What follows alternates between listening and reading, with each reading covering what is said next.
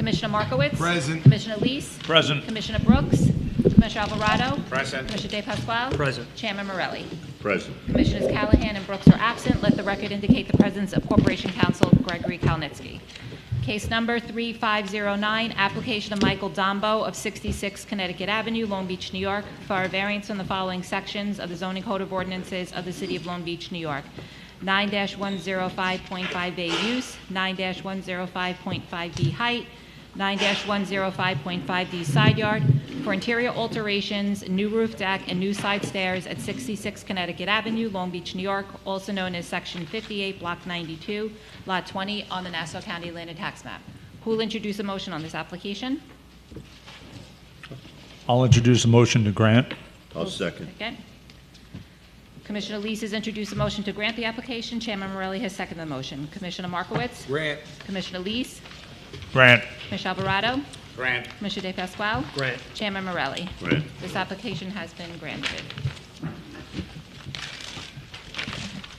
Case number 3513, application of Danielle Merker of 318 East Bay Drive, Long Beach, New York, for a variance from the following sections of the zoning code of ordinances of the City of Long Beach, New York. 9-113.2A off-street parking curb cut size, 9-113.2G off-street parking, 9-113.2H off-street parking size, 9-106.16 fence height limitations, for new off-street parking in the front yard and to maintain a 6-foot-high fence at 318 East Bay Drive, Long Beach, New York, also known as Section 59, Block 275, Lot 21, on the Nassau County Land and Tax Map. Good evening, sir.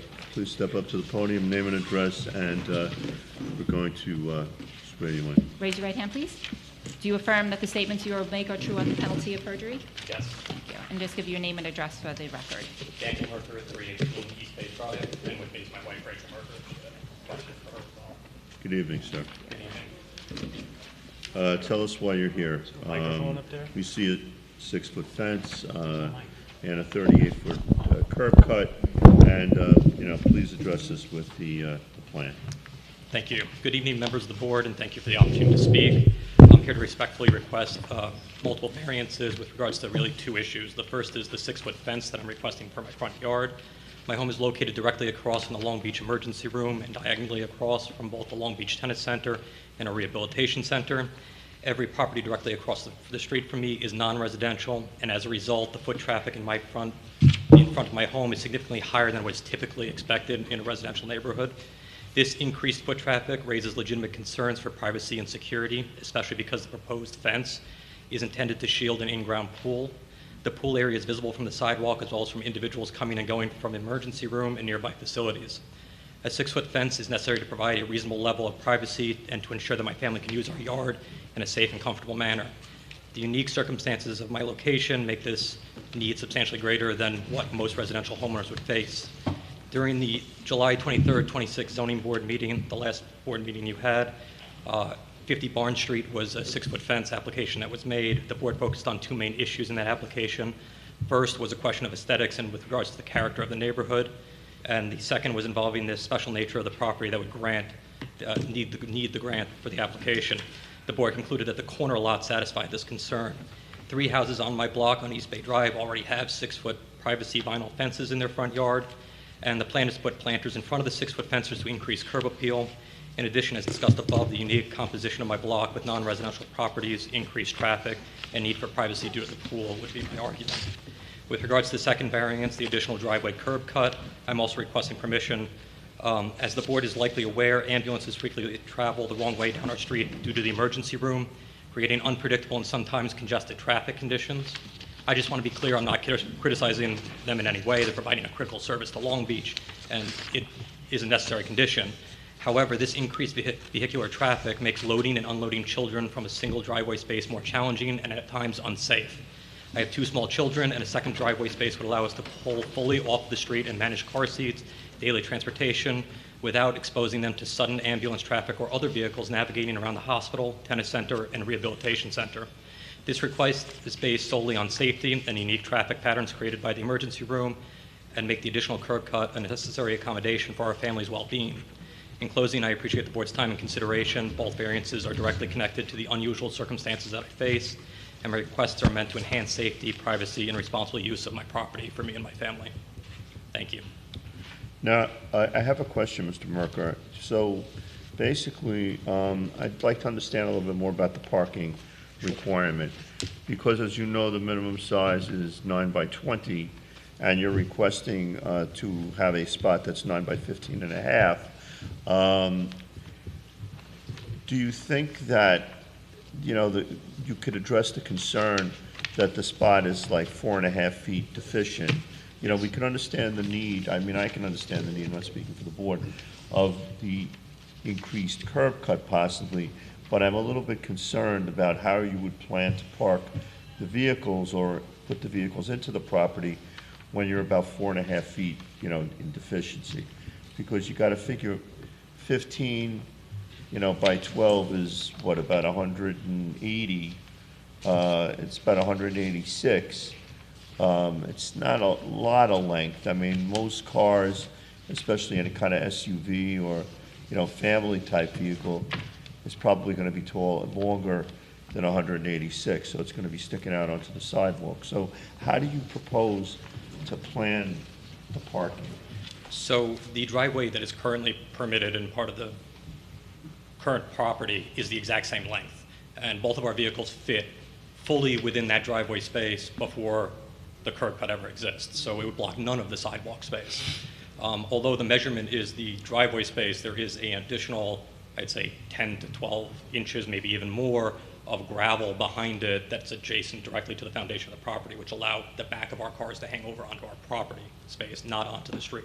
There would be no blocking of either the sidewalk or the street if we were able to park in that spot. Now, would you be parking the vehicles straight into the property, or you would be parking the vehicles parallel to the house? Straight in. We currently back straight into our spots so that we have clear visibility of hospital traffic going in and out. All right, and the fence limitation, I understand it, just to affirm, you want a corner on East Bay Drive? No. Okay, so you're in. Now, you're saying that from the street level, they would be able to look into your pool, they would be able to look into the side of your yard also from the emergency room, you said? Correct.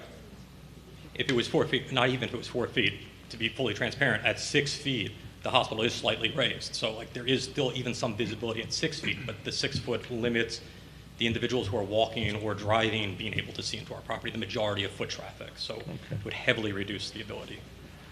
All right, do any members of the board have any questions? Yes. Yes. Did you presently have a fence there now? Yeah, so we requested permits and we got permits for the installation of the pool and a fence. The contractor put in the fence, telling me that it was correctly permitted. When I went for my CO, it was correctly pointed out that this was in violation, hence the need for the variance. Now, the fence that you presently have now, that is equal to the house? No, it is in the front yard, so there's, between the sidewalk and beginning of the fence, there's approximately 2 feet, and then it runs to the foundation of the house, and then across the yard. Right, so it's not, the fence isn't all the way at street level, the fence is back, right, toward the house? Yes, but only 2 feet. Only 2 feet? Yes. I'm looking at the street view on. Yes, we put planters in front in order to deal with the aesthetics, but there is a gap between the on Google fence and Maps. sidewalk. Yeah, I'm looking at the street view on Google Maps, and it seems like it's not all the way on the street, it's still Oh, yes. front yard, that's what I'm saying. Yeah, so there is the sidewalk, the entire sidewalk, and then 2 feet, and then the fence. All right. And you're not going to move that to the sidewalk, you're gonna leave it where it is? No, my hope is with this variance, I will leave it exactly where it is and get my CO. All right, gotcha. Okay, thank you. Thank you. Anyone else? Is All there right. parking on your side of the street? Yes. Okay. And how big is your current curb cut? So when we purchased the house, this house was rebuilt in 2018. The curb cut stretches the entire length of the foundation of the house. So we received a CO with that curb cut. When we applied for the CO after our permits for the pool, it was alerted to us that that curb cut is too long. So, no, too long. Correct. You're saying the curb cut exists now? Correct. As does the fence. And I guess you're saying the prior owner must have illegally installed? Prior to owners. Somebody before you owned it Correct. installed it illegally? You're Yes. now looking to legalize it? Correct. Okay. Thank you. I have, Go ahead. so currently your curb cut's 38 feet, Yes, it's the entire. and your parking pad that is 9 foot by 15 feet, 15 and a Correct. half. Now, can you look at your curb cut and reduce your curb cut down to the 25 feet and still make the parking pad work for you? I would need a second 9-foot by 15-foot, so another 9-foot curb cut on the opposite end, leaving a gap in between that I could rebuild the curb up, but that section would be too short for a car to park there anyway at that point. So it would be a U-shaped, Well, no, it would be two spots exiting the street with a section of sidewalk in between, which would be too short for a vehicle to park anyway. okay.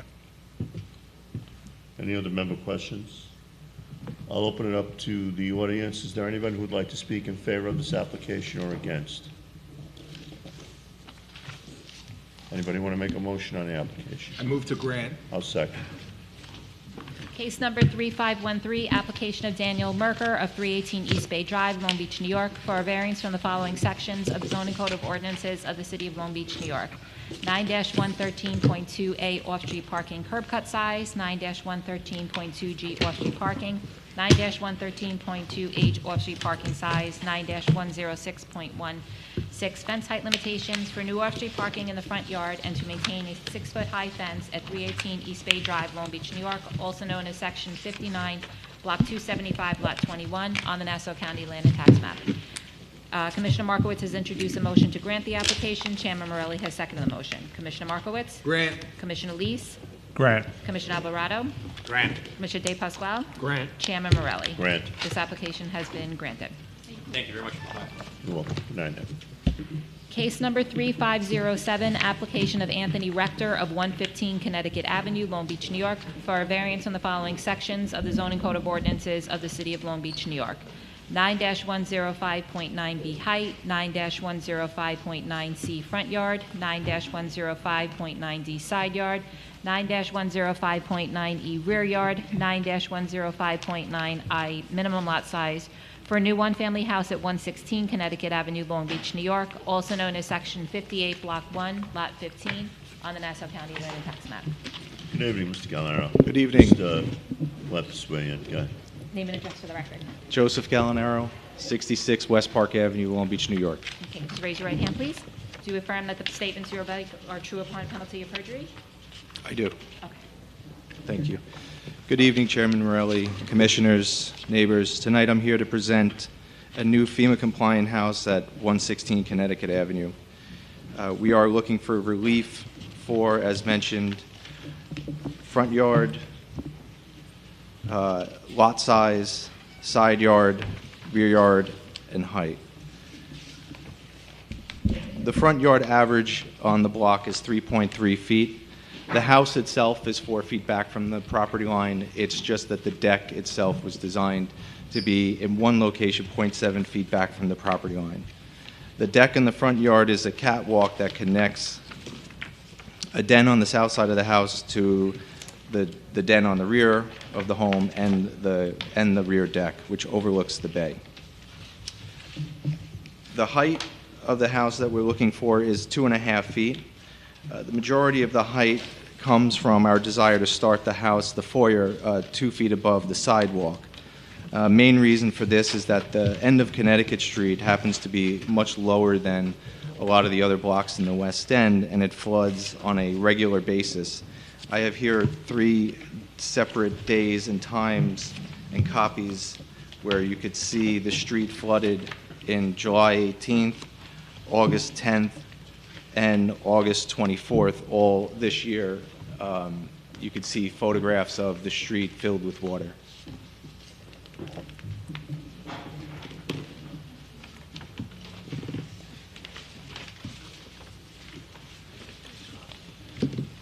We've designed the home with a standard, what we've been doing over the past, I would say almost 14 years now since Sandy, where you have floor heights with enough wiggle room to get some ductwork in there, so the heights themselves could be 8.5 feet, 9 feet, 10 feet.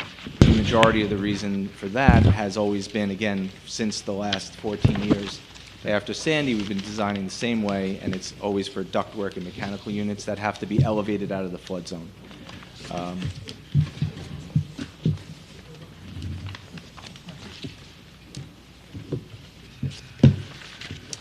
We also have very shallow roof pitches, 2 on 12 and 3 on 12. These are the minimum pitches that we'll need for asphalt roof shingle. Anything shallower or flatter than that, we're going to have to change building materials, which is a different cost, and we're not interested in doing that. There's virtually no attic in the design. The rear yard, there's a request for a variance of 2.5 feet. Again, this is relating to the deck. The deck itself is 12.5 feet from the rear yard, which is supposed to be, or the allowable is 15 feet.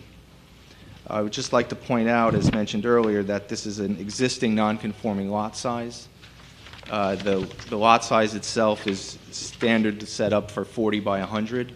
This is 43 by 84.5 on average. There's a slight angle on the north side of the property, but the average, as the commissioner accurately depicted in his denial letter, 84.5 is the average. So we're missing 15 or so feet of rear yard, which has caused some of these variances, or the desire to request some of these variances. The home itself is very comparable to the houses that are in the area.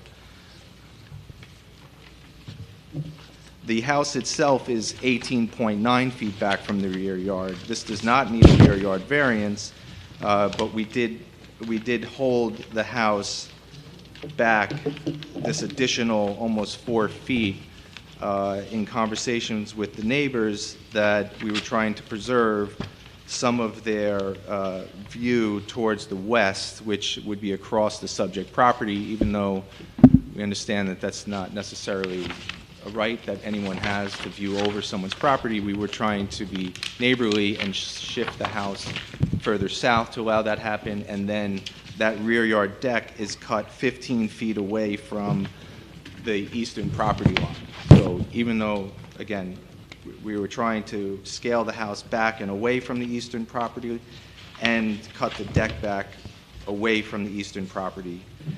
There is no request or requirement for a setback variance on the eastern side. We do have mechanicals that will be shrouded with acoustical material and a little screen so that the neighbors won't be able to see it, but that's not part of, it's not part of the denial for this project, but just to point it out. The south side yard is, we are asking for 3 feet of relief. We are starting, we would like to start the house in the southeast corner 5 feet from the property line, and then, as you can see, angle it to 13 feet as it heads west. We intentionally drew in the house to the south of us, which shows a deck that overlooks the bay. So again, we tried to slide the house back and then angle that southern wall to allow for the neighbor there to have an increased view from what he has today, actually, looking out over the street and out into the bay.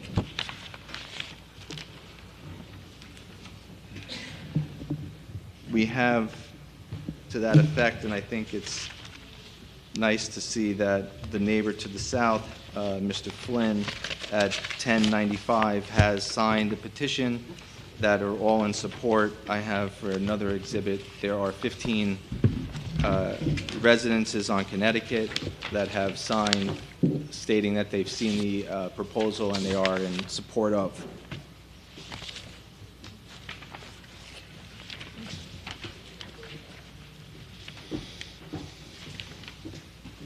Any questions? When we heard, well, this case was denied the first time, right, for the record? No, sir. It was adjourned, okay. Yes, sir. I had made a procedural error and offered a document that I planned on presenting to the board prior to the hearing, and it did not give the commissioner enough time to react. So that was my fault, and that's why it was adjourned, not because of objections. The neighbors to the east did request an adjournment and then withdrew their request after we had conversations with them, and we came up with these concessions that we are only presenting tonight. Okay. And I'll introduce into the record that there are neighbors on Connecticut Avenue from, let's see, the mid-50s all the way up to the bay.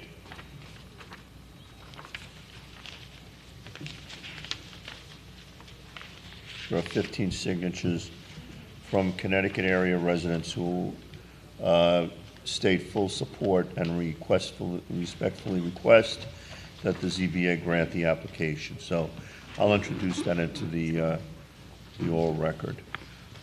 So then, at this point, just let's review the changes then that came from the previous submission. So basically, when you submitted the first plan after receiving the denial letter, the deck was previously aligned with the eastern side of the dwelling, but now the deck is cut back 10 feet to the west. How large was that deck in the first place? How much did you cut it back? We cut back close to 60 square feet. Okay, so was that about what, 5 feet on the height of the projection of the deck? Because the deck follows the angle of the property, it's on an angle, so it's not a pure geometric shape in that it's not a rectangle or a square.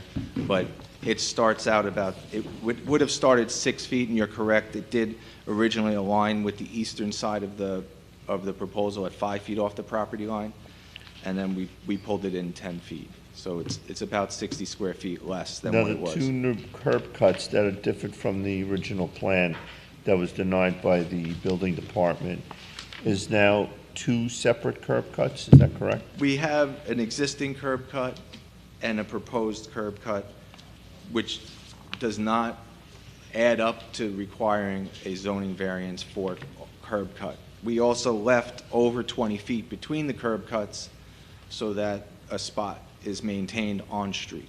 Okay. All right, I don't have any questions right now. Any members of the board? Yeah, real quick, you said that the average front yard setback was 3.3 feet? Yes. That when you measured it, and based off the plans that you provided us, based off the deck, it's, no, not off the deck, but it's 4 feet off the property line that you're proposing? To the house, yes. To the house? Correct. But not taking into effect the deck hanging over a little further? That's correct. Okay. And then the plot size, which is not a 40 by 100, but if it was a 40 by 100, you wouldn't have a rear yard issue then? No, we wouldn't have a rear, and we probably wouldn't have a south So side issue either. so if it wasn't 43 by 84 and it was a true 40 by 100, you would be able to get that rear yard with no issue, with no variance needed? 100%. All right, thank you. Anyone else? All right, at this time, then I'll open it to the audience. If there's anyone who'd like to come up, I see a hand. Come up, please. Tell us if you're for or against.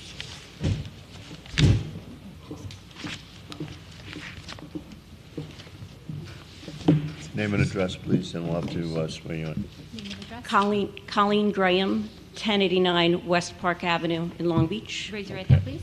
Do you affirm that the statements you will make are true upon penalty of perjury? I do. Thank you. Good evening, Chairman Morelli and members of the Zoning Board. My name is Colleen Graham. We own the adjacent property at 1089 West Park Avenue. It's immediately adjacent to 116 Connecticut Avenue. And I wanted to begin by saying that we have worked constructively with Mr. Gallinaro and with Mr. Rector, and we appreciate their agreement to cut back the building and to cut the east side deck in accordance with the concession plan. That was a very meaningful concession, and we appreciate that effort very much. I had one issue for clarification, and I had one issue for discussion this evening. The issue for clarification is that in the drawing, G001, it shows that there is an 18.9 feet to the water, and Mr. Gallinaro just confirmed that. But in another drawing, which is A101, it shows 17.6 feet to the water. I'm hoping that's a typo, but I just would request clarification, because that was meaningful to our concession plan. And the other issue that I just wanted to discuss this evening relates to the existing requirement to leave 8 feet to the adjoining property. The applicant is seeking a variance to reduce that side yard to 5 feet. And although we were willing and are willing to work with the builder, as he has made very significant concessions for us to the deck overlooking the water, The revised plans appear to have made a change regarding the location of the mechanical equipment, which only leaves 6 inches from our property. Previously, the mechanicals appeared to be approximately 1 foot from our property line, and this is significant. It's particularly problematic because this side yard is the entry to our property, and the mechanicals sit just outside of our kitchen window. It's part of the functional relationship between our home and the neighboring property and reduces the space from what was previously shown to be approximately 6 inches at the mechanicals, has consequences for light, air, openness, access, and appearance, and ultimately the value of 1089 West Park. And when you are dealing with an adjoining property, 1/2 foot is not insignificant. Every inch matters, especially when you're moving from 8 feet to 5 feet. 116 Connecticut is going to swallow our property at 1089 West Park if these variances are granted without meaningful limitations and protections. And once the structure is built, the impact is permanent. What we would ask the board to do is to balance the benefit against the detriment to the neighborhood and nearby properties. And in this particular instance, 1089 West Park is not a hypothetical nearby property. We are immediately adjacent to 116 Connecticut. To be very clear, we are not asking the board to stop development at 116 Connecticut. We understand that the property owner has the right to develop his property. We are asking the board to make sure that the development is done fairly and in accordance with the zoning requirements, and that the burden of accommodating this development is not simply shifted onto the immediately adjoining property owner at 1089 West Park. So at a minimum, we respectfully ask the board to, 1, clarify that the building is 8.9 inches to the water, as provided in G001 and as just confirmed by Mr. Gallinaro. 2, require the applicant to specifically address the apparent reduction of the mechanical setback from approximately 1 foot to approximately 6 inches from our property line. 3, to require the applicant to explain why the requested 5-foot side yard is necessary when the code requires 8 feet, and whether a less intrusive design is feasible. And 4th, carefully evaluate the cumulative impact of height, front yard, side yard, rear yard, and minimum lot side variances on 1089 West Park. And finally, if the board ultimately determines that any variance can be granted, we ask that the board impose specific enforceable conditions designed to protect the adjacent property. In closing, What conditions are you suggesting? the conditions, so perhaps the property is pulled back to the 8 feet, or perhaps at least the mechanical equipment is pulled back so that it's at least 1 feet from the property. But we would ask that this all be considered in connection with the variance. Okay, understood. We've tried, and just I'm sorry. Go ahead, no, it's okay. I'm going to give Mr. Gallinaro or the applicant a chance to respond to those questions. It's their Of course. application. I want them to respond to you. Okay. So, no, go ahead. Okay, so I'll just close. So we've tried to be reasonable. We negotiated with the builder and the architect. We did agree to the concessions, and we really appreciate the concessions. These are significant concessions. But we do need the city and the zoning board to recognize that there is a limit to what an adjoining property owner should be expected to absorb. The zoning requirements exist for a reason. The 8-foot side yard exists for a reason. The setback requirements exist to protect the relationship between neighboring properties. And the variance process, it exists to allow the board to balance the applicant's needs against the impact on the community and the nearby property owners. And that's what we would respectfully request. Thank you very much. All right, thank you. Mr. Gallinaro, do you want to respond to any of those questions? The correction from the 17 to the 18 feet, et cetera? Yes, thank you. Yes, so on the correct house distance from the property line is shown on G001 at 18.9 feet. The dimension that's being referenced on A101 is not linked to the corner of the house, it is actually north of it. So if you drew a line straight down, it's not linked to the corner. If it was, it would be at that 18.9. So it's the same thing, it's just the dimension string is being read from a different location. So it's a drafting error, just to be clear? Sure, yes. Okay. Yes. So at 18.9 feet on the setback. We, again, on the east side yard, we do not need a variance. We are already at the 5 feet. We are looking for relief on the south side. If we try to put 8 feet on the east side, the house would become so slender that it wouldn't be usable. It would be more difficult to design if it became that slender. The reference to the mechanical platform getting closer to the property line is because one of the concessions was that we were building an acoustical shroud around this mechanical platform, which has a thickness, and that thickness moved east. So the units themselves are not moving, it's not changing, but the thickness of the shroud itself, which we need space for the mechanical units, and we need space for the shroud. So the shroud itself is the thing that got slightly closer, not the units. And these units are very, very quiet nowadays. We no longer use the big rectangles that drone and big fans. They're very, very quiet. So in terms of sound, I'm not concerned. We've had this potential issue or concern in many projects, and these new Fujitsu in particular units are extremely quiet. What do you mean by shroud? So it was like a wall. One of the requests when we were dealing with the family to the east, the Grahams, was that they didn't want to see the mechanical units. So we agreed to shroud or to veil or cover the units so they wouldn't see it from their property. They also asked So for... is it going to be concrete housing? No, What's the discussion with the neighbors was that it would be some sort of like horizontal louver, because we need airflow, and we're trying to break the sound, and we're trying to keep airflow to make sure that the units function properly, but they wouldn't be able to see it. So and that's what had happened. Okay. Any other questions? Could you accommodate relocating the units to be 1 foot away?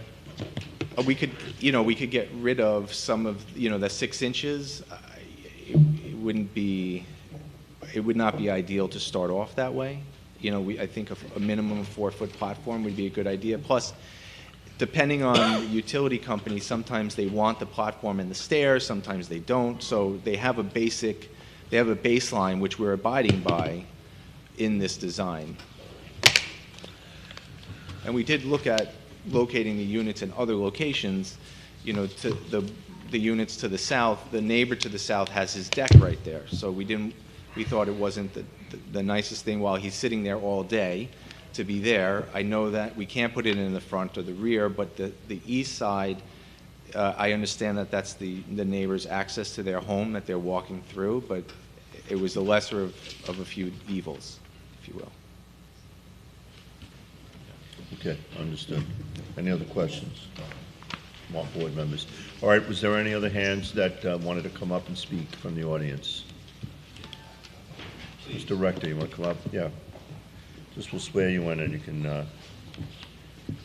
Good evening, Zoning Board, Chairman Morelli, Anthony Rector, 115 Connecticut Avenue, Long Beach, New York. Anthony, raise your right hand, please. Do you affirm the statements you will make are true upon penalty of perjury? Yes, I do. I'm just here to continue to concede because I am a neighbor, I am guilty of being the builder, but I think as long as building code allows, we can reduce that mechanical platform by 6 inches. These new units are smaller, they're silent, they're heat pumps, which is the new technology. They don't make noise. So knowing that as long as PSE&G and other folks don't have an issue, I can certainly do that.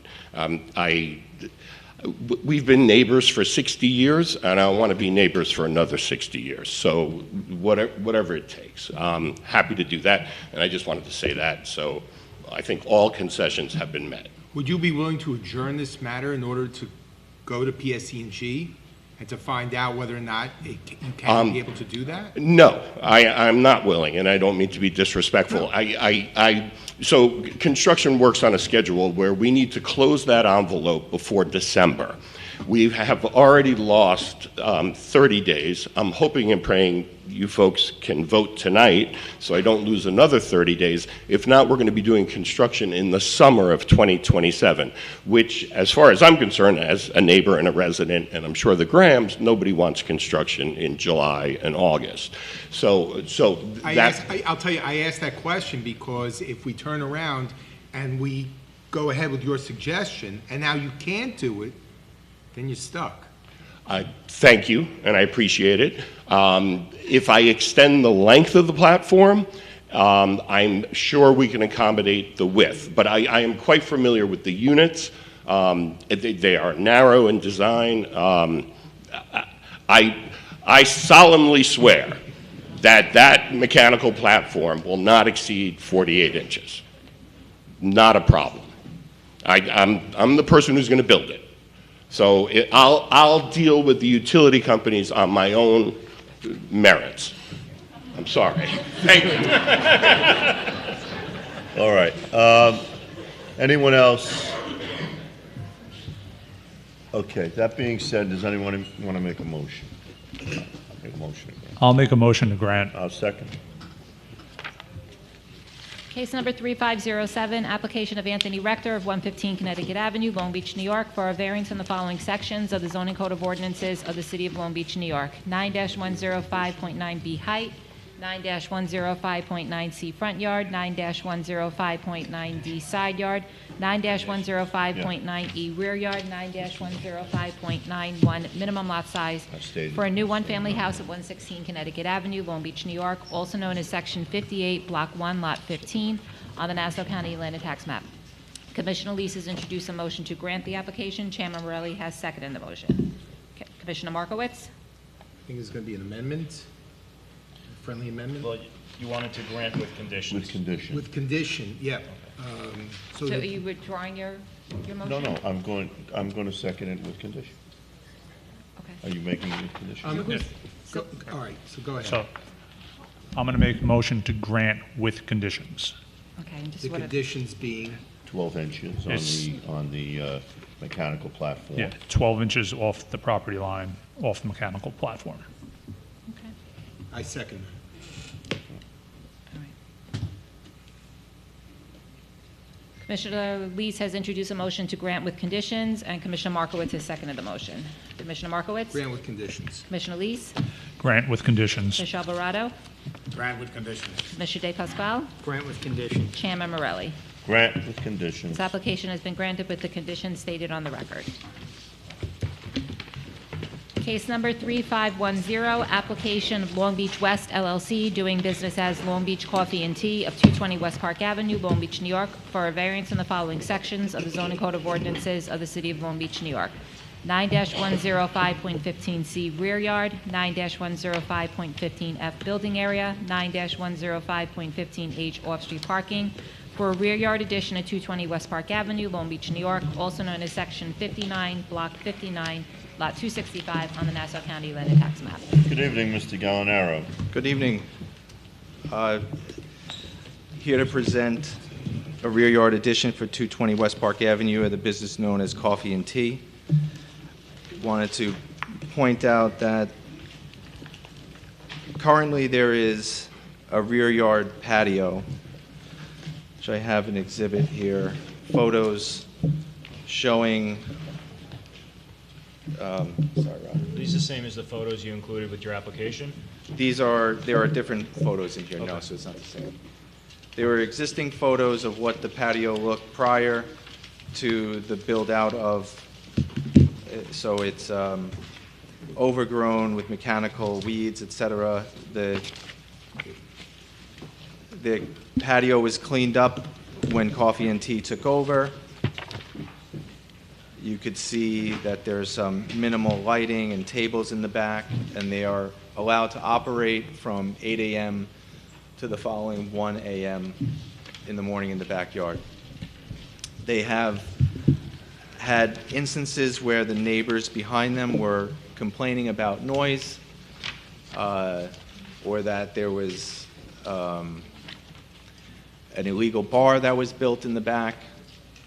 The police have been there multiple times and have found each and every time that there was nothing going on that was not allowed to be happening. The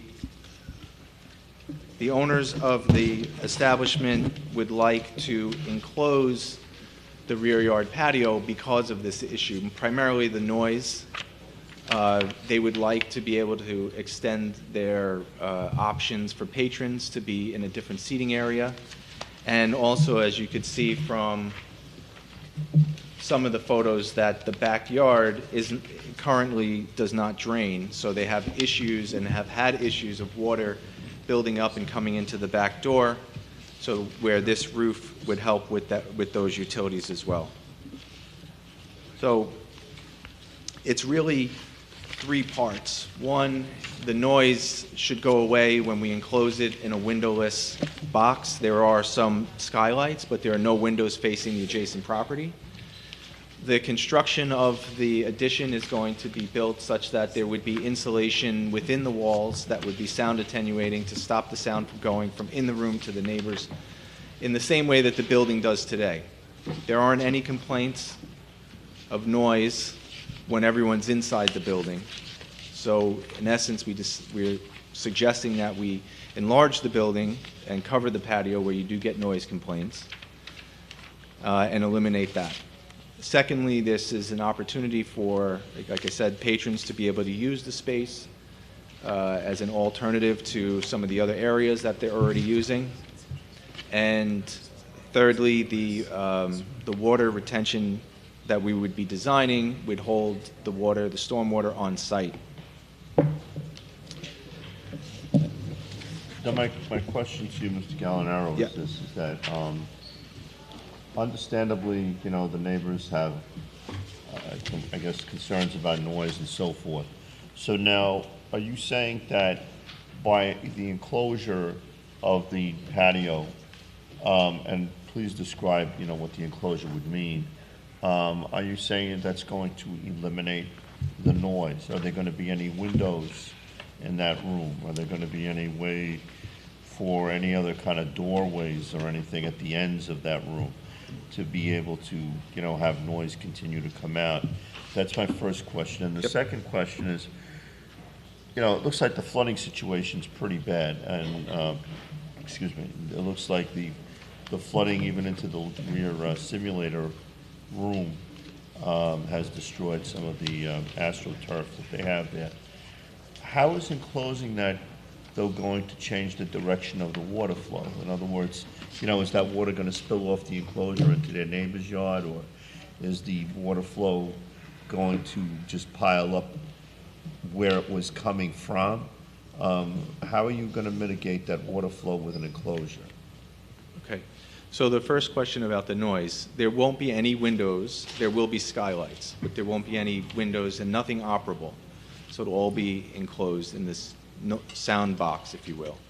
The construction is, because it's so close to the property line, it's going to be non-combustible material, which could be metal studs, cement board, sheetrock, and then what we are going to do is put Ruxel insulation, which is special insulation designed specifically to stop noise from traveling from one room to the other.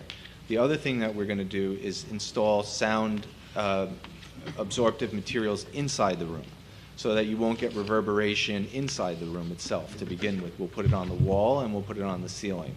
That actually would be best for the people that are using it, so that it's not going to be an overloud, echoey chamber in there. There'll be sound absorptive material inside the room, and the envelope will have sound absorptive material to prevent noise from traveling out to the surrounding, to the neighbors, essentially. What's the height of the enclosure? The wall itself is only 8 feet, and then it goes up to 12.5 feet, and it's an angled shed roof. So it's 8 foot tall, which is a normal, you know, top plate height for a room, 8 feet, and then it angles up.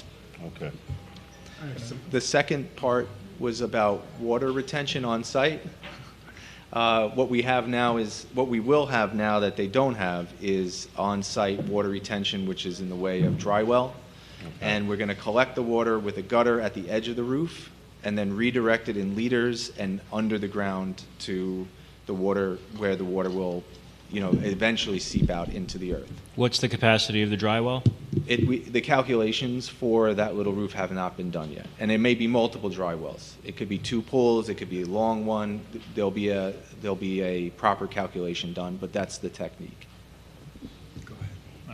My question is, based on the property being at 220 West Park Avenue, and you're going for 100% lot usage based on what you're proposing, how many other properties located along the 200 West Park Avenue block are you currently utilizing 100% of the lot? I don't think any of them have applied to, as we are today, to legally have 100%. There's a lot of lot coverage in the backyard, as we all know. There's a lot of accessories in the back that haven't been, but I don't know of any that have actually asked for permission. Do you understand our problem? Our problem is if we turn around and grant this to you, then every other unit on that block can turn around and say, well, we want 100% lot coverage because they have 100% lot coverage. And it might be a good idea. There's a lot of complaining from neighbors that live adjacent to commercial properties. But that's not our job as a zoning board. That's the job of the planning board. Correct? Correct? Well, as far as legislating, Yeah. and the requirements of that district, that's the city council. No, but look, the concern is valid that if there are other businesses that already have 100% lot coverage in the immediate area, it's understandable. But if there's just this one, now we're in a situation where everyone's going to want it. I understand. I just feel... Is there maybe a way that you could look even from aerials to determine if anybody's built out 100%? Sure. We could definitely take a look. My fear, this to me seemed like, in speaking with the neighbors and understanding the business, in some respect, it's a hardship for the neighbors to, right now, they're allowed to operate without any of this. And they're not doing it because they don't want to disturb the neighbors, but they do want to make money as a business. I can make the argument as a neighbor, turning around and saying, now all of a sudden I have a wall right up to my property line, where before I didn't. It may affect airflow. I don't know. I know that looking at Google Maps, it seems to be at the, what would be the west, no, excuse me, the east part of the block, there is an egress into the street. There's nothing legal in any tax, there's no deed restriction, there's no regulation on having a pathway in our code for that. That I know. But there is a regulation in terms of lot size. Yeah, separate issue, definitely. Lot size, lot coverage, setback, all of that. And there's a reason for lot coverage, no? Of course, yes. I think also it's important to mention that the rear yard has had, and you can see it in the photographs, a tall fence that's there now, and also trees beyond it in this particular condition. So building a structure close to the property line would actually offer the neighbors more property because they would be able to go to use that wall essentially. And the clients have reached out to the neighbors and said, we understand that we're building a wall, which is very similar to a lot of rear yard garages, detached garages throughout the city, where they offered, hey, if there's a siding or a color or something, we recognize it's going to be behind your bushes one day, and we're happy to do what you might want, in terms of finish on it. I guess what we're looking for is a benefit sought by alternative means. And all right, never mind. I'd also like to offer to another exhibit of a number of, another petition of a tremendous amount of people that have signed and made comments in support of this application.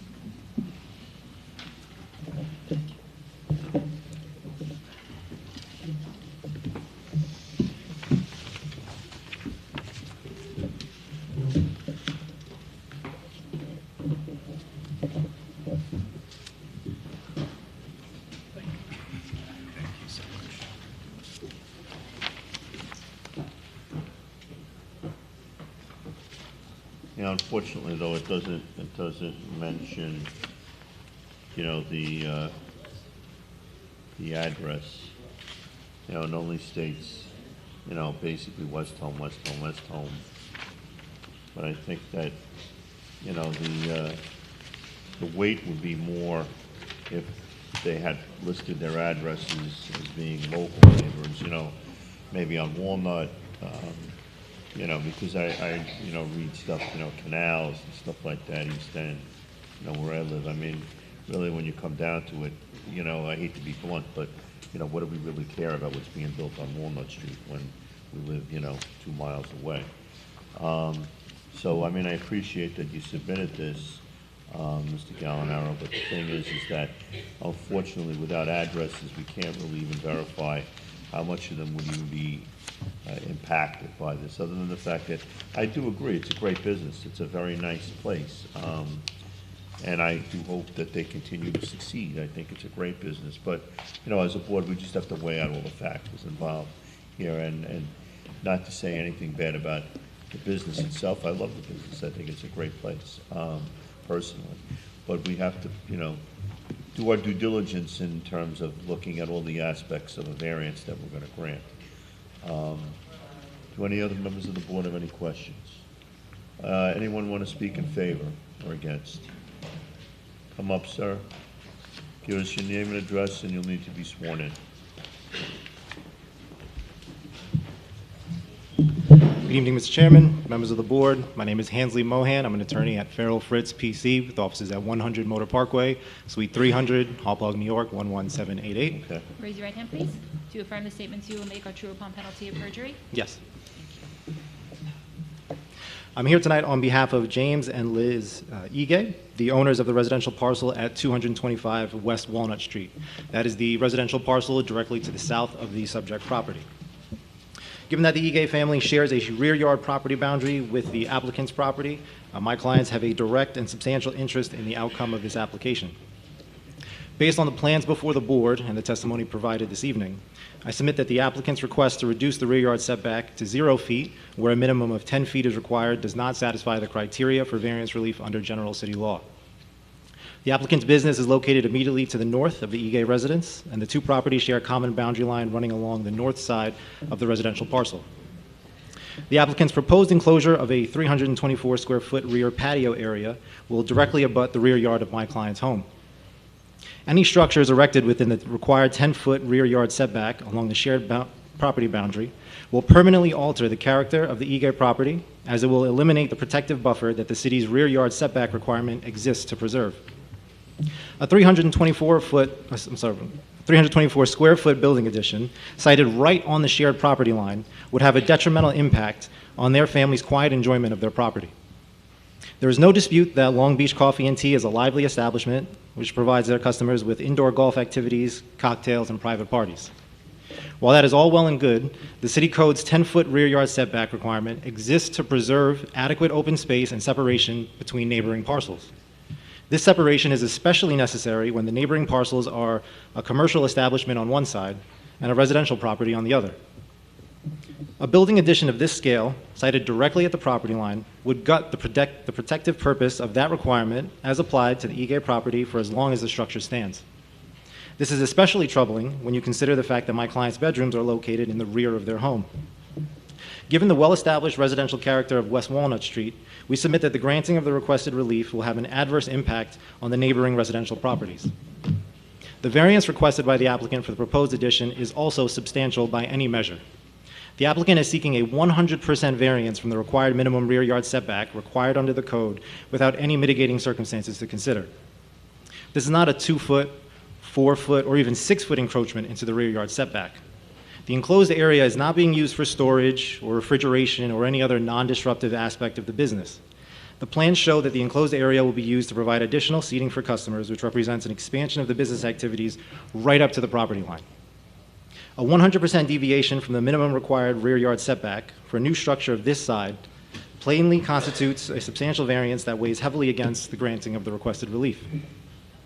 With respect to the potential for adverse physical or environmental impacts, we again note that expanding the business activities closer to the adjacent residential neighborhood would only increase the potential for auditory disturbances to neighboring homes. Lastly, the applicant's need for variances is entirely of their own making. When the applicant entered into its lease agreement to occupy the premises, it did so with the knowledge of the existing 10-foot rear yard setback requirement under the code. While a self-created difficulty does not automatically bar the granting of a variance, it is nonetheless an important factor for the board to consider in accordance with general city law. For the reasons I have stated this evening, we are respectfully requesting that the board deny the rear yard variance request and require the applicant to design and site any proposed enclosure in full conformity with the setback requirements under the city code. My clients have provided me with a petition in opposition to the pending application, which I'd like to hand to the board. And I would just like to note for the record that it is signed by the residents of 225 West Walnut Street, as well as the neighboring parcel, 219 West Walnut Street. Yep, thank you. Thank you. Sir, may I ask you a question? Yes. What about the noise? In what respect? The enclosure would provide some attenuation, some coverage from the noise that your clients currently complain about. Yes, and I do believe, and correct me if I'm mistaken, but I do believe that the architect had mentioned that there were skylights reflected on the plan's elevations. I do believe, and I would just ask for the board confirmation, whether those skylights would be able to be opened, because we do know that currently there is a rear door in the back of the establishment that is usually left open for the circulation of air, so that fresh air can kind of come into the building as patrons are occupying the premises. So we would just like to clarify, to the extent that the skylights are functional, to the extent that they can open, that would only just allow for the noise and auditory disturbances to then just escape the building and then bleed out onto the residential properties to the south. I can agree with some of the points that you've made, but one question I do have also in conjunction with Commissioner Alvarado is the fact that right now the door is left open in weather from the rear simulator room into that back deck.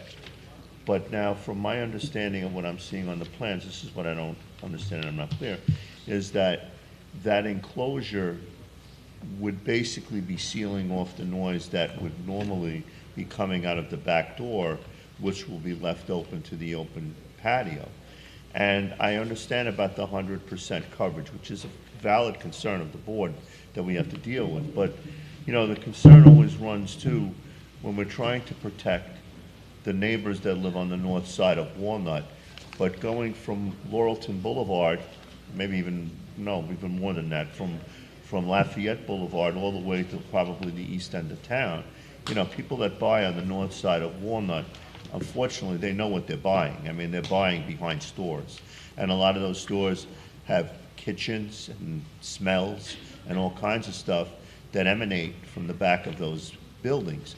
So it's like buyer beware. When you buy a house there, you know what exists on that whole corridor. You bought it, those buildings were probably there first. But we do understand about the 100% coverage. And that is an issue that, we need to look at. Yeah, and I'm just trying to understand. Mm-hmm. They have the right to use this in the open. Yes, correct. Which will not protect you from any noise. Correct. I believe my client's position is more the concern is, as I believe was raised previously, the concern is that now the business is expanding. They closed the property, my clients closed on their property in 2021. I believe the business occupied the premises in 2023. So now, after having settled in, they have a 9-month-old daughter, they have another child on the way. Now the concern is that now the building is looking to expand towards their residence, which is more of a grave concern. So I understand the comment about noise potentially being kept within the building. I think in general my client's position is that the concern is that the building is now expanding in a way that they had not previously anticipated and that does not appear to comply with the requirements of the code. My understanding is that they, when they purchased the property, were understood that the code had provided for a 10-foot setback, which ensured them, although they are to the rear of a commercial establishment, that 10-foot setback does provide some sort of buffer between the commercial operation to the north and then their residence to the south. Now with the expansion to the south, it is causing a grave concern for them, and that is why we are speaking in opposition. Thank you. All right, any other? Yeah, I had a real quick question for the applicant. What are the hours of use for the patio in the rear yard?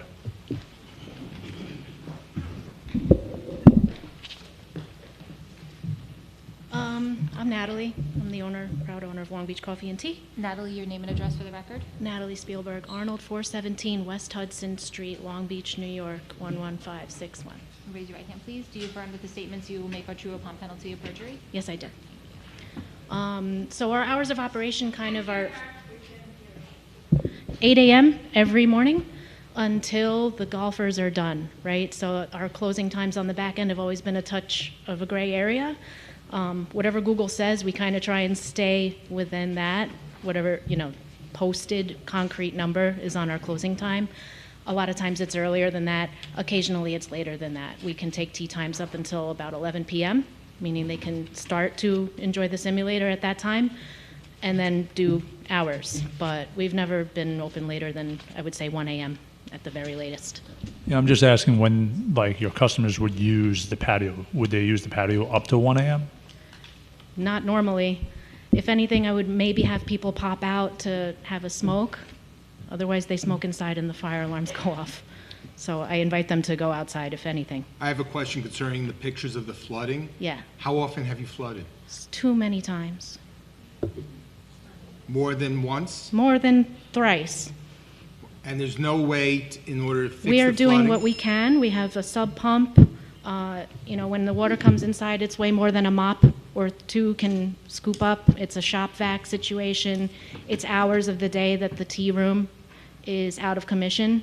That's a big revenue source for the business. So the only way that you would be able to cure the flooding is to expand 100% to the... Oh, I don't claim that. No, I don't think that's the only She would way need to install a dry well, but part of their Right. plans is the dry well. I learned the word dry well today. Can- Okay, can so you this, install- if I could pull in Joe Gallinaro to talk about Right, the but water. Can you install a dry well without doing 100% lot coverage? I don't know that answer. All right, I don't so know that we'll answer. ask the architect. Yeah. Anything See it. else? I do want to kind of mention, I don't see any way that what we're proposing doesn't solve all of the problems and grievances of anybody who speaks against it. No more aromas, noises, activity, that could be heard now. To your point, we can operate till 1 a.m. outside in the open air, and if we don't get this building approved, then we're going to continue to do that. So it's not really changing one way or another our method of operating the business. We're going to continue in the tea room, but hopefully a little drier and safer. Your neighbors, have they flooded also? I don't know. They kind of, well, you're talking about Billy's? Yeah, Yeah, they flooded also. I believe so. And have they done anything to cure that flooding? I don't know what they do.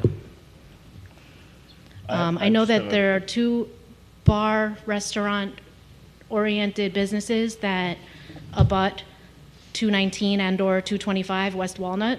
One of them accesses outdoor refrigeration, the back door of a bustling kitchen, empty kegs being tossed around, glass bottles, and the smells of waste fry oil vats that are back there. And the other one is us, where you might see keystrokes or somebody sipping on a cup of coffee during the day. And at night, like I said, I don't know if I said it, but we do close the back door after 10. We've made a lot of moves to be better neighbors. I used to have one speaker out there for music. And it was funny because it was in a little metal garbage can with a lid on it, to kind of muffle that sound. We took out that speaker. There's one string of lights, I think, that you can see, and I enhanced that picture to make them look brighter, okay, for printing purposes. It's not bright, it's not loud, it's not populated most of the time. During the day, it's extremely hot and sunny in that south-facing space. It's quiet, okay? At night, if the tea room is occupied, maybe they're going outside momentarily. We've done countless private parties back there. I think maybe a handful of them even take advantage of the patio. So if it's quiet, why do you need to expand the space? Well, we're talking about several different issues. The space expansion isn't going to change the way that we do business. I don't think it would change the occupancy or anything. It's used, it's accounted for So why do with you need tables to and expand the chairs space?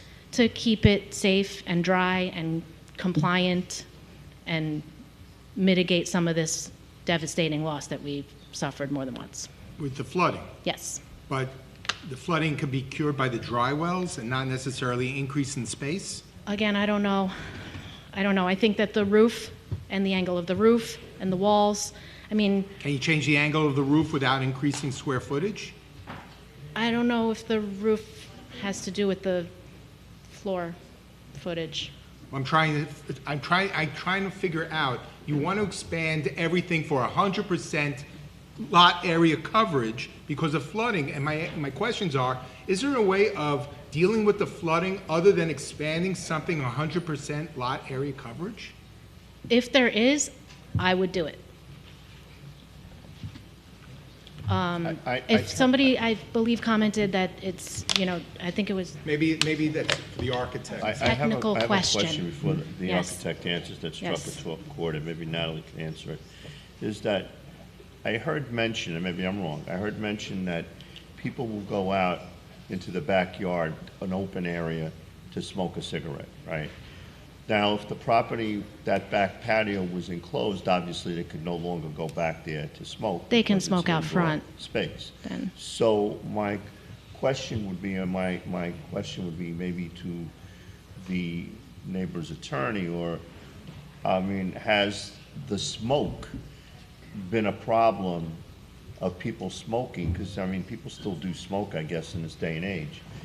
Would that be mitigated by enclosing it, because now you don't have an open area where people are allowed to go out and smoke cigarettes or whatever? And they would have to go back and smoke outside on Park Avenue. They wouldn't be smoking in an open area in the backyard, because nowadays, I mean, with cigarettes and, pot is, I guess, sort of legal, and people are smoking that. Which is not particularly a smell I'd want to smell in my backyard. Would that be mitigating some of that problem?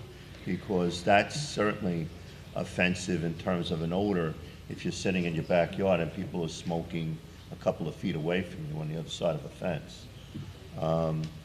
What would happen, Mr. Gallinaro? There would not be any smoking permitted in that back area anymore, obviously, if it were enclosed. But smoking would be able to continue if the area was open, am I correct? That's correct. Also, to answer some of the questions, the skylights I thought I mentioned were non-operable. There is a way to mitigate storm water without building to 100%. The issue is that the use of the space goes away when you, for instance, if the room right now is, say, 9 feet deep, if you made it 7 feet deep, you lose an entire row of seating. And as mentioned before, they use this space for their business. So there were 3 things that this was solving, this structure. One was noise, smoke, any kind of pollutants that was traveling into the neighbor's area. So we've encapsulated that, or we forced them to go elsewhere. The second was the water, which we have a gutter. We have ways to get the water into underground, maintained on site. But with the water, you don't have to increase lot size for 100%. That's correct. Okay. That's correct. And then also the third is for business. So right now, they can only use the outside during certain months out of the year because of the temperature. So if they enclose it, it offers their clientele year-round use of a space that currently is only really used in, let's call it like five or 6 months out of the year.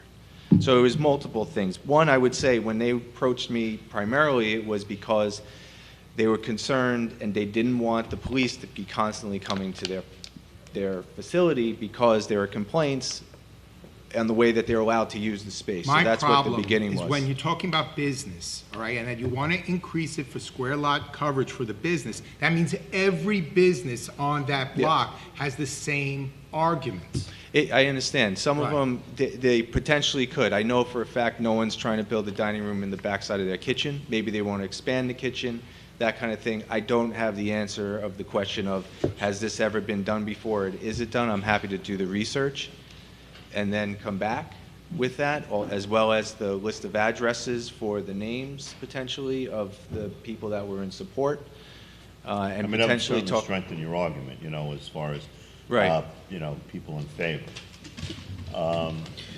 Did that answer your question, Commissioner? Yeah. Okay.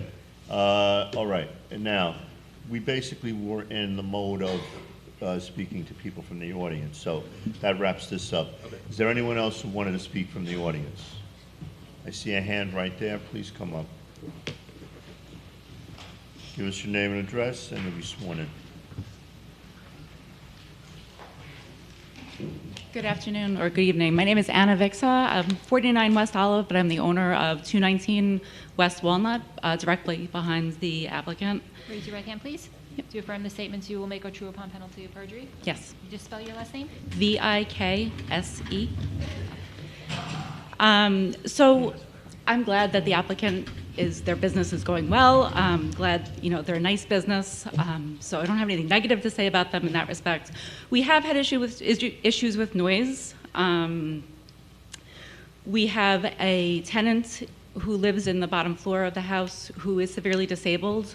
She spends the majority of her time outside in that yard.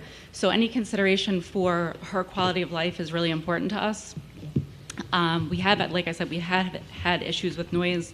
And I think that the wall actually maybe would mitigate that. I'm not, I would like to see more evidence that it would. You mentioned cigarette smoking. I also think that that would potentially mitigate that issue. It looks like there's seating for a lot of people. It looks like the plans maybe showed like 28 new seats. That's a lot of people. It's a concern, potential for more noise due to those extra seats. The area variance, as you've mentioned a number of times, is very substantial. 0 feet setback where 10 is required, particularly abutting residential property, is significant. 100% lot coverage is significant. And the 15 parking spaces is also a significant variance, I would think, because they have already a parking variance approved, I believe.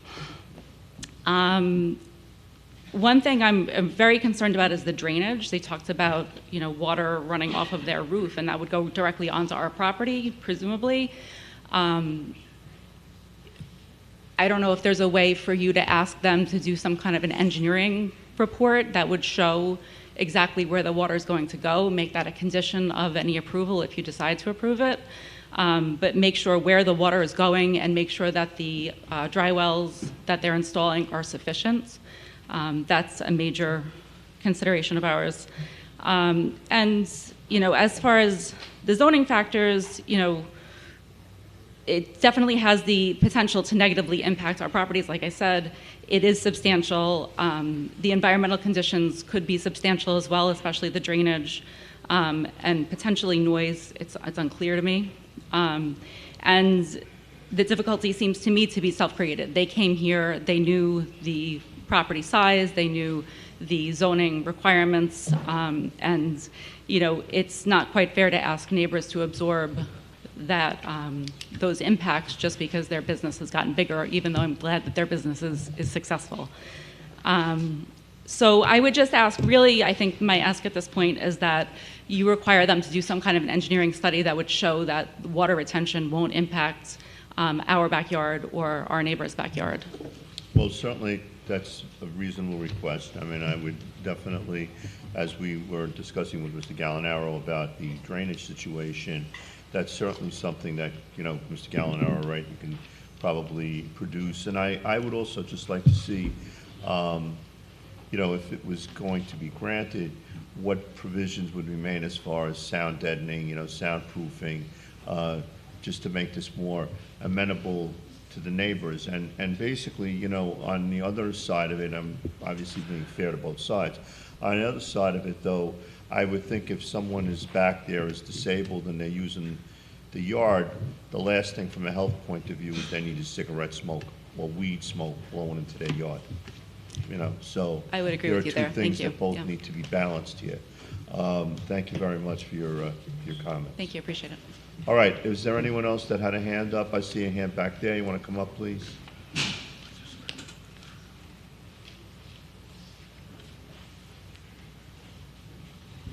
As we have a lot of cases, I'll ask that hopefully the comments won't be repetitive. Go ahead, please. Daniel Lamparter, 723 West Walnut Street, Long Beach. Raise your right hand, please. Sure. Do you affirm the statements you will make are true upon penalty of perjury? Yes. I just have a question about the 100% lot usage. I'm a little familiar with the space behind the businesses back there. My parents own a business on that block for about 20 years. One thing that's concerning is egresses if there's a fire.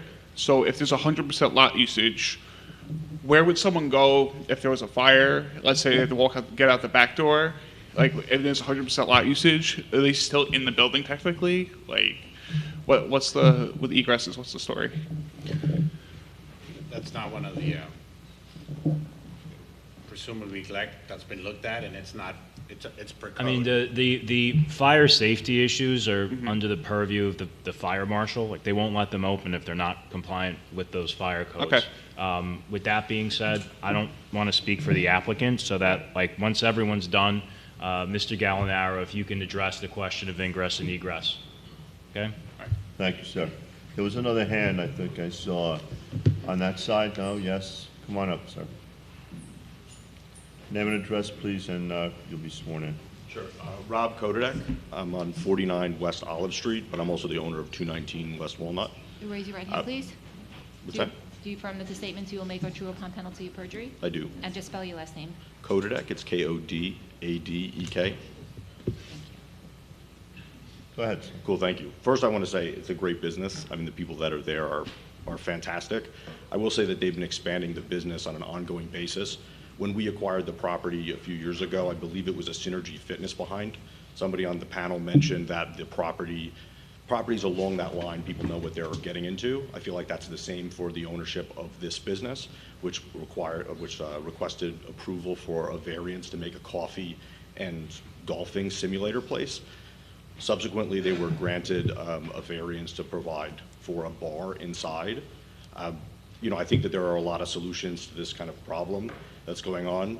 The owner has said that if she had an alternative solution from building 100% usage all the way up to the fence, that she would find one. I suggest that maybe that she finds another solution that doesn't require this. I can propose a few. One, not use the back lot at all. The property, when they acquired it initially, I'm not sure if they were allowed to use that area of the property or not, but if it's smoke and smell and other noise, that's an issue. They cannot use it. The owner said that she doesn't use that heavily anyway, so maybe it's not that big an issue for her business in the first place. Outside of that, we'd like to understand like how many new seats would be added. So currently there's some occupancy in the property now. Like what are they requesting to go to, and how does that affect parking requirements and other variances they may be required as well. There's not a lot of room there, so we bought the property knowing that there was a 10-foot setback. We request that that setback be maintained. I think if you guys make this variance, then you're going to have every single property on Park Ave asking for some kind of setback, 100%. I looked quickly, somebody recommended Google Maps. I suggest you do the same. I don't think there are any properties that have 100% setback on the property. So we love the business. My dogs drink water out of their bowls on the weekend. We've had coffee there, we've had drinks there. But there's a point where that expansion needs to stop because it encroaches on the rest of the community. So our request is. All right, sir. Thanks so much. Thank you. All right. There's a hand. Yeah, come on.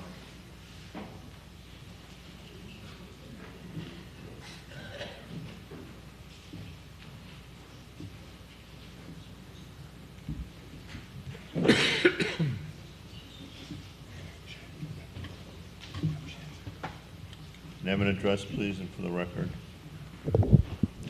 Dale Greenstein, 522 West Olive Street, Long Beach. I am the Just raise your owner. right hand, please. Raise your right hand, please. Sure. Do you affirm that the statements you will make are true upon penalty of perjury? Absolutely. I am the owner of 238 West Park Avenue. If this person gets what she wants, and I do appreciate what she wants,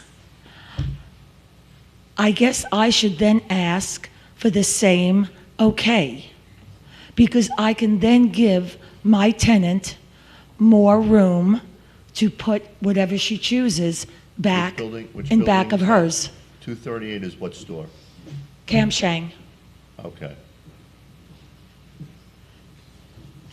Just wanted to ask, but they've cut Sure. down their occupancy anyway. They don't even serve in the restaurant anymore. That's true. But Yeah, she they've could gone to definitely strict use more area for storage. Well, it seems that she already does, because the whole side of the restaurant that was eat in has now become just storage. When I go in there all the time. But eat if there I twice a give week. her more area for storage out back, she can then open up again to the side. She could. Now, listen, your point is valid, and that's what the board discussed before. Yeah. It's a legitimate concern that if it's given to one, Right. then everyone's going to want it. And that's why I'm up here. Right. I'm really not planning on doing that. I just want you to hear from somebody that does have the same opportunity if one on the block gets that opportunity. And we appreciate that. Because Camp Sheng might leave one day and you might get another. Exactly. business in it. I get it. Well, Thank you very please much. make sure Cam Sheng doesn't leave. Yeah, the food is good. She's the best tenant I could ever ask She for. is. She remembers my order every day. Yes. Every time I order, she asks me if I want the usual, so. Yes, I don't that's want who to she leave is. either. That's who she is. Yep, thank you very much. Thank you. All right. was And there someone that else? building has been in my family for 70 years. Well, that's a good thing. Keep it in the family. Is there someone else that had a hand up I saw? No. Did you want to respond, Mr. Gallinaro, or did you have any kind of, anything to add about the question of the roofs and all that, or do you want to just submit that to the board, like in between sessions or to the neighbors, in terms of, there was a concern from the rear neighbor about the drainage on the roof and so forth. The way that we're designing the system is that all the roof water will be caught on the subject property, redirected on the subject property, and managed on the subject property. There's no water going off into anyone's yard in any way, shape, or form, in any of the projects we do, but especially this one. And the egress and the occupancy has already been set. There's no additional occupancy. It's a patio, whether there are seats there now. There'll be less square footage when we build, if walls were granted to be built, so the square footage would reduce and the occupancy would reduce. And currently, everyone in this building and all of Park Avenue runs out the front door if there's a fire. There's no rear yard, hallway, corridor, or anything like that for any of the properties. So that will also be, maintained. All right, thank you very much. Thank you. All right, I think at this point, the case is going to remain open for voting and any other submissions. So it'll be heard at next month's meeting, the continuation? Correct. Okay. Case Yep. number 3514, application of Votion Holdings LLC of 72 El Dorado Street, Atlantic Beach, New York, for a variance on the following sections of the zoning code of ordinances of the City of Long Beach, New York. 9-105.19B building area, 9-105.19G rear yard, 13-82D pool location for a new one-family house at 10 Virginia Avenue, Long Beach, New York, also known as Section 59, Block 267, Lot 114, on the Nassau County Land and Tax Map. Good evening, sir. Good Name and address. evening, Mr. Chair, members of the board. For the applicant, Thomas McKevitt, Son Ward, Brav, Coscignano, 333 Earl Ovington Boulevard, Uniondale, New York, 11553. Just raise your right hand, please. Yes. Do you affirm that the statements you will make are true on the penalty of perjury? I do. Mr. Chairman, before we begin, I actually have some exhibits which I'm going to hand up first. The first is going to be a packet of actually 11 photographs, which I actually personally took, some of them this morning, and some which were taken approximately 1 week ago. And then in addition to that, I have 3 packets of exhibits, which I'll be referring to during it. And just to outline what they are, Exhibit A is a BZA decision from this board regarding 10 Virginia Avenue from 1995. B is a decision regarding 6 Wyoming Avenue from July 2014. C is Building Department documents regarding 1 Tennessee Avenue from April 2024. D is a BZA decision regarding 16 Virginia Avenue from October 2020. And E is a Building Department documents regarding 10 Illinois Avenue. And the final set I have is, again, I have sets for each members of the board, is a exhibit designated site diagram, which shows essentially the footprints of my client's property as well as the surrounding properties as well. Yes. Right, I just did 3 budget decisions. Boring legal stuff. So, as indicated before, Mr. Chairman, I represent the applicant, which is for the property located at 10 Virginia Avenue, also known as Section 59, Block 267. Lot 14, on the land and tax map of Nassau County. The property is located in the Residence M zone of the city of Long Beach. It's located on the east side of the southerly avenue of Virginia Avenue. The lot is 53 feet by 100 feet, and it is a 5,300 square foot lot. And that's to become very relevant as the testimony goes on, but I just do want to indicate that. As the photographs I've given to the members of the board depict the subject premises and the surrounding areas, as well as a couple of properties I'm going to refer later on during my presentation. But as you can see, it's primarily single-family homes, which is around the premises. And most importantly, to the very south is the beach and beachfront. So there are no neighbors to the south of our property. We go up to the dunes, and the beachfront is where it is. There was originally a dwelling constructed on this property in the 1920s. And on Exhibit A, which I've again given to the Secretary of the Board, on February 23rd, 1995, this board granted variances in case 1242 in connection with one-story and second-story additions to the parcel. And at that time, the board granted the following variances: a lot coverage of 53%, a front yard variance of 9.7 feet where 20 feet was required, and a rear yard variance of 7.4 feet where 20 feet was required. So again, granted 53%, 9.7 feet in the front yard, 7.4 feet in the rear yard. Now that structure was demolished in approximately 2016. It's been vacant for approximately the last decade or so. We are proposing a new structure which will have 2,365 feet when 2,120 square feet is allowed. So this is only 245 feet greater than what we are allowed as a matter of right. So the lot coverage we are seeking is 44% when 40 is allowed. And again, this is 9% less than what was granted previously and was on this property for approximately 20 years. We are seeking a rear yard of 9.667 feet for a rear balcony deck. Again, that's actually greater than what was there for a number of years, which was at 7.4 feet. And we're also proposing a pool in the rear of the premises, which is 1 foot off the rear line, where 4 feet is required. And again, it's not like we're in an adjacent property line next to a homeowner. This is next to the beachfront, where we have no neighbors that are going to be encroaching on in that portion. We require no other variances. We comply with front yards, with side yards, and height. We're not asking for variances in any way in that regard.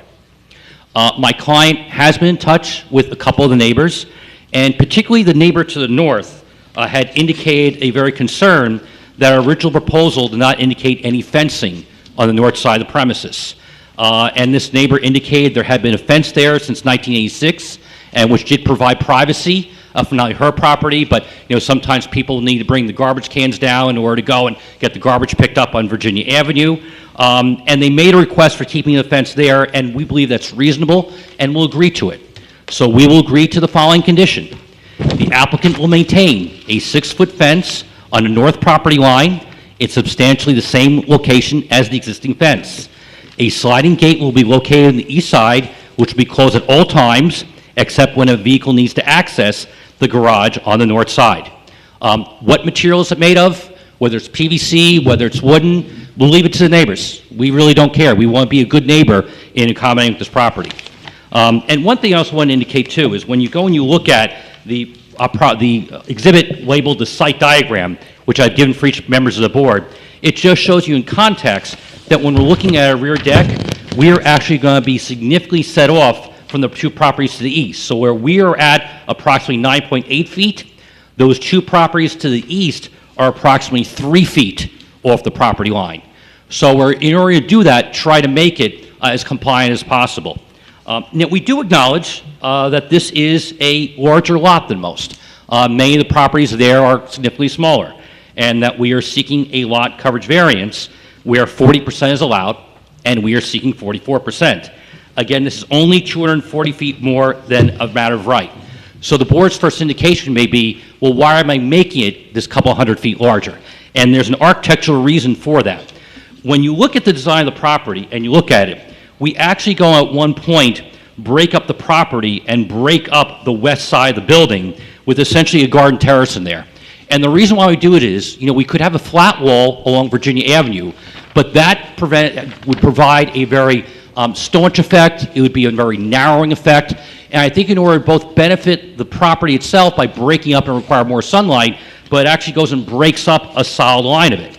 And again, talking to the architects, their position is that by doing this type of design, it reduces the overall perceived bulk of the building by providing that garden terrace in the middle of Virginia Avenue on the west side. And again, this will break down the vertical height by creating a stronger one-story expression. In other words, without that extended terrace line, the vertical height of the building we received is taller if we just had the solid wall on the west side. So, and again, the facades of the surrounding buildings do similar with the decks at each level, and that's why that site diagram indicates that there are various decks for all the properties surrounding, which is why it's been designed this way. And when you look at our proposal for the lot coverage, it is not extreme or out of character.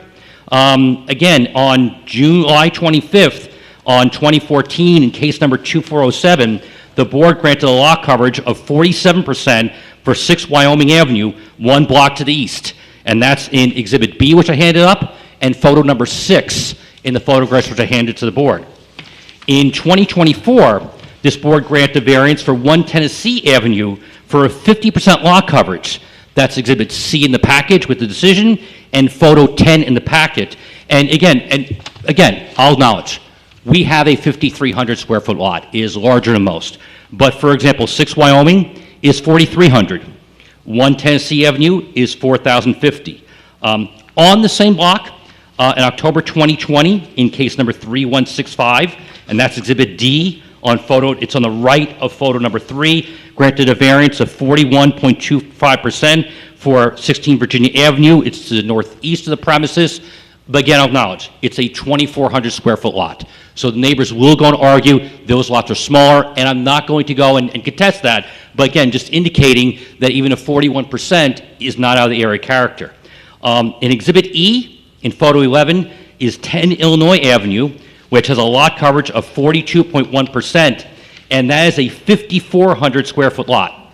It's even larger than the lot that we have, and it's just 42.1%. And for what it's worth, on photo number 7, we have 935 Oceanfront, which is the property exactly to the west of our premises on the other side of Virginia. I went through the building department file. Mr. Kemmons has tired me spending all day in the building department. I could not see the lot coverage on any of the plans I went through. What I did do is I went to the Nassau County Department of Assessments records and used the footage which it uses for what's being taxed for in that, and I come up with a number of 55.9%. And again, when you look at the photograph, it's on the west side, that's what we have. So that is essentially my presentation. I do have James Joyce, the architect, and Mr. McLaughlin, another architect who's here today. I do know you're going to hear from a number of neighbors here. Mr. Kaiser spoke to me previously, and I do understand their position that, look, we have a large enough lot, we shouldn't need a variance for a larger piece of property. And I certainly understand that argument, but when you look at the requirements under General City Law 81B and looking at the balancing test of the benefit to the applicant to detriment to surrounding properties, again, I think for a design for the area, I think it's improved. But again, I'll let the neighbors speak for themselves, and when they're done, I'll have whatever commentary at the end of it as well. I have one comment. Yes. I know that you referenced that the home had larger lot coverage and, it had gotten that way by variances that were issued about 20 years ago. Yes. You said. And having been on the board more than 20 years ago, I can tell you that those variances were granted as an expansion of a pre-existing home. But my question to you is, and since you're only talking about 4% and really a couple of percentage points here and there, since this is a clean slate, why not just build it to the code? You're not asking, on one hand, you're telling us that, well, I'm just asking for 4% over, and I'm not asking you for a little bit of this. We're going to open up the terrace area to give less, a massive appearance. But the bottom line is, since it's a clean slate, and you're only asking for 40% when it's, 44% when it's 40, let's just make it 40. I mean, why are we seeking variances on a clean slate when you have such a big piece of property? You could build a massive home on that piece of massive property without getting the variances. That's my question. And that's a long discussion I've had with the architect, my client, and again, they do it based upon the aesthetic type of design, which again is the appearance. I mean, listen, we could take down 245 feet. Would that benefit the surrounding properties to that extent? Again, I'll let the neighbors go and I'm not going to put words in their mouth, but from my perspective, I can see your point. Why is it needed? But when you look at the test of it, I'm just curious as to what that detriment is. Well, Okay. thank you. I just want to. Now, you had a question. I just want to echo what the chairman said. Like, you have a blank canvas. Create something that fits on the canvas. You know, we have a building code for it. You know, go for it. You know, Correct. It's a blank canvas. So I'm just reiterating what the chairman just said, but it just, I don't understand. I understand your perspective too, but you know, if that were the position, then there'd be really no reason for this board to exist then. You know, this is probably here on a case-by-case basis. You look at the positions of the law at that point, and I certainly understand it. Again, the neighbors will speak what they want to, and again, I'll probably have some comments when they're done at that point. But I understand where you're coming from. I absolutely understand. Did you say you had someone that wanted to speak? Was it the No, I have, and when the architect's here, if you had any questions regarding the design at that point, it's up to the board. We can respond afterwards, but I do have, again, more regarding the architectural design. Mr. Joyce, the architect, is here tonight. Go respond to that. No. Do you have any questions? No. Okay. At this point, we don't. I'm going to open this up now to the audience. So, there are hands that want to come up and speak. Is there anyone there that would like? Yeah, sir, come on up. No. Give us your name and address, please, and you'll be sworn in. Good evening. My name is Mike Capoldo. I live at 3 Virginia Avenue, Long Beach, New York. Okay, thank Raise you, your right sir. hand, please. Do you affirm the statements you will make are true under penalty of perjury? Yes. And spell your last name. Coppola. Thank you. My first concern with the variance asked for, as the gentleman mentioned, there is no building on the south side of his property. However, there is the dunes that protect all of our properties, and the bringing of the pool back to within a foot of the back of that property. There is now currently 50-year-old mature trees and growth in the back of that property, which actually serve to protect all of our properties during Superstorm Sandy. The removal of all this vegetation, and I don't know how they can differentiate from where it ends in their property and not damage the existing dunes behind it, I think it would be detrimental to all of our neighbors in the area and around the new property. The other point is that this is more concerning, is this, as the gentleman said too, is trying to alleviate the bulk of the building to make it not impose on all of our other properties. We live directly across the street as well, to the west of this property. Many neighbors live behind it, and this structure is going to dwarf the buildings next to it. It's going to extend at least 8 foot above the neighboring home and come further out on the same property line, and I appreciate your thought of why going for variances when you can build a house that fits within the law, and that's probably the best thing that we can ask for at this general time. This is not, we don't feel it will also fit within the character of the West End. It is changing, I would admit that. We are getting these bigger structures and mini mansions fitting into our neighborhood, but this isn't Lido Beach, it isn't Atlantic Beach, it's the West End of Long Beach. And this building will dwarf, like I said, most of the buildings around the area, and it'll negatively impact all the neighbors while benefiting just one person, the person who builds this building. Everybody else will be negatively impacted, whether it be sight lines, blocking the sun, or what have you. So I mean, that I want to be able to ask that you take into consideration, is the impact to all the neighbors in this area. And I appreciate it. Thank you. Thank you, sir. Anyone else? Sir.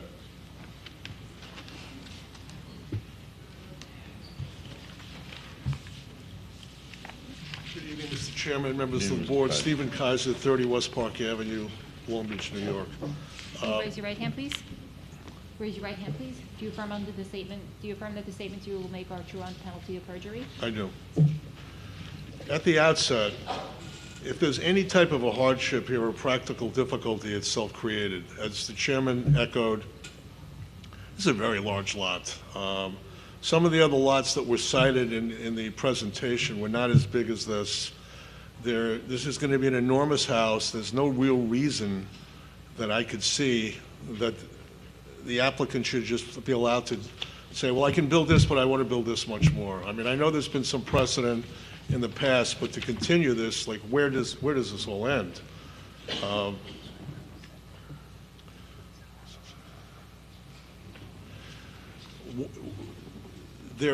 Part of the problem here is there's a lot of storage downstairs. Upstairs, it's listed as storage, but there's windows in that storage, and I question whether that's really going to remain storage. This house is big, it's going to be even bigger. There's a bedroom upstairs that at first glance looks a reasonable size, but there's a sitting room next to it, so it's a very large master bedroom area.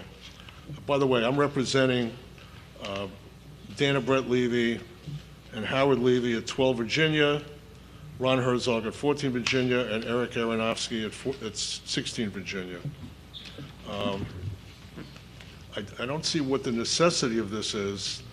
If there was a cutout, perhaps that's an acknowledgement that this house is too big, and there could be some other further cutout to bring this back to the 40% that it's supposed to be. If you took it, there's many, many terraces on this structure. While the terraces and the decks are not counted, if you counted them, it would be perhaps 60% coverage.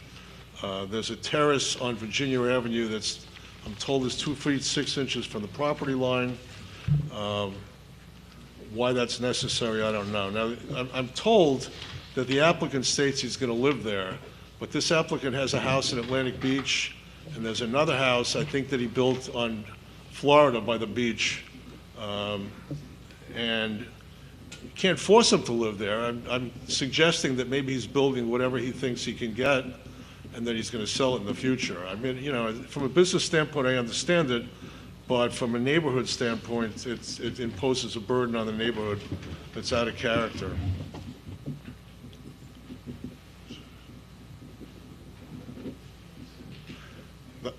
I'm only opposing the lot coverage. I'm not opposing we're not opposing the pool or the rear yard. I wanted to make that clear. It's, you know, Do you have any concerns about what I believe his name is Mr. Coppola, the guy, the fellow that came up before, about the vegetation in the back of the house? Is there any concern from your clients about the trees that might protect their property?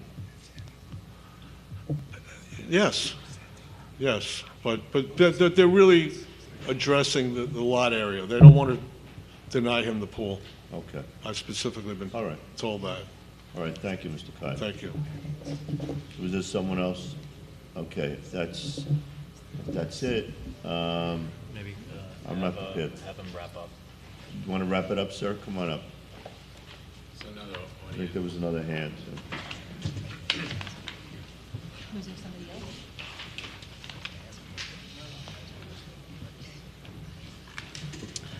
So just to address the issues the board's brought before this point, they mentioned in the case regarding the storage and upstairs.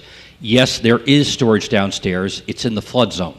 So the purpose of having the upstairs storage is that, unfortunately, if we have that event one day, which we're all fearing, everything downstairs will be washed out. It's designed for bicycles and outdoor equipment, but anything that needs to be stored have to be upstairs because it's not going to survive downstairs. As far as the dune's concerned, we're not touching the dune. Again, Mr. Joyce, the architect, explained that from his perspective, but we're not touching the dune. James Joyce, 162 West Park Avenue, Long Beach. James, raise your right hand, please. Do you affirm that the statements you will make are true under penalty of perjury? Yes. Thank you. Yeah, so as far as the dunes, we'll start with that. We're not going to touch anything with that dune, and if anything, putting a house there will protect other structures in the area, even more so than just a dune. And as far as like the lot coverage, you know, I have the owner, we have others, like a team that we really put together. We always try to comply with zoning as much as we can initially. But as we start designing the space and we talk to the owner and his requirements and making things architecturally correct as far as room sizes being comfortable, it's only a 4-bedroom house, basically. So we're trying to Maybe if I could make a suggestion, and Mr. McKevitt already knows this, he's a great zoning attorney, and, you know, he made a salient point of, like, what's really the detriment of this 4%. On the flip side, the board is obligated by general city law to grant as minimal of a variance as possible, and the applicant also has to demonstrate that there is no feasible alternative but a variance. Like, there's no other way to get it done except without a variance. Understood. So I would suggest, if you can, maybe, go back to the lab and try to cook something up, you know, that's a little bit more compliant. You know, you heard from Mr. Kaiser that his clients, at least, are not opposed to the rear yard and the pool location. I appreciate that. Maybe work on the lot coverage issue and see Okay. if you can't shave some things off. Yeah, I'm sure. Is that, there's- is that reasonable? Yeah, I'm sure there's a compromise we can come to once we review it. And All right, thank you very much, Mr. Joyce. Thank you. And just to address the last point, my client has assured me he does intend living in this home. He does own a home on Florida Avenue that's owned with other partners, and he does not have sole use to it, so he's assured me that he will be the resident of this premises. But, Mr. Kalnitzky, as to your recommendation, we're going to take that recommendation, and we ask for the board to hold this decision over at this point. We'll go back with our team and see if we can come up with another design, which not only was able to go and satisfy our client, but also try to meet the concerns the residents have as well. If we adjourn it, if the board's inclined to adjourn it to next month's hearing, does Yes. that give you enough time to prepare plans, or do you need more time? yes, no, it's fine. We can do it. Yeah, so we'll adjourn it till the next meeting. Sally, do you know the date, or? I think it's September 24th. Okay, there you go, September 24th. Okay, September 24th it is. It is. Okay. We'll leave the hearing open and adjourn it? Yeah. Okay. So September 24th. All right? Yeah. Thank you very much. Thank you very much. Case number 3515, application of Jay and Karen Gussler of 124 Taft Avenue, Long Beach, New York, for a variance of the following section of the zoning code of ordinances of the city of Long Beach, New York. 9-105.6D side yard for a landing with steps to grade from existing side door at 124 Taft Avenue, Long Beach, New York, also known as section 59, block 193, lot 12, on the Nassau County land and tax map. Good evening, sir. Good evening, members of the board. Name and Name and address address, for please. Jay Gussler, G-U-S-L-E-R, 124 Taft Avenue, Long Beach, New York. the, raise your right hand, please. Do you affirm that the statements you will make are true under penalty of perjury? Yes. Okay, so the property that is the subject of this application has been in my family since 1977. It was my grandmother's house. Then, upon the occasion of her passing, it went through her estate. My wife and I bought it. And at that point, we decided to do some alterations. We applied for the required permits. One of my wife's insists, when we contemplated the design of the house, was she really, really wanted to walk around a wraparound porch. So how was I to say no? So we did that, and in the course of doing that, I came to the realization that it was quite a schlep from our driveway to the front door of the house. The front door, the driveway being on the north side of the house, the front entrance being on the south side of the house. This is a long time ago. We didn't really think of it as that much of a hardship, but as we were going along, it dawned on me that we might want a more convenient access point to the driveway. At that point, I took it upon myself to put a doorway in the north wall of the house, overlooking the driveway, with the intention of making a platform and a set of stairs that would reach from that door down to the driveway. I took it upon myself. I did not consult with my architect at the time, and I put that door in place, and I put the platform in place. I never did get to build the stairs. At that point, we requested the final inspection from the building department, who flagged that platform and proposed staircase as non-compliant, and the building department instructed me to remove it. I'm sorry, that it had to be removed or I had to go for variance. I went for variance, and it was denied by a split decision of this board. I believe Mr. Morelli was on the board at that time. In any event, I'm back 20-odd years later, making a substantially identical application to erect a platform and a pair of stairs leading from the north wall of my house down to my driveway. So the fair question would be, what has changed? And what has changed is, it's 20 years later. I am not the same person I was when I was 42, 43, whatever it was when I came before the board prior. I've had both my knees replaced in the last 20 months.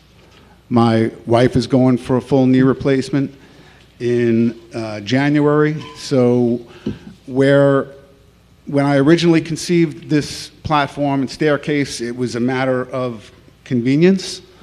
It is now, in my view, a matter of necessity. We just can't, walk that distance from the driveway to the front door of the house on the opposite side of the house like we used to be able to do. And this is even more so when you're carrying groceries or things of that nature. I have a first grandchild on the way in October, and my daughter has already made it clear that she intends to lean on me heavily as a caregiver.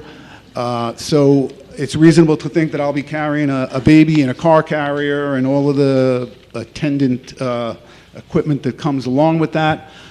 So with all of those factors, I decided to come back before you guys and give the application another shot. Again, you have the pictures before you. A couple of points that I want to reinforce. One is that there is already on the footprint of the platform a well 3 steps down below grade that goes from the driveway down to the basement door. That's all there. That's been there since the construction of the house. There's also a chimney, a double chimney that projects out on the north side of the house. It's in the pictures, and that's original to the house, and that sticks about 18 inches out onto the setback there. Now, this property, these houses originally, I believe, were conceived with a 10-foot setback requirement, and somewhere along the way, I guess in an attempt to tamp down density, it was widened to 20 feet. This particular zone was widened to 20 feet. But I would like to say that while the plans show 6.2 feet of clearance between my platform and the property line, my neighbor, and again, it's shown in the pictures, my neighbor, her house is about 3 feet past the property line. So really where where my drawings are showing is 6.2 feet between the property line and my proposed structure. The actual space between my proposed structure and my neighbor's property is around 9 feet, a little bit more than 9 feet. Furthermore, my neighbor, they raised their house a couple of years back, so there's about a 6-foot-high poured concrete wall that now abuts my driveway. So as another speaker on an earlier application alluded to, setbacks and other zoning rules exist for a reason, and that's totally understandable. But in this case, none of what I believe are the reasons behind the zoning ordinances, which is prevent fire spread, prevent excess density, to permit light and breezes to move between the properties without denying your neighbors those things. None of those are impacted here. And again, just to reinforce, the platform that I'm proposing to build, there's already a door there. There's already, if you look in the picture, you'll see there's already a ledger board on the wall for me to attach it to. You can see in some of the other pictures where I had to remove the posts from that original structure. But otherwise, the proposed structure, the stair platform, would mirror the well that leads to the basement below it. The only thing that would be different would be the addition of a staircase running right along my property from that, along my north wall from that landing down to grade. And again, it's in my view, it's a pretty minimal intrusion on the zoning. And again, I just want to leave you with that 20 years ago, it was convenience. Now it's a necessity. So I'd appreciate if the board could see fit to grant. All right, thank you, Mr. Gosselin. Does anybody have any questions? I have a quick question, just on the. Sure. Is this this is a driveway? Yes. You share this is a shared driveway with your neighbor? No. This is completely your driveway? Yeah, in fact, if you notice the difference in the color of concrete, that was from when my neighbor lifted, they destroyed my driveway, and they were kind enough to restore it. And you said they're about 3 feet from their property line? Yes. So if you would picture an imaginary line about 3 feet off that black wall on the left side of your picture, that would be where the actual property line lies. Thank you. Any other questions? Anyone in the audience? Anybody want to make a motion? I'll make a motion to grant. I'll second. Second. Thank you, guys. Case number 3515, application of Jay and Karen Gussler of 124 Taft Avenue, Long Beach, New York, for a variance from the following section of the zoning code of ordinances of the city of Long Beach, New York. 9-105.60 side yard for a landing with steps to grade from the existing side door at 124 Taft Avenue, Long Beach, New York, also known as section 59, block 193, lot 12, on the Nassau County Land and Tax Map. Commissioner Lees has introduced a motion to grant the application. Chairman Morelli has seconded the motion. Commissioner Markowitz? Grant. Commissioner Lees? Grant. Commissioner Alvarado? Grant. Commissioner De Pasquale? Grant. Chairman Morelli? Grant. This application has been granted. Thanks very much, guys. I appreciate it.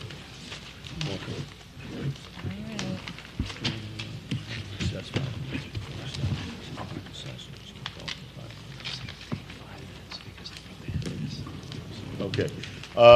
Ladies and gentlemen, I'm going to call for a 5-minute recess before we start the next case, because I understand there's some presentations that need to be set up. And since we'll probably be here for a while, we can use the 5-minute break.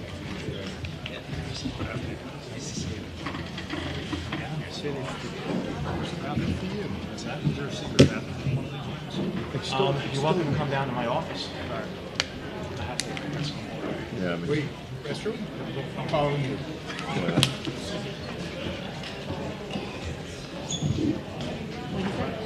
I know. I wouldn't park it. I just got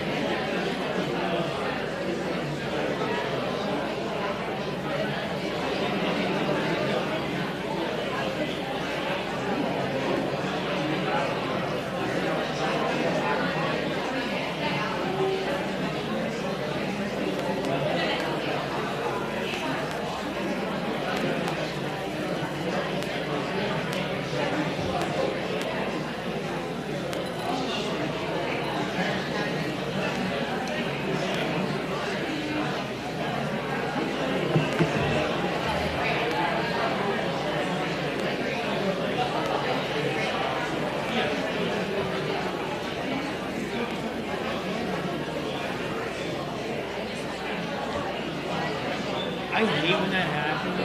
I got like 20 work emails as soon as I sat down. It was just, I can't do anything about it. You know?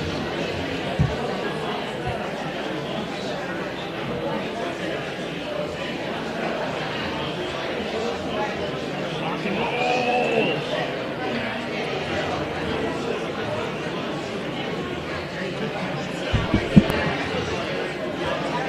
I wasn't ready for the 2 hours.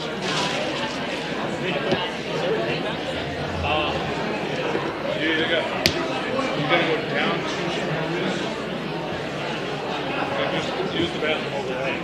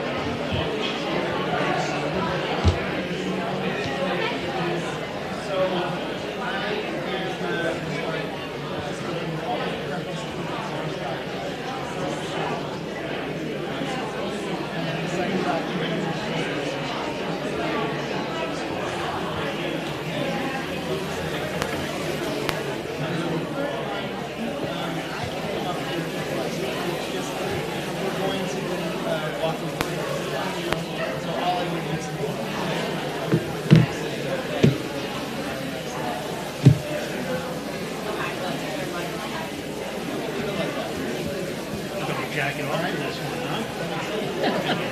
I know. It's finally enough people.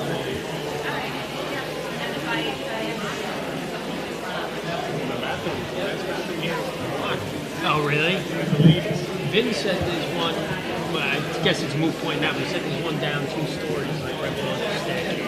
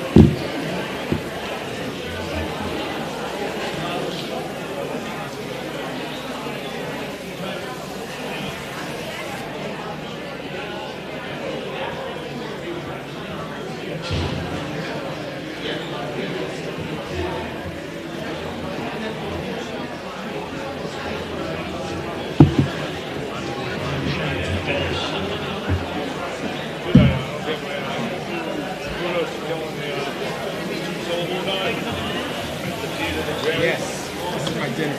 I know, me too. Oh, I have stuff in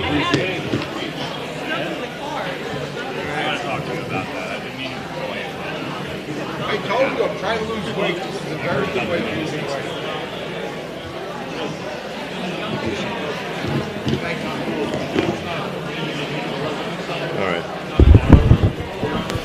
All right, ladies and gentlemen, I'd like you all please to sit down. We're going to begin the presentation of the last case. Yeah, let her.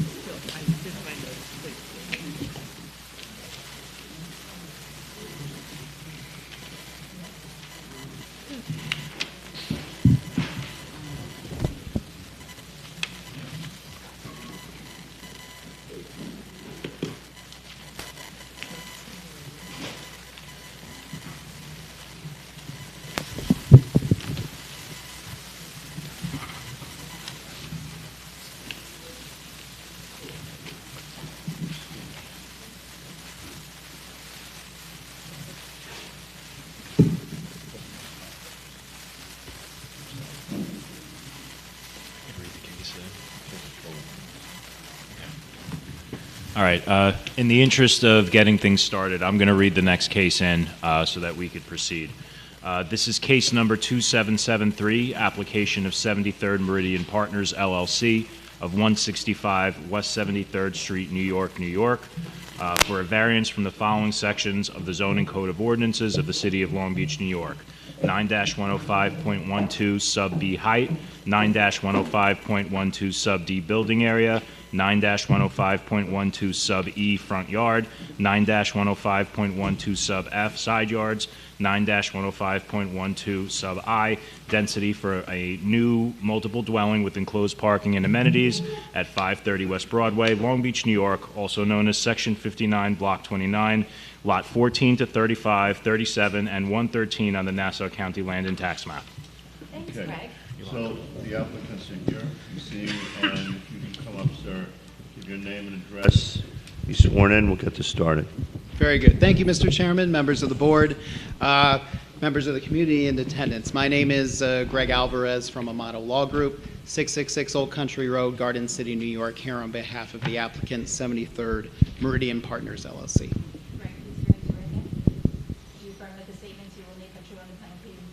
Yes.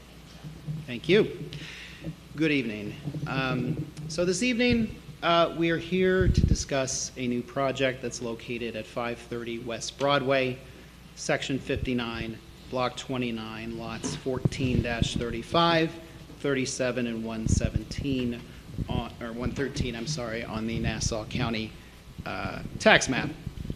We're here to talk about a proposal to demolish and remove the existing vacant Hebrew Academy of Long Beach and replace it with a new 106-unit residential development.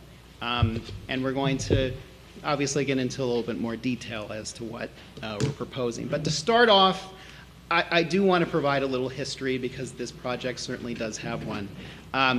So let's go back to 2016. That is when this application was originally filed with this board.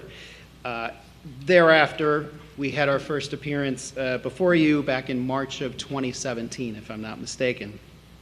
From there, the SECRA process began. And at that point, it was determined in June of that year that a positive declaration would be declared, and that initiated the EIS process. Since that time, we have been working on that EIS process up to very recent times. The So you final know what, if you can, maybe just explain to the people that are out there what that is, because they probably don't know. Absolutely. Yeah. So when a project is so designated as a positive declaration, that means that a further environmental review is required. That's a very intensive look from a variety of perspectives at the property, at the surrounding properties, to determine whether or not the project can proceed with potential mitigation from an environmental standpoint, that there would not be no significant environmental impacts if the project were to go forward. And so the process we undertook was a two-step one. First was the draft environmental impact statement process, and that was initiated by what's called a final scope. And so at that time, we worked with the city to generate the scope of what this document would cover. And so there were a variety of things that were included, very voluminous. We ended up producing, I think, an approximately 600-page document that resulted with the draft EIS. That was completed in April of 2020. And with the issues involving COVID, usually what happens is it initiates public hearings. Now, we did have public hearings, but they were online, and those took place later on in 2020, at which point the process then proceeded to what's called the final environmental impact statement process.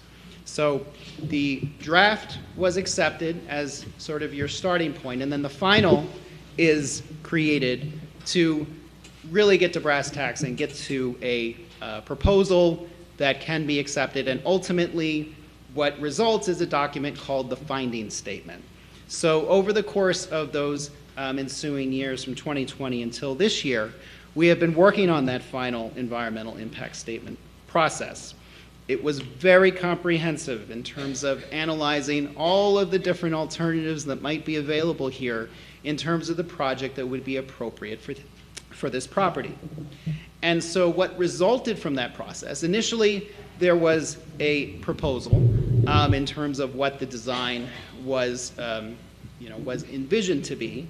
And what resulted out of that process was a substantially reduced project that took into account the many public comments that we did receive during that initial process, as well as consultation with the city. There was quite a bit of back and forth in terms of that document and many drafts. And so we finally reached our conclusion earlier this year, and that was in March of this year. In April of this year, the finding statement, which I had mentioned, which is that final document that sort of pulls everything together and tries to boil everything down. And I think we achieved that. We got it down to 60 pages. And so in 60 pages, we were able to outline all of the details and all of the particulars of how it was felt that this project can move forward with, again, the mitigation that was proposed. And when I say mitigation, I mean the scaling back of the project as the discussions continued through the process. So we reached the end there, and so what that means is that we're here to return to you to actually ask for the initial relief that was required. Now, it's adjusted a bit based on the changes to the application, but nonetheless, we're here asking for variances. That's what it is at its sole core. We know that this is the zoning board, and that is the role that you play. So one other step we had to finish before we came before you, we met with the Nassau County Planning Commission. That was back in June. And initially, way back in 2017, they had actually issued their initial thought on the project. And again, that was the original project, larger project. And so at that time in 2017, they actually recommended a denial. But we returned to the Nassau County Planning Commission this year with our revised plan that has gone through this incredible vetting process to get to the point to the project that we are here to present tonight. And the Nassau County Planning Commission responded quite differently. They issued a local determination, which means that they have basically ceded their power and said to this board that it is up to you as to the nature of this application, that they don't recommend any sort of conditions or any sort of denial of this project. They actually are allowing it to proceed. So we were certainly appreciative of that. Okay, so all of that background being said, let's talk about what the project actually is. And because of this passage of time, it's changed. It's certainly, a lot of different things have gone around. And, admittedly, I have come to this project. I have not been here for the entire 10 years, but trying to piece together what has happened, certainly it has been a lot. So I'm going to try to now explain what it is the project, the project that we're actually seeking to proceed with. So let's set the stage. We all know the property, southwest corner of West Broadway and Washington Avenue. The size of the property, 75,000 square feet. That's obviously important as to the variances. This is located in the Residence K zone, also important in terms of the variances. As I mentioned, this is a long vacant site. It had formerly been occupied by the Hebrew Academy of Long Beach, but it has been vacant for over 9 years. March 20th, 2017 is the best date that I have there as to how long it's been. So it's in a deteriorating condition, as we all know, and certainly we're all anxious for it to be demolished, which is what the proposal would be here. The first part, to demolish the existing academy structures, everything that is there currently, and then replace it with this new proposal. And if I may ask the Secretary if you could just move to this second, there we go. This is taken from our set of plans, and this is sort of a schematic view, so I can talk about it sort of as a nuts and bolts level, the variances that we're asking for today. And so just to give you a little flavor and the components of this particular application, it's comprised of 3 buildings. So you have the two residential buildings on either side, and the best look is at the top view, and that's from Beachview. And so you could see that you have the two residential towers, the two residential buildings that will be located on the eastern and western ends. And then in the central portion is what we call the amenity building. It's a little lower, and it will contain the amenities that will be part and parcel to the residential experience. Unit breakdown, I think, is significant, so we'll talk a little bit about that. There will be, out of the 106 units, there will be 16 one-bedrooms, 42 two-bedrooms, and 48 three-bedrooms. And there's a point to that. With the materials that we submitted during the environmental process, we made clear and showed that these types of units are in demand in Long Beach. And so that is primarily the reason why we have focused in this manner. It is designed to be, because this is prime oceanfront property, it's designed to be upscale, for sale, market rate residences. And so that is what we were trying to present here in providing this type of product and this type of project for this property. Again, the amenity building in the middle will include such spaces as a fitness center, a theater, a multi-purpose space, and a club roof, and that's all intended to be used by the residents. Something that's very critical and important that's part of this project is parking. I know that it's on the minds of most of us, if not all of us. And so that was a key portion of this design.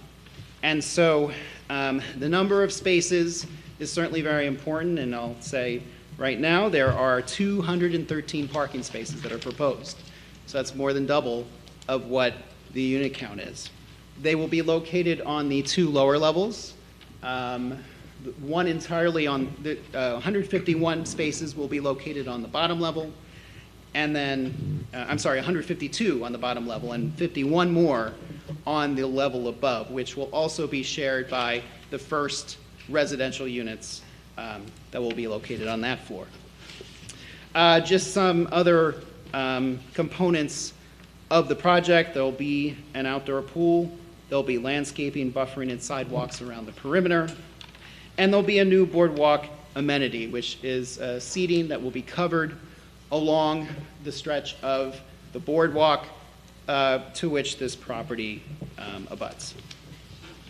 The other thing that we need to remember as part of this property, there's a bit of a unique situation where on the far western side, so beyond where we're actually proposing the new project, there is an existing easement for parking, in fact, for Seaview Terrace, which is located just to the west. Nothing will be disrupted in terms of that easement. That parking will remain, and so it will just exist as it does today. All right, so talked a lot about the history of this. So we're going to show you that in, I think, more dramatic form, but I'm going to take it from the perspective of when was the last time we were here, or well, at least in spirit, when we had those 2020 meetings regarding the EIS. And the changes that have happened since then are quite dramatic. Right now, we are proposing a gross height of 88.5 feet.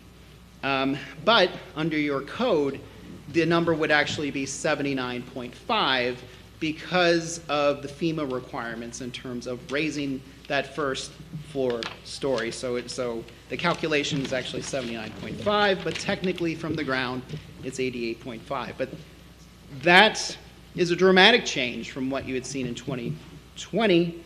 That's a reduction of, on the order of about 35 feet.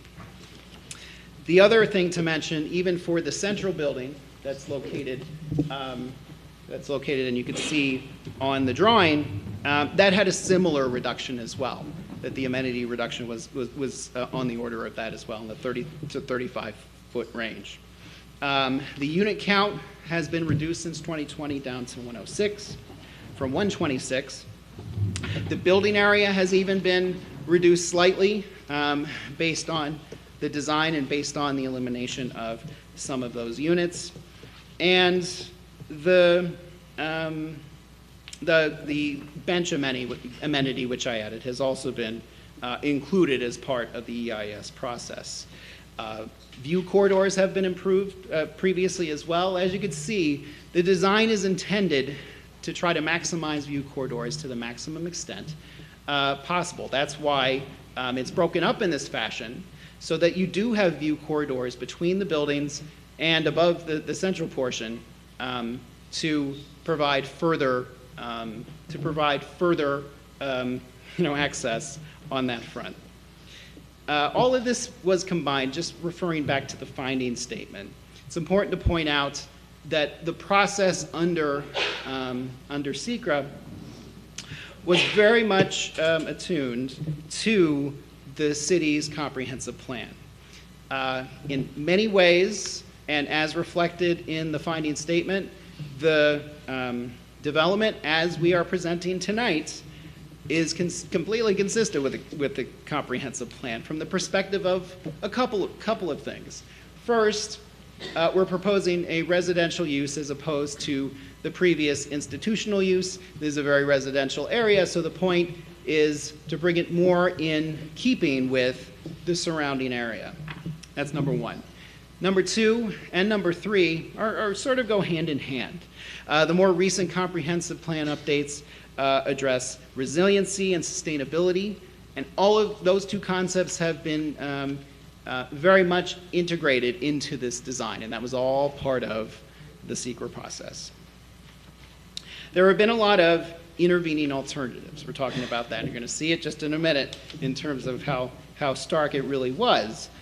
But what I want to point out now is from the area variance perspective. It's important to remember that the area variance consideration is a balancing test. It's between the benefits of the applicant versus the detriment to the health, safety, and welfare of the neighborhood.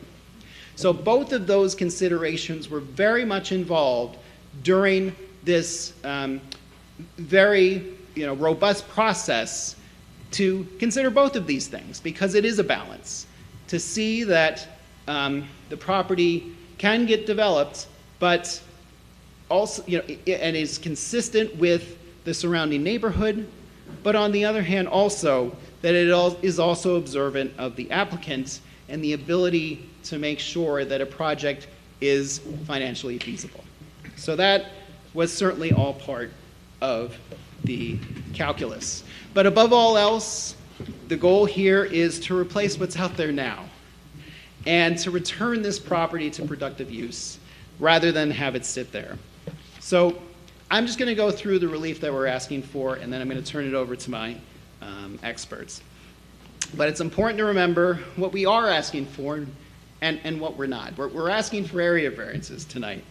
The SECRA process has thankfully concluded, and so here we can really focus on the key aspect of this application and the zoning board's role here in this with this particular proposal. First off, it's important to note this is a permitted use, so it's perfectly consistent with the zoning district, but the area variances that we're asking for.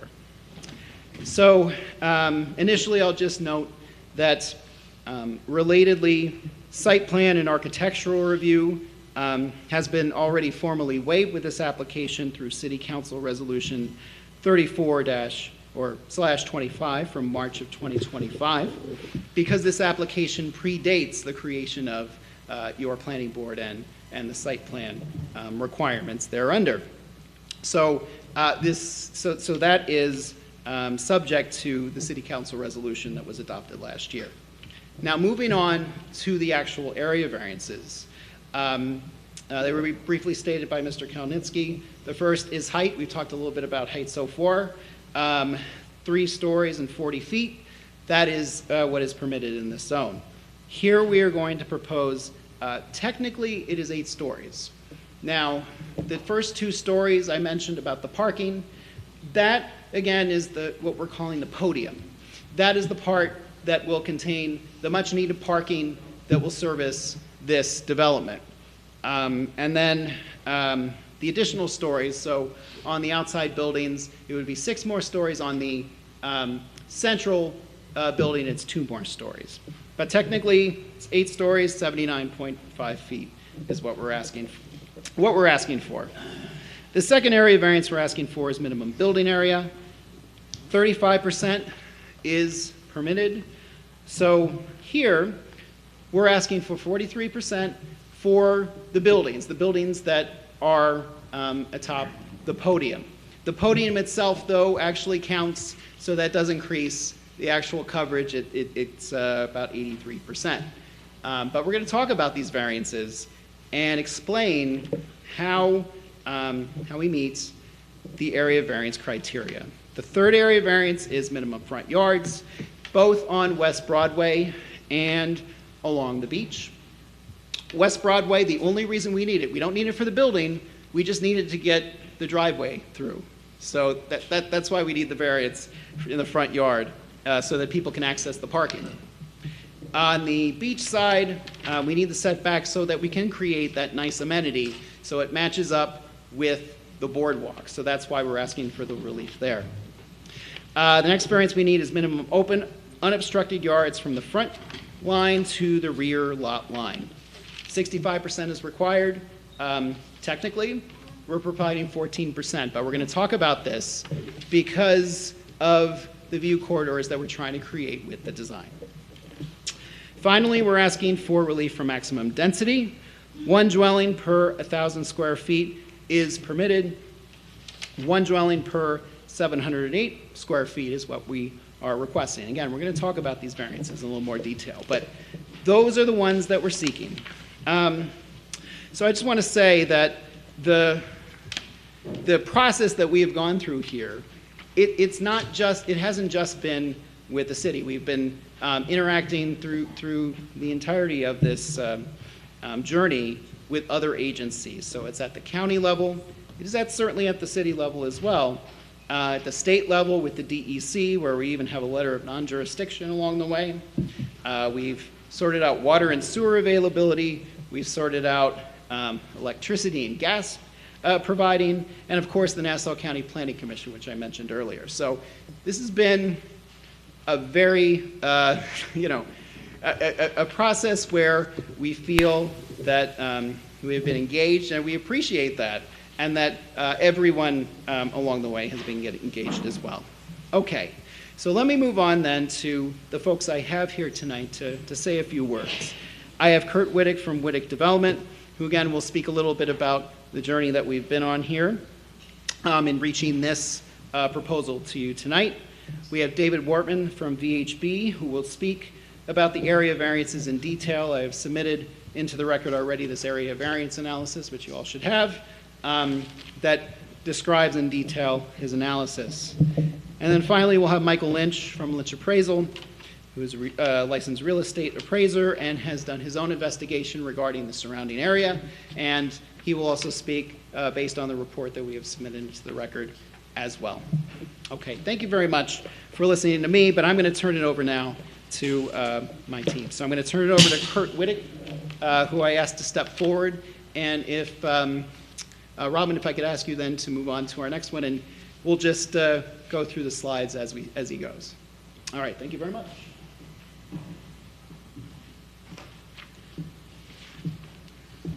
Thank you.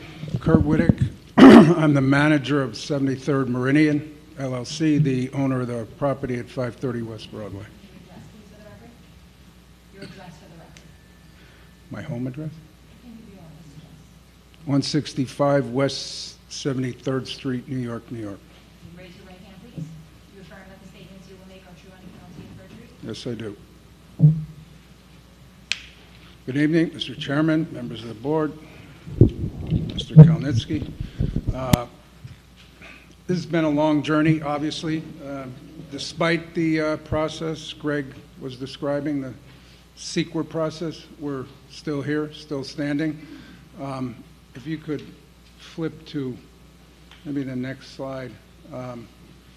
Little history, we started in this process in 17 with an 11-story building, evolved into a 9-story building, and now at what we are presenting tonight, the 8-story building. These iterations took place over time. We would like to think that time has proven, probably, that we were a little overly ambitious to start, and time has taught us, and our process of interacting with the city, its consultants, has taught us that we needed to listen. We think we did. We took into account as many of the inputs we got from consultants and community members, our own team of designers, and we've reduced this substantially. If you please switch to the next one, the numbers on the stories, the height, the number of units that Greg had already mentioned. Please go to the next. That was the 2017 proposal. Next, please. The 2020 proposal, and finally, today's proposal. There are 8 stories in the 2 buildings on either end. 7 of those stories have residential units on them. The lower one is solely parking. When we undertook this, we tried to create what we thought would be an appealing, aesthetically desirable project that would enhance the landscape in its environment. All developers, I think, set out to try to create something good, something successful, something that can eventually meet harmony with its surroundings. We hired what I think is an excellent architect, Slice, out of New York City. They're one of the leading firms that does a lot of residential work. I think they're sophisticated in their approach. They were efficient in their approach, and would like to just thank you all for your patience, you and the board for all the input we've gotten. Thank the city's consultants that worked with us over all those years. Greg was describing the secret process to require. Very onerous, very laborious and detail-oriented, and we're still standing, and here we are. And I will let the experts make the presentation as to all the facts, but wanted these basic facts to be paid attention to, and would like to be acknowledged for the efforts we've made to try to bring this more in line with what the community wanted and what the city wants. There are some remaining images that show different views of the project from different points in the neighborhood, but I will yield my time and let those who speak to the details speak to the details. Thank you. Mr. Alvarez? Yes. You could just send us those slides so we can make them a part of the Absolutely. record. All right, thank you. Absolutely. At this point, I would like Mr. Wortman to come forward, and he could speak to his area of variance analysis.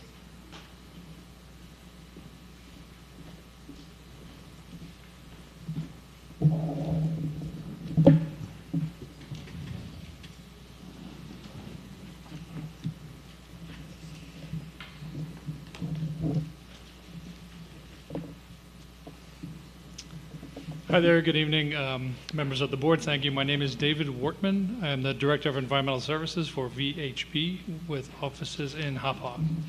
And VHB was, oh, absolutely. I do. I anticipate you're here today as an expert, correct? Correct. Have you been accepted as an expert before this board in the past? I believe I have, and as well as many other municipal boards throughout the Long Island region. Okay. Is that all right? Do you need to get a copy no, of it's the okay. CV? You can submit it to the secretary. Sure. Thank you. Thank you. Yeah. If you can just speak a little louder as well, too, so they can hear you in the back. Make sure your mouth is close to the mic. Sometimes that Got one it. isn't so How are we now? sensitive. Is that more Better. like it? Yeah. Okay, all right, great. I'll try to keep that up. It's been a long day. So again, David Wortman with VHB. So VHB was retained by the applicant to serve in a capacity as their environmental consultant. That means that we were the primary authors of the draft environmental impact statement, final environmental impact statement, and had advised on environmental impact analyses throughout that seeker process that was mentioned. You've heard that there was a long history to this. Many of you probably lived through it personally.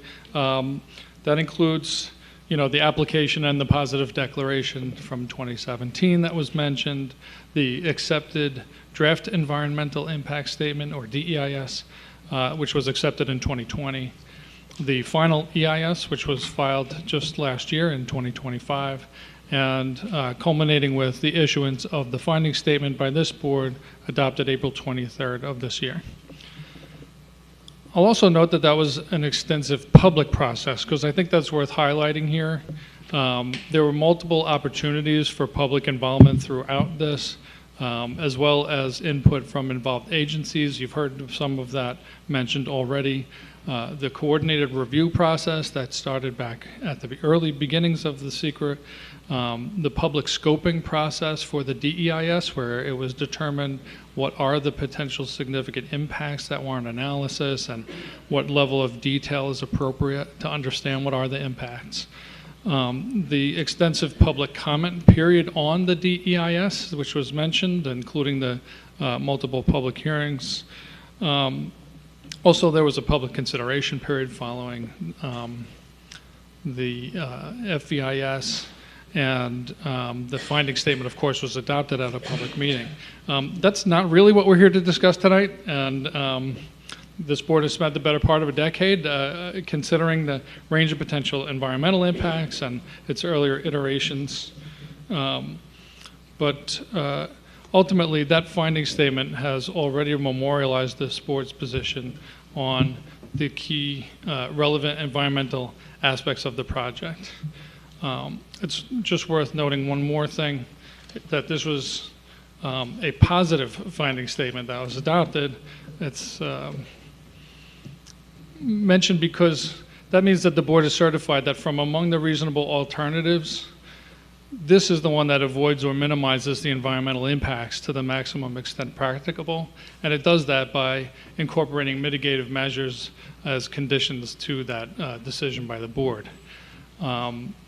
Tonight, we're really here to consider the variance relief sought, as you know, and we recognize that approval of the requested relief is distinct from the adoption of the finding statement, but it is worth noting that there's, of course, substantial overlap among the criteria for the granting of the relief and that extensive analysis that's already been done as part of the SEQRA process.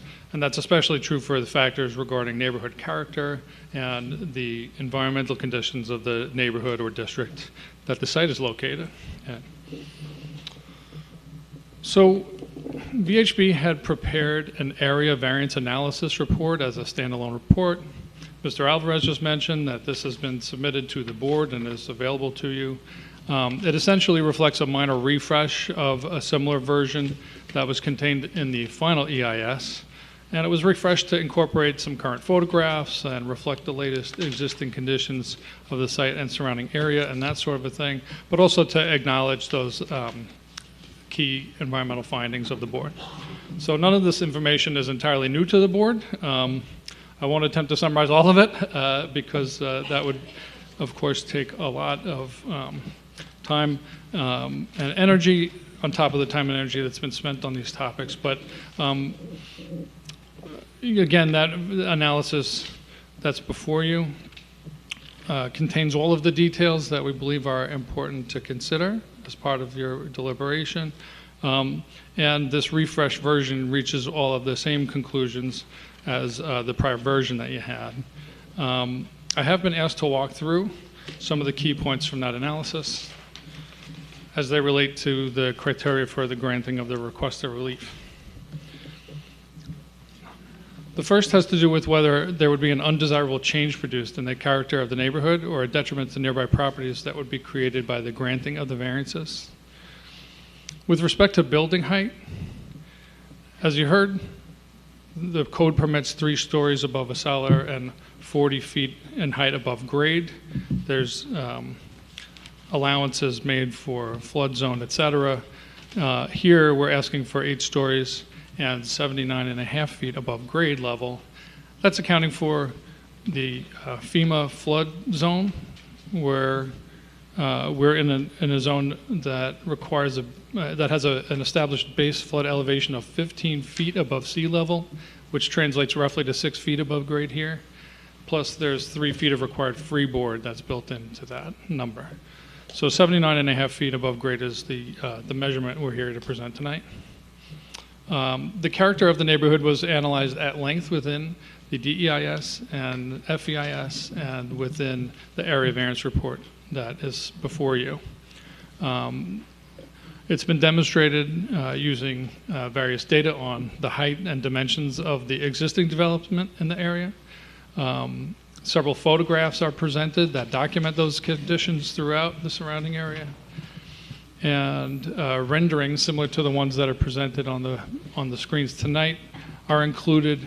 And those all provide a context and a basis for making conclusions as to how this new development would interact with that established neighborhood character, assuming the granting of the requested relief. That data includes height information for 20 buildings of interest along West Broadway in the vicinity of the subject property.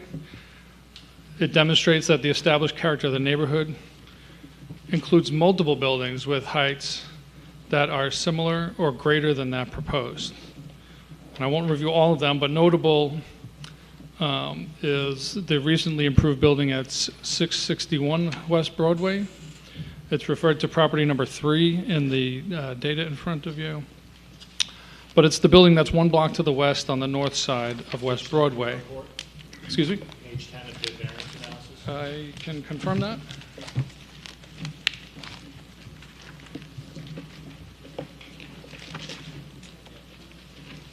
That's correct, pages 10 and 11 of the variance analysis. Thank you.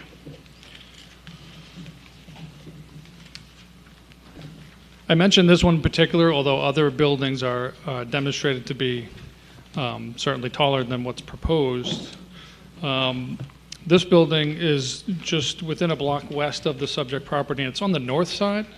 It has a height of 85 feet and 3 inches, which is virtually indistinguishable to a casual observer, passerby, a member of the community.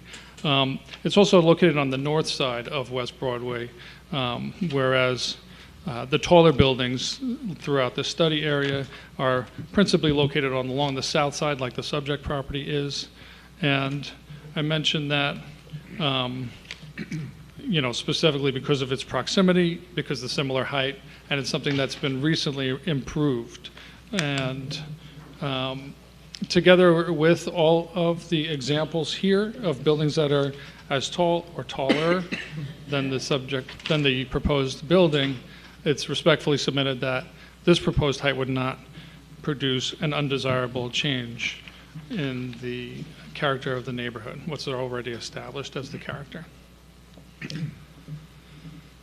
With regard to the density that's proposed, the code permits 1 unit per 1,000 square feet of lot area.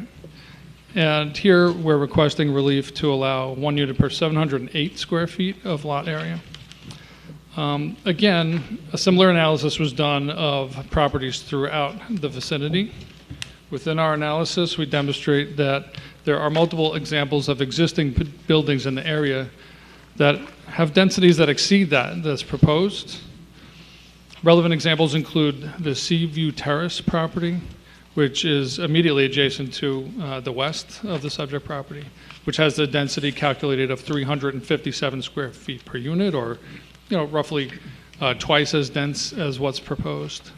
We also note the development known as Lafayette Terrace, which is roughly 1 block to the east of the subject property, which has a density of 231 square feet per unit, roughly 3 times the proposed density. So accordingly, once again, it's submitted that this proposed density, 1 unit for every 708 square feet of lot area, would be compatible with the established character and would not produce an undesirable change in the character of the neighborhood. With respect to building area, the code allows 35% of the lot area to be covered. Mr. Alvarez walked through this notion that the building is really consisting of multiple parts that have your residential floors and the residential buildings, the amenity building that rises in the sort of center area there, and a podium that is largely devoted to parking that makes up the lower 2 floors of the building. And we're seeking 43% for the buildings portion, whereas the podium itself is 84% coverage. The proposed coverage for the residential buildings is similar to that of the existing Hebrew Academy vacant building that's there today.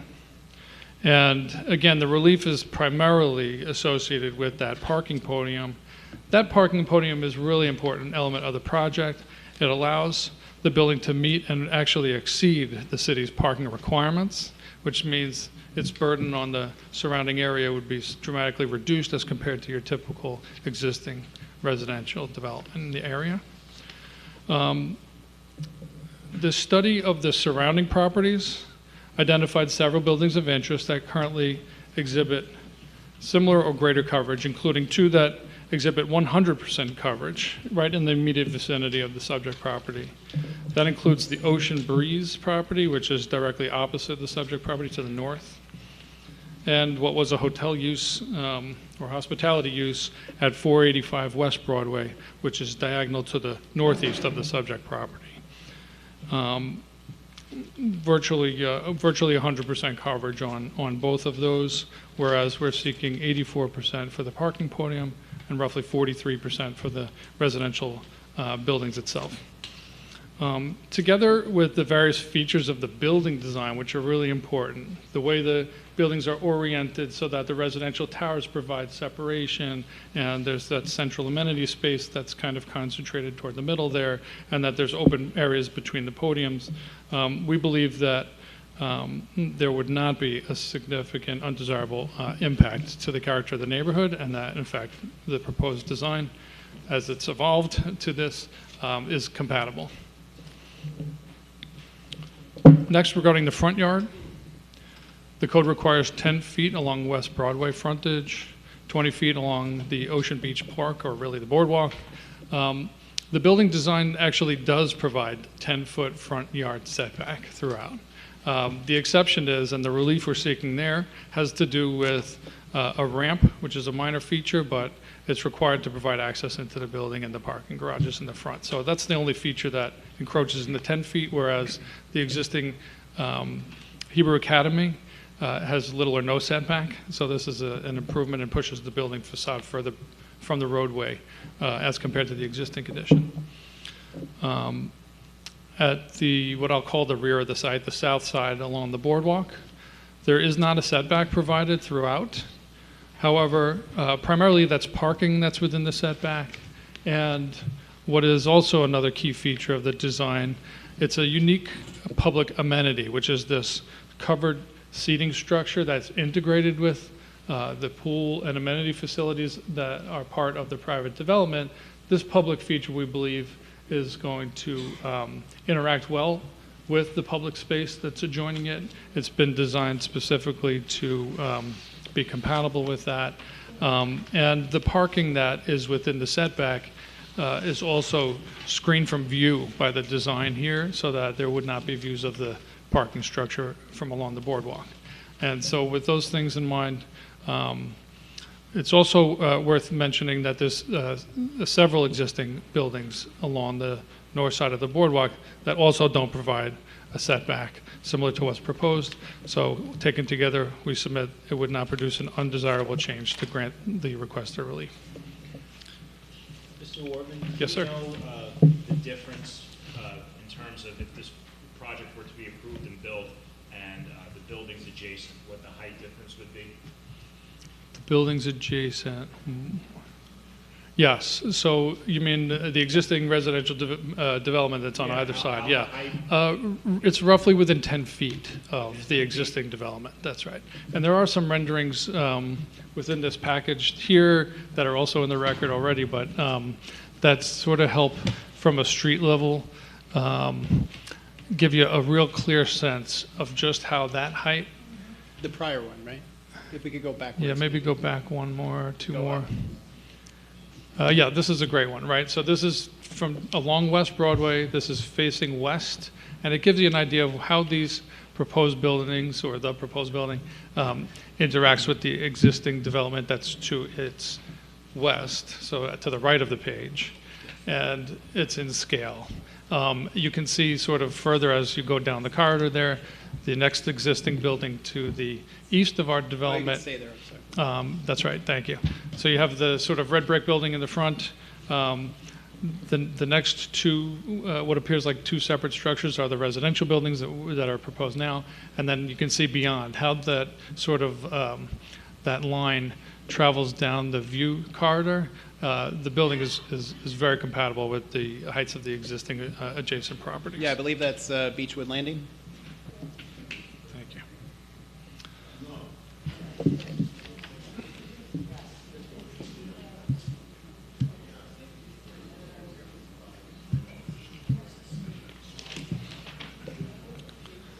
I would identify the red brick building in the foreground here as number 560 West Broadway, Seaview Terrace. And then to the east, I believe that is 440, 450 West Broadway, Beach Walk Landing, as Mr. Alvarez mentioned. And they have heights that are similar, within 10 feet or so of what's proposed. Okay.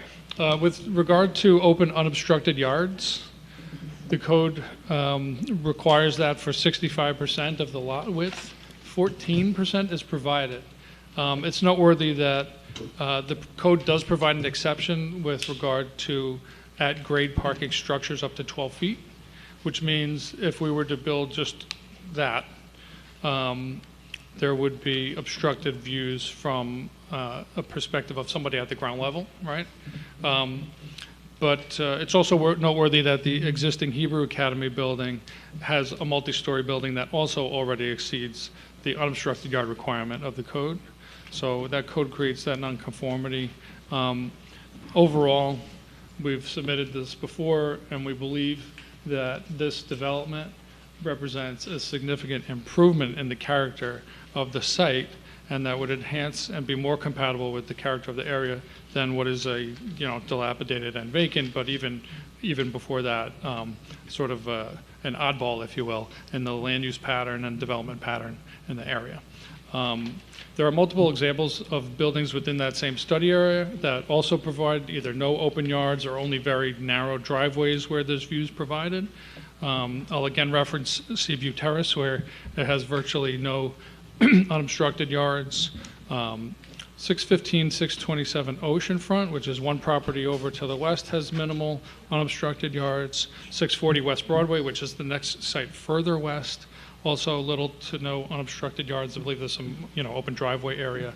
But my point being, of course, that what's proposed here is really in character with what's established in the area. I'd also note that, again, this has a lot to do with providing parking on those lower levels. So there's the one level that the code specifically excludes from this. We will have two levels because we want to be able to provide more than adequate parking for the residents and guests that'll use the property as a benefit. Those parking levels have been designed intentionally to allow natural air circulation, and there are intentional facade treatments that are meant to improve those views. So while they're obstructed for most of the site or a large portion of the site, we believe that those serve to minimize the effect of that, such that there would not be an undesirable change in the character of the community as a result. I believe that covers each of those as it relates to character. The next criteria has to do, and forgive me because I realize that was lengthy, but the next are a little bit more succinct. The next has to do with whether the benefit sought by the applicant can be achieved by some other method feasible for the applicant to pursue. So the applicant had demonstrated at length within the record, including through market assessments and economic analysis, all of which are tied to the unit sizes and the level of amenities that are provided by this development, and other features that drive the design, in turn drive the need for this relief. This has, of course, been significantly modified by the seeker process. As you've heard, it's continued to be shaped and reduced and minimized to the point where we're at today.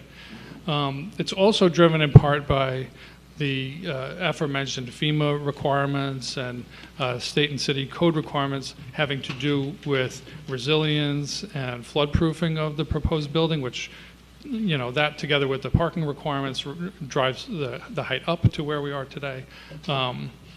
Incorporating public amenities, et cetera.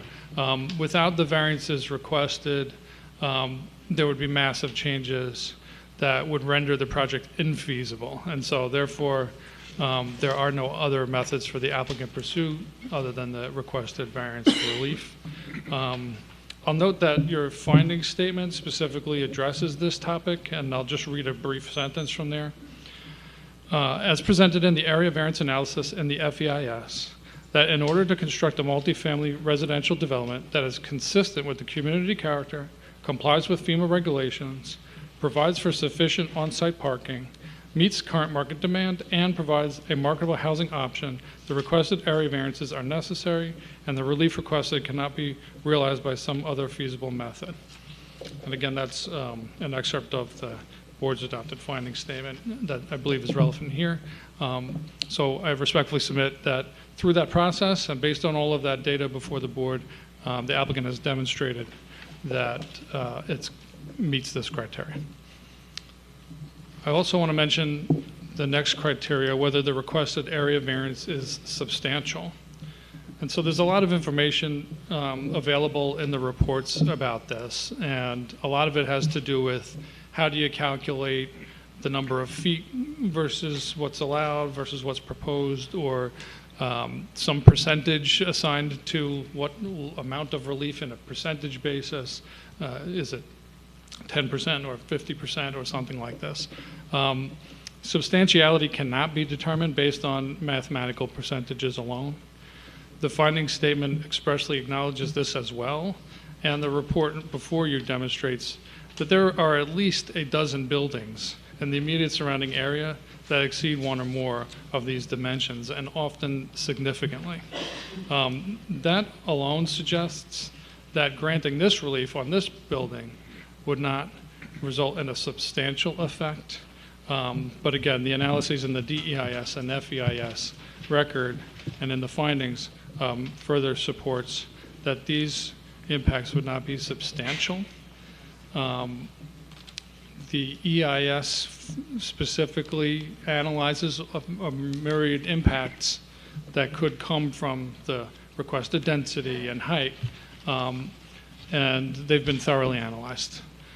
Which brings me to my next point and the next criteria here, whether the requested variance will have an adverse effect on the physical or environmental conditions in the neighborhood or district. You've heard it multiple times today, but this application was subject to really an extraordinary level of environmental review over the past roughly 1 decade. There was a comprehensive and public process.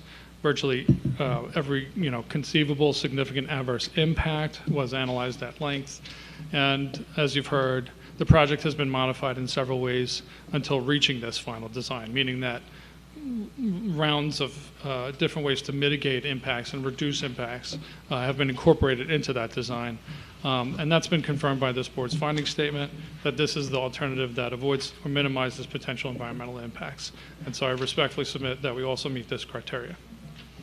Last but not least, this board must consider whether the alleged difficulty was self-created. So this is only one factor when it comes to considering area variance relief, as this board no doubt understands. It's not a determinative factor, so even if it were to be found that this was self-created, it would not necessarily require that any of the relief sought be denied. But we respectfully submit that this Residence K district, which encompasses only a length of 3 blocks, and either, in total, between the boardwalk to the south and West Broadway to the north. It's really an extraordinarily small district with only a limited number of properties in there. And several of those properties, as you heard tonight, are non-conforming with respect to those dimensional requirements. This application would eliminate the Hebrew Academy building, which is also itself non-conforming, which is the result of the creation of the Residence K district. And so its applicability and its dimensions in this limited area of the city really creates the conformities that we're talking about and drive the relief that we're requesting tonight. If there's anything else you wanted to add to that. Well, I would just echo Mr. Wortman's previous comments discussing the extensive market analyses that we had done as well. That also plays into this particular factor. That consideration is also a piece of it in the overall balancing test when we're considering the benefits to the applicant as well. So that's how we believe that it ties in with this particular criteria. Thank you. So that really summarizes the key points from the area variance analysis that's before you. I'm sure it relates to some of the questions that have come up over time throughout the lengthy process that brought us here tonight. But certainly we'd be happy to answer any questions now or following public comment regarding those items. Otherwise, we can bring up the next expert. Yeah. I have a question. Sure.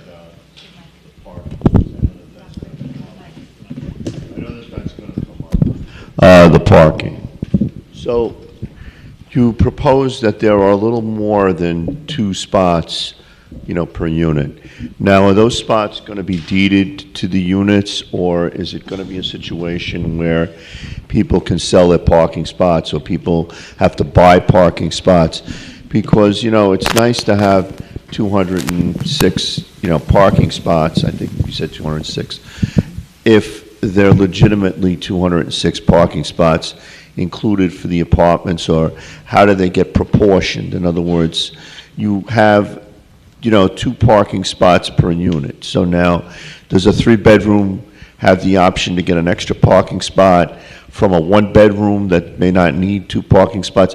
How do you plan to divvy up the parking spots? Because the big problem is that parking spots sound nice on paper, but a lot of times, they end up not utilized by some apartments, and some people, like guests, end up parking on the streets and, flooding the local streets.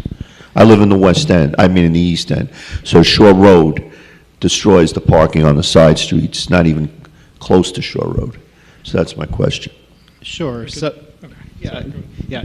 So we have been in conversation amongst our team about that as well. I think initially the thought was to not apportion necessarily parking spaces to units, but in the interest to ensure that the purposes of what the parking is there for are met. It is something that the applicant would be willing to do, to apportion specific parking spaces to each of the units to ensure that everyone is assigned a specific spot and have the opportunity for that second one if necessary. The importance here is that the intended resident of this development would certainly demand that. And so we understand that, particularly if it comes down to the location of the parking spot. That is it closer to the unit as opposed to being across the parking lot. So that is absolutely something that the applicant can commit to ensure that each unit has the apportioned parking And spaces that it is there accommodation? In other words, in the spaces that will be allotted for parking, is there provisions for a certain amount of handicapped spots? Let's say somebody in a unit needs a handicapped spot, that might take up 2 spots, let's say, but because you have to have the side, ramp space, and then it might not be 206 spots if some of them have to be handicapped spots. Is there some sort of provision for that?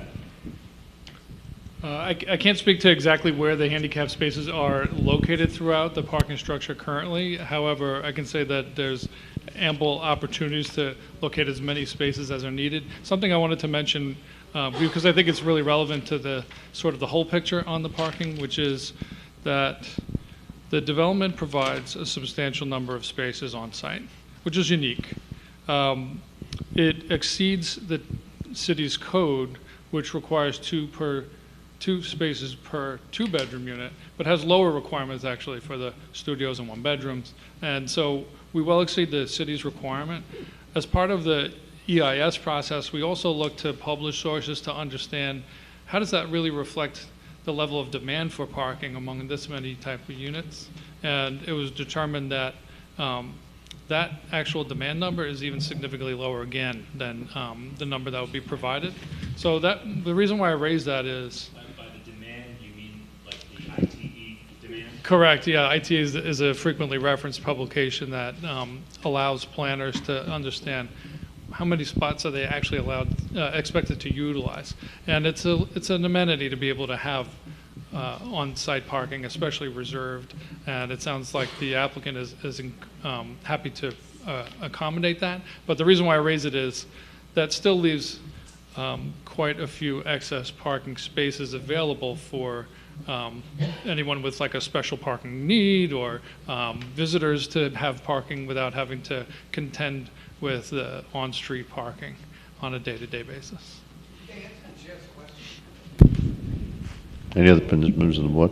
Yeah, I want to ask. Yeah, go ahead. I had a real quick question, if you could answer for me if you're able to.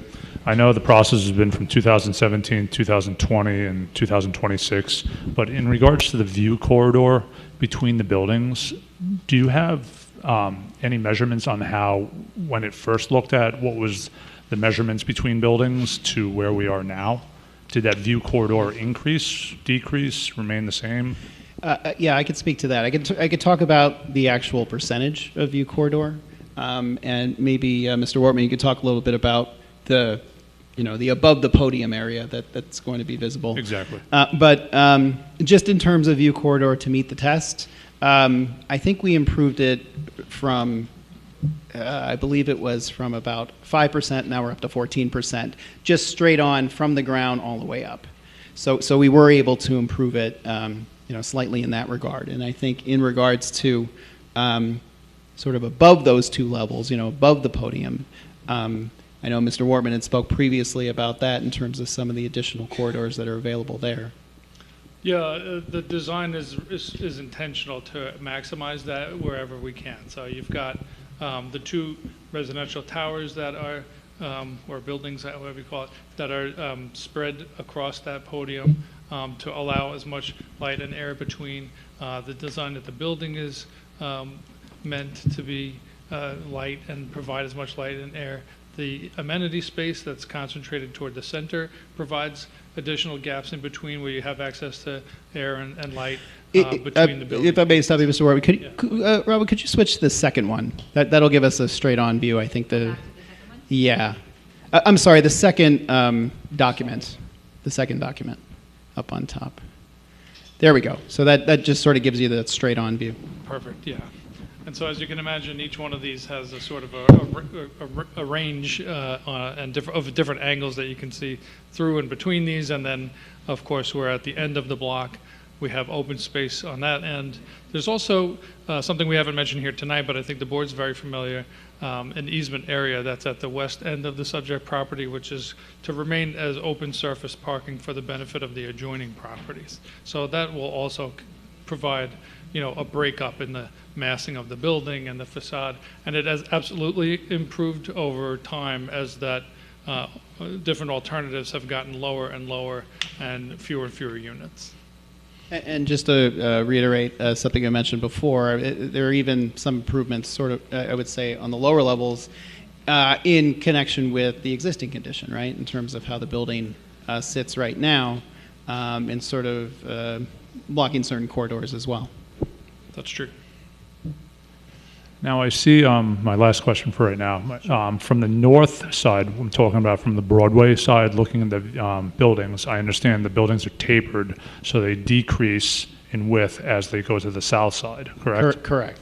How does that affect the buildings that currently exist on the east side and west side of Broadway to those buildings with viewing, like vantage, like if they step out onto the balcony, does that affect their viewpoint, which was there currently with what Halb sits? Do they still have the view of the ocean?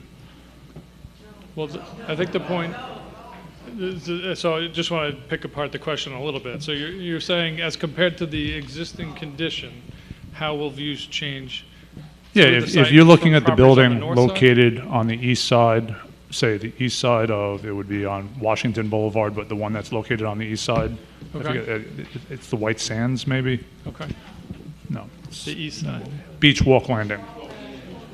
If they look towards the west, can they still see the ocean?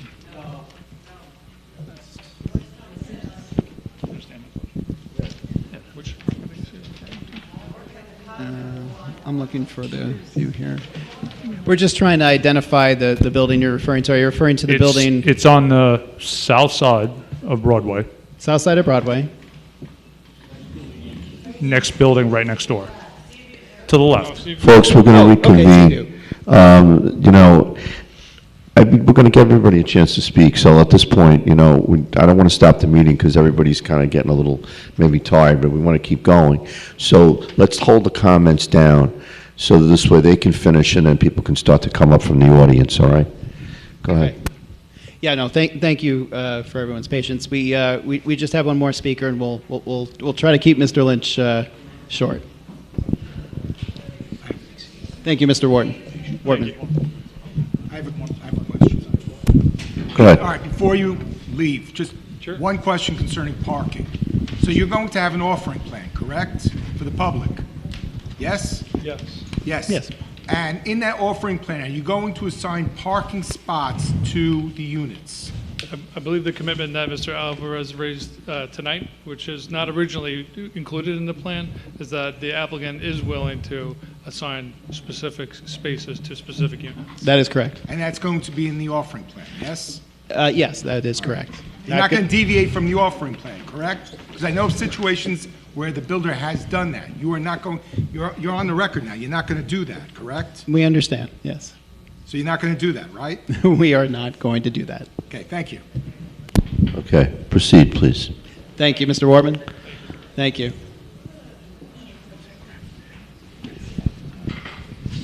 And Mr. Lynch, if you could state your name and address for the record. Good evening, sir. Name and address, and we'll swear you in. Good evening, Mr. Chairman, members of the board. It's Michael Lynch, business address 15 Dewey Street, Huntington, New York. I'm here as a state-certified real estate appraiser on this matter. Just raise your right hand, please. Do you affirm that the statements you will make are true under penalty of perjury? Yes. Mr. Lynch, have you provided expert testimony before this board in the past? Yes, it's been a few years, Mr. Kninsky, but I have appeared several times in the past. Okay, that's acceptable. Go ahead. Thank you, Mr. Chairman. Mr. Lynch. Good evening again. I prepared a consulting report that was submitted. In fact, if we could go to the original GIS aerial, Nassau County GIS. Sure, that would be the first document. There you go. Yeah, there we go. So I was out at the site a couple of weeks ago. I walked the property, the neighborhood of this section of West Broadway. And again, I prepared a report. Just quickly for a couple of housekeeping matters. At the bottom of page 2, I did describe the Halb or Hebrew Academy building is built circa 1986. It's actually 1976. And one more correction. At the bottom of page 4, I described the sales price range within the Beach Walk building, and it should be $525 to $875. I had 575. So again, I did prepare a report. Mr. Wortman did an extensive review, an analysis of the balancing test and the 5 standards. I don't want to be repetitive. With Mr. Wortman, I'll just describe again my findings when I did walk the area and drive the area of this section of West Broadway. As you know, the K-zone begins at this property as you're heading west, and it runs 3 blocks till you get to the west end and the terminus or the beginning of the boardwalk building. This area is overwhelmingly multifamily in character, anywhere from 2 to 7 stories, and height-wise, again, as Mr. Wortman described, there's a newer building that rises approximately 85 feet, and the 2 buildings immediately to the east and to the west of us, those being the Seaview Terrace and the Beach Walk building, those are approximately 70 feet in height. Again, we're proposed an above grade level of 79.5 feet. So with respect to the analysis that Mr. Wortman did, as I concur, this proposal for this building is certainly in keeping with the character in this section of West Broadway. So opposite the property on the north side, you have the J-zone, and you have the previously described by Mr. Wortman, the Seabreeze condominium building that rises approximately 53 feet. It's a 5-story condominium building. It doesn't provide for any off-street parking. Adjacent to that are a number of low-rise townhome condominiums, 3 stories in height, and then at the west end of that block, up against Grand, you have a series of newer 2-family homes that are approximately 4 stories in height. Opposite the building to the northeast, you have was formerly a hotel. It's currently owned by Air China. That building is virtually 100% building coverage of the lot. That rises 5 stories. That was built in the mid-1960s. Immediately running along Broadway, West Broadway, as you're heading east, of course, you have the Beach Walk building. Further east as you head, you're in the L zone now. That extends. There are a number of buildings with respect to their densities and their heights that were described by Mr. Wortman. You then come to the superblock area, which is the mixed zone of multifamily RBA zone. That provides for a much higher height, and that's where the new superblock buildings were. I do note with respect to what the newer condominiums are going for in the boardwalk building. So with respect to the proposed project of the subject, again, it's primarily comprised of 3 separate areas, or rather 2 residential buildings, which will be 6 stories above the podium of parking in the mezzanine area. In the center, you have, again, the amenities to the residents, which will include the pool area and a gym. And again, those 2 areas would also be the portions of where the podium parking is on 2 levels. It was described in terms of the number of units. There's 106, as Mr. Wittick described. This has been roughly a 10-year process. The project has been significantly reduced over the years. In fact, when it was initially discussed, they were talking a height of 154 feet and 154 units. The different iterations over the years, when we finally got to the DEIS, it was down to 11 stories, then down to 9, and then in this iteration, which is in the FEIS, and in the CEQA, we're down to the 8 stories, as was described by Mr. Wittick and Mr. Wortman. So it's 106 units in total that's proposed for this proposed luxury multifamily development. I'll just briefly describe the numbers with respect to the building count. So we're proposing 106 units. Again, there will be 16 one bedroom units, 42 two-bedroom units, and 48 three-bedroom units. As per the applicant and the anticipating asking prices as well as the anticipated sale prices of these luxury condominium units, for the one bedrooms, we have a range of $1,084,600,000 to $1.288 million for the one bedrooms. For the two bedrooms, we have $1,680,000 up to $1,934,900. Again, for the two bedrooms, and then finally for the three bedrooms, which from our research, there is a shortage within the city of Long Beach, and there is a demand for three-bedroom luxury housing. Those units would anticipated to be selling for an asking price of $1,248,000 to $2,069,100,000. Just to give a little description of the surrounding area pricing, the Seaview building, which was as described by Mr. Wortman, as you know, is immediately to the west of the property on the boardwalk. That is comprised primarily of one and two bedroom units. I reviewed multiple listing data over the last 4.5 years of condominium sales within that building, and they ranged anywhere from $370,000 up to $800,000, as you know, and as was described. This is an older 1960s brick building. Doesn't have anywhere near the amenities, obviously, that's proposed for this project. It provides for almost zero open yards from West Broadway. We do have the area that was described with respect to the easement parking area immediately to the east of the Seaview building, and again, that will remain an open corridor view for the benefit of the properties on the north side of West Broadway.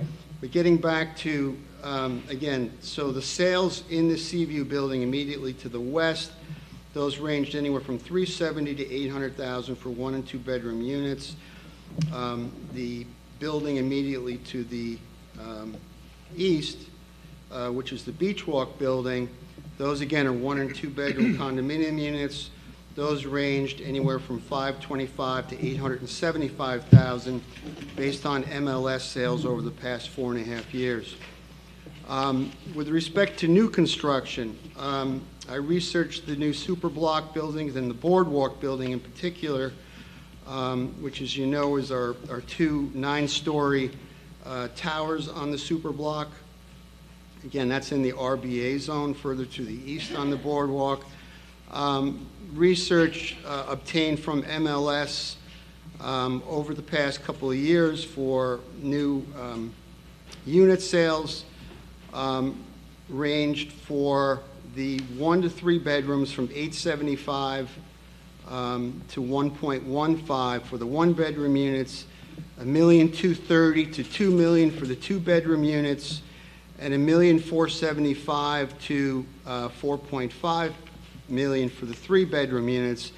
There were only 4, I might add, there were only 4 reported sales of the three bedroom units within that development. Again, that there leads to there is a demand for three bedroom units, which are proposed in this project. So just to sum up, you know, Mr. Wortman went over the balancing test with respect to the 5 test criteria.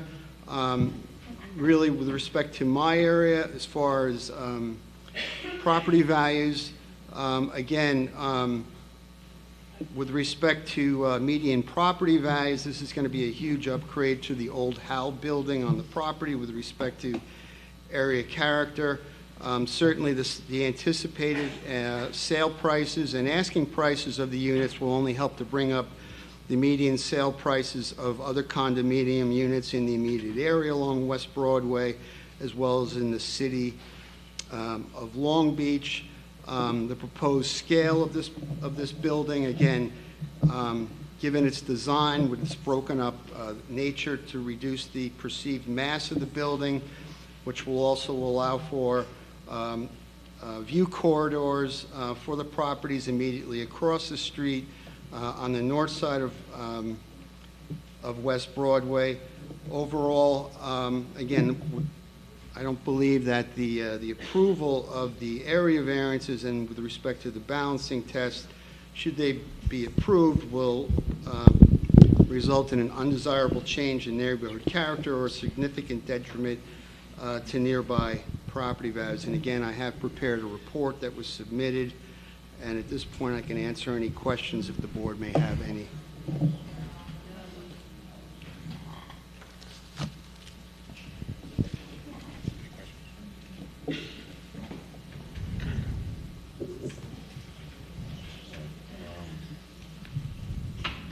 And if it, I'm sorry, Mr. Chairman, if there are no questions, we conclude our main presentation and obviously reserve any additional comment based on any further input that is expected at this point. Thank you. Thank you. Thank you. Right, so at this point, anybody else have any questions before we open it up?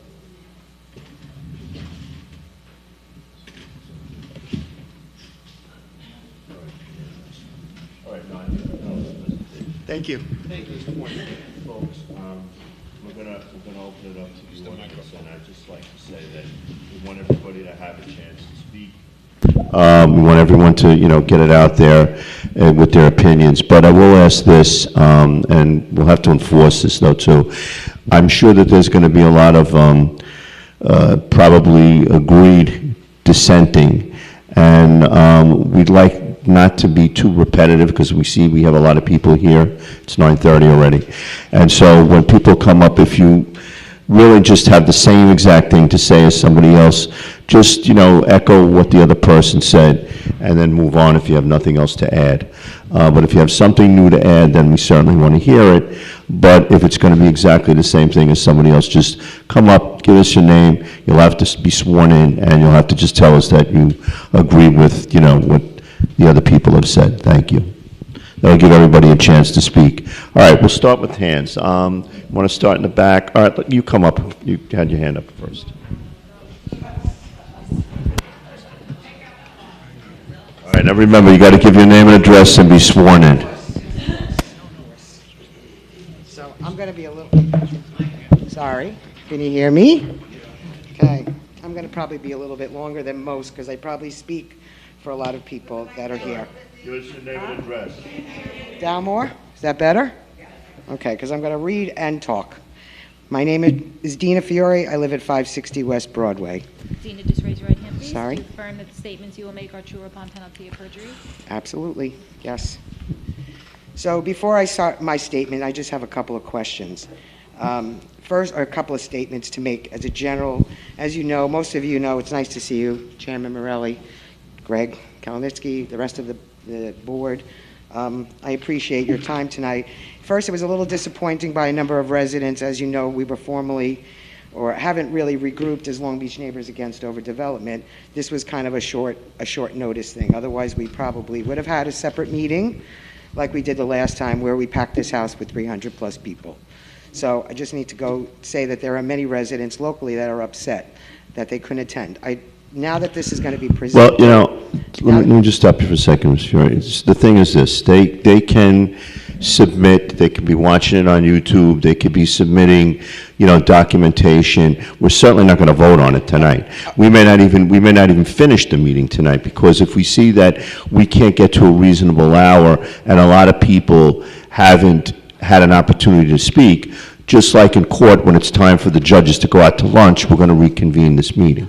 So the bottom line is, there won't be it may not just be this evening, it may be another evening too. That was going to be my part two Yeah, statement. go ahead. Is that, are we still going to allow residents to chime in? Yeah, Okay. everybody's got an opportunity, and we want them to speak. That's no problem. I just also want to acknowledge, because of the last meeting we had commentaries from a lot of professionals, professional firefighters, former city's manager, who had opposed this project, and I think it should be recognized. And if there's a way of those comments being part of the record this go around, I don't know if that's possible.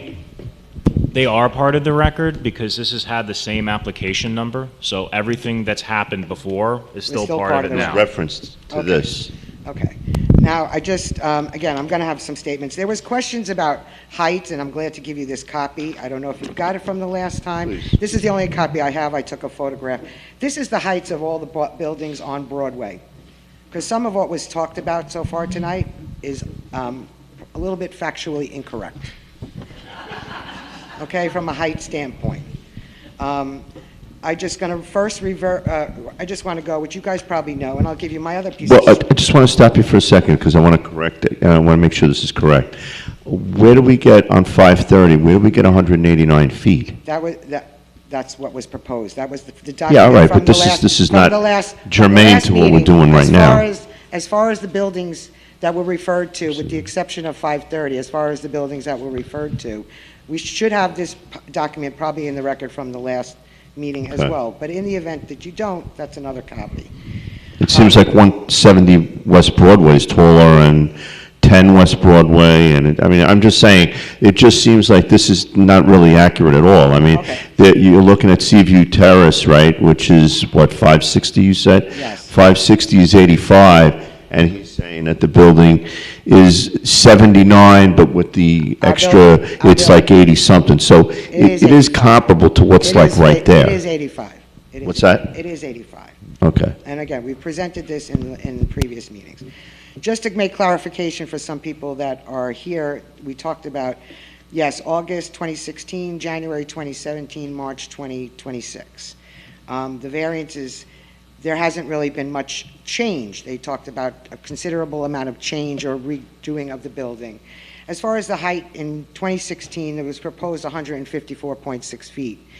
In 2017, it was 85, and today it's 79.5, which I understand does not, these numbers do not include FEMA, but just for a reference for a lot of people here that may not be aware. As far as area proposed, we all know that it's not to exceed 35%, but proposed in 2016 was 73, in 2017 it was 73, and in 2026 it's 84. So while we're looking to change heights and change, that has actually taken more space. So what looks like we took from height, we're taking now in width. When you talk about side yard zone not less than 65%, in 2016 it was 5, in 2017 it's 5, and in 2026 it also increased to 14. Front yards proposed, there's going to be no setbacks as we see now from the boardwalk. There's 0, which should have had, I believe, 20 feet from the boardwalk, should have been a setback. And the density, as we know, was discussed today, that it should be 1,000 square feet, and it was proposed at 576. 2017 went to 595, and now it's 708. So some of the conversation tonight, in my opinion, strictly, is that they said, oh, we've scaled back this project. The only thing that was scaled back was from a ridiculous original height that was nowhere near anything the city had done. Okay, so that's just some clarification for some people who might not understand the progress of changes. So I also want to make one comment. It was a little concerning tonight. One of the petitioners that was here prior to this meeting was asking for a variance. And it's not going to be stated word for word, but there was a comment that was made, since it's a blank canvas, why can't you build to code? So, now my statement, and I promise I'll make it quick. I can't believe it's been 10 years to come back and say it one more time. Build, but don't destroy. My name is Dina Fiore. I currently reside at 560 West Broadway next to Hal, property owner since 2013, born and raised in Long Beach, daughter of a Long Beach police officer and restaurant owner, daughter of a mother who founded the Long Beach, one of the founders of the Long Beach Historical and Preservation Society. I'm here tonight to say that this project is out of character and against the very fiber of why this city was created in the first place. I'm not suggesting we live in the past. I'm only trying to preserve what remains of our landscape and, most importantly, our infrastructure for the future generations to enjoy and prosper, living in what I and all the others here tonight have been so fortunate to have. Since Superstorm Sandy, it has become more magnified that we have severe infrastructure issues at hand. Sewer and pipe systems that at present cannot handle the stress, streets that are in disrepair, a water quality problem that is growing by the minute, getting browner by the second, saltwater intrusion into our sole source, the Lloyd Aquifer, Currently at capacity, without the addition of these pending and future new developments, if we do not protect it, we will soon need to look at other options of bringing water onto the barrier island at a great cost to all of us. That's just to name a few. To just shed some light, the stress of overpopulation makes coastal evacuations more difficult and challenging. The limited number of first responders and emergency personnel, especially firefighters, and the lack of equipment they have, all have huge impacts. And how do we handle those problems? Remember, we are a barrier island surrounded by water. We should respect that and understand it for what it is. The issues will arise, and when they do, we will be at risk. The West Home area is one of the most unique areas of the city, known as the Red Brick District. It is home to some of the most important history of our city. It is anchored by 2 schools, churches, and synagogues. Also, probably the most residential-only neighborhoods in the city. It also contains 2 of the oldest high-rise buildings, Seaview Terrace, and this part is important because a lot of comparisons were made today with Seaview Terrace and Lafayette Terrace. Seaview Terrace and Lafayette Terrace were both built in the 60s.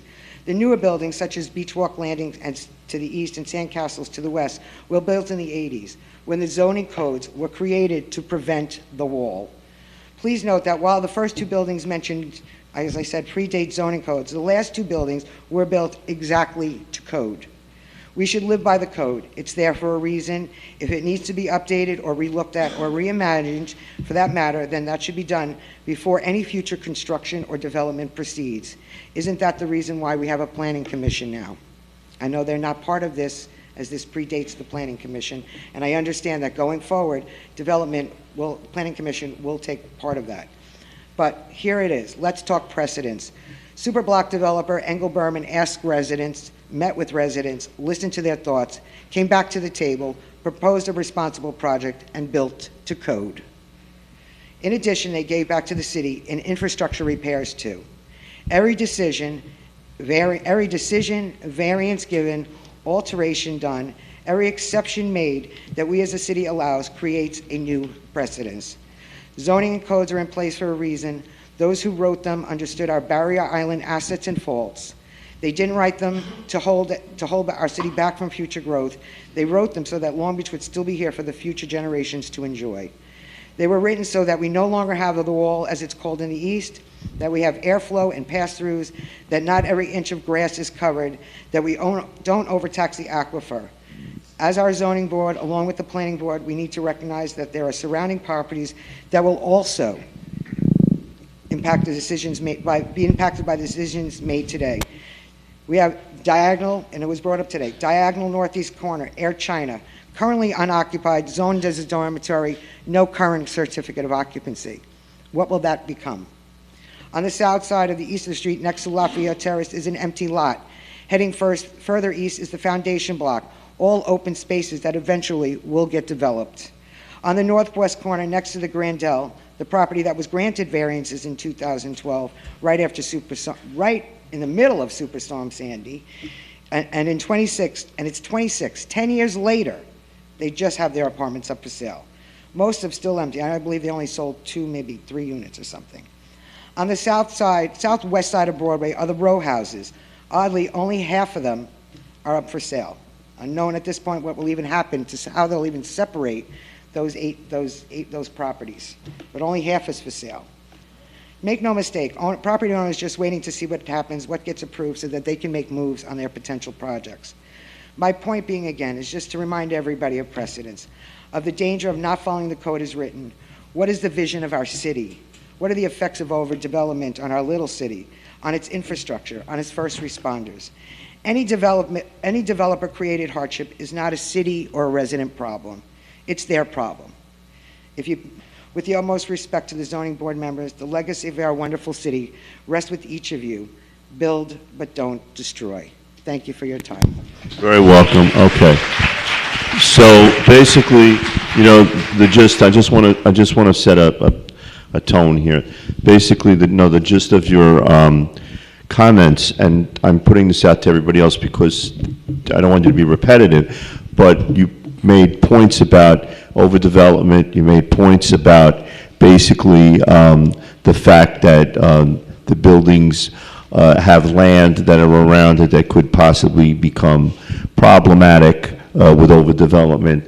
And so I think that was well covered. So please, if anybody else is going to come up with the same thing and we get it, built to code on a blank slate, so please, don't repeat the same thing. So who's going to be next? Let's see. All right, you know what? A hand up front. Yeah, come on up. Yeah, you can come up. Your name and address, please, and, we're going to swear you in.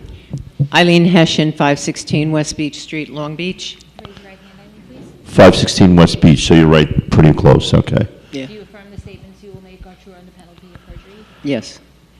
And I'm leaving out some of the things that Dina had to say. Okay. Um, You could just say ditto to some of the stuff she said and move on to your original stuff. She mentioned the blank slate as that was set up here, but another quote was from Mr. Kalnitsky, who said that the zoning board doesn't want to issue variances if there are feasible alternatives, and there are feasible alternatives to this huge project. Also, a lot of the experts who were up here talked about all of the meetings that they had with so many people, but they didn't have meetings with the community. And that's what we need to have, some meetings with the community, because we don't want this. I know Mr. Whittick has changed his plans, but they have not changed enough. Dina went over that.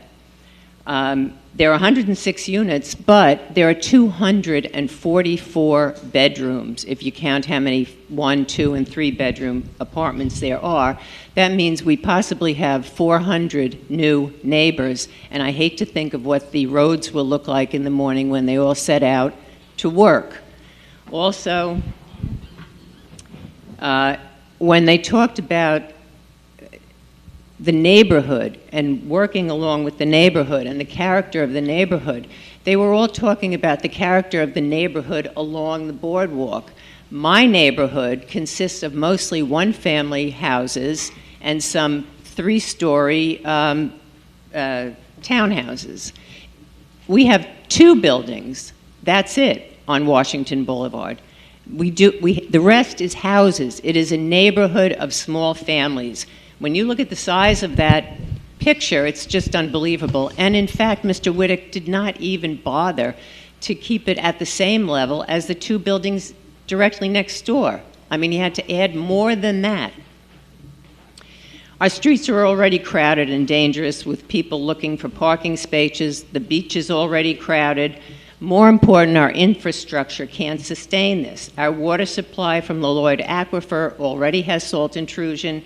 And if Mr. Whittick is going to pay for new water and sewer lines like Engel Berman did, we haven't heard about it yet. According to the Herald, Mr. Whittick has overestimated the tax dollars he'll bring to the city, including to the school district, which also opposes the project. He said it'll bring 56 permanent jobs to the city. I don't see that. I can see a few doormen and custodians, a superintendent, lifeguard, groundskeepers, but 56 full-time jobs, I just can't see it. And if they do have 56 part-time jobs, where are they going to park? We have even more buildings waiting to be filled. The one on Grand Boulevard, the one next to the Alegria, Air China, the Superblock buildings aren't full yet, and the city is considering more buildings on the Bayfront project. We're already the most densely populated city on Long Island, with many condos and multifamily apartments. How many more people can this 1-mile wide island support? And where is our planning board on this? They say they aren't involved because they weren't involved in the beginning, but it isn't their job. They're supposed to prevent overdevelopment, oversee major projects, ensure new construction matches the long-term vision and character of the neighborhood and community and city. Can't Mr. Whittick build to code? That's 40 feet high. He wants to double that, and that's just greedy. When I first met Mr. Whittick 10 years ago, he bragged that he could turn Long Beach into Miami Beach. Our residents don't want that.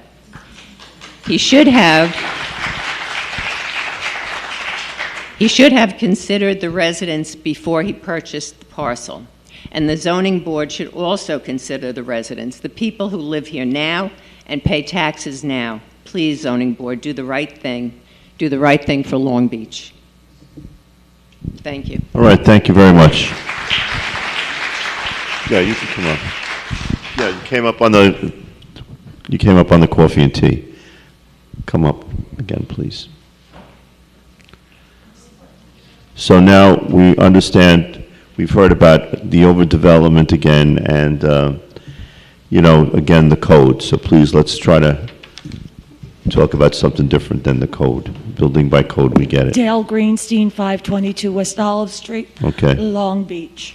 I have specific questions, which aren't what was already mentioned. In regard to the parking, are the buyers of these units going to be required to pay for their parking? Are they parking free? Ms. Weinstein. Or are you selling them? Ms. Greenstein. I'm sorry. No, so if you have specific questions, I don't want to put the board in Right. a position of answering them if they don't have complete Right. information. So Mr. Alvarez is Sure. over there. I'm sure he's taking notes. When everyone is done, Okay. he'll answer all the questions. Great. All right. I'd like to know whether there is a plan to be able to go from their pool area directly to the boardwalk. So are there steps to the boardwalk, or are they going to be going around like the rest of the world that wants to go to Washington Beach, up the ramps, or do they get their private entrance to the boardwalk?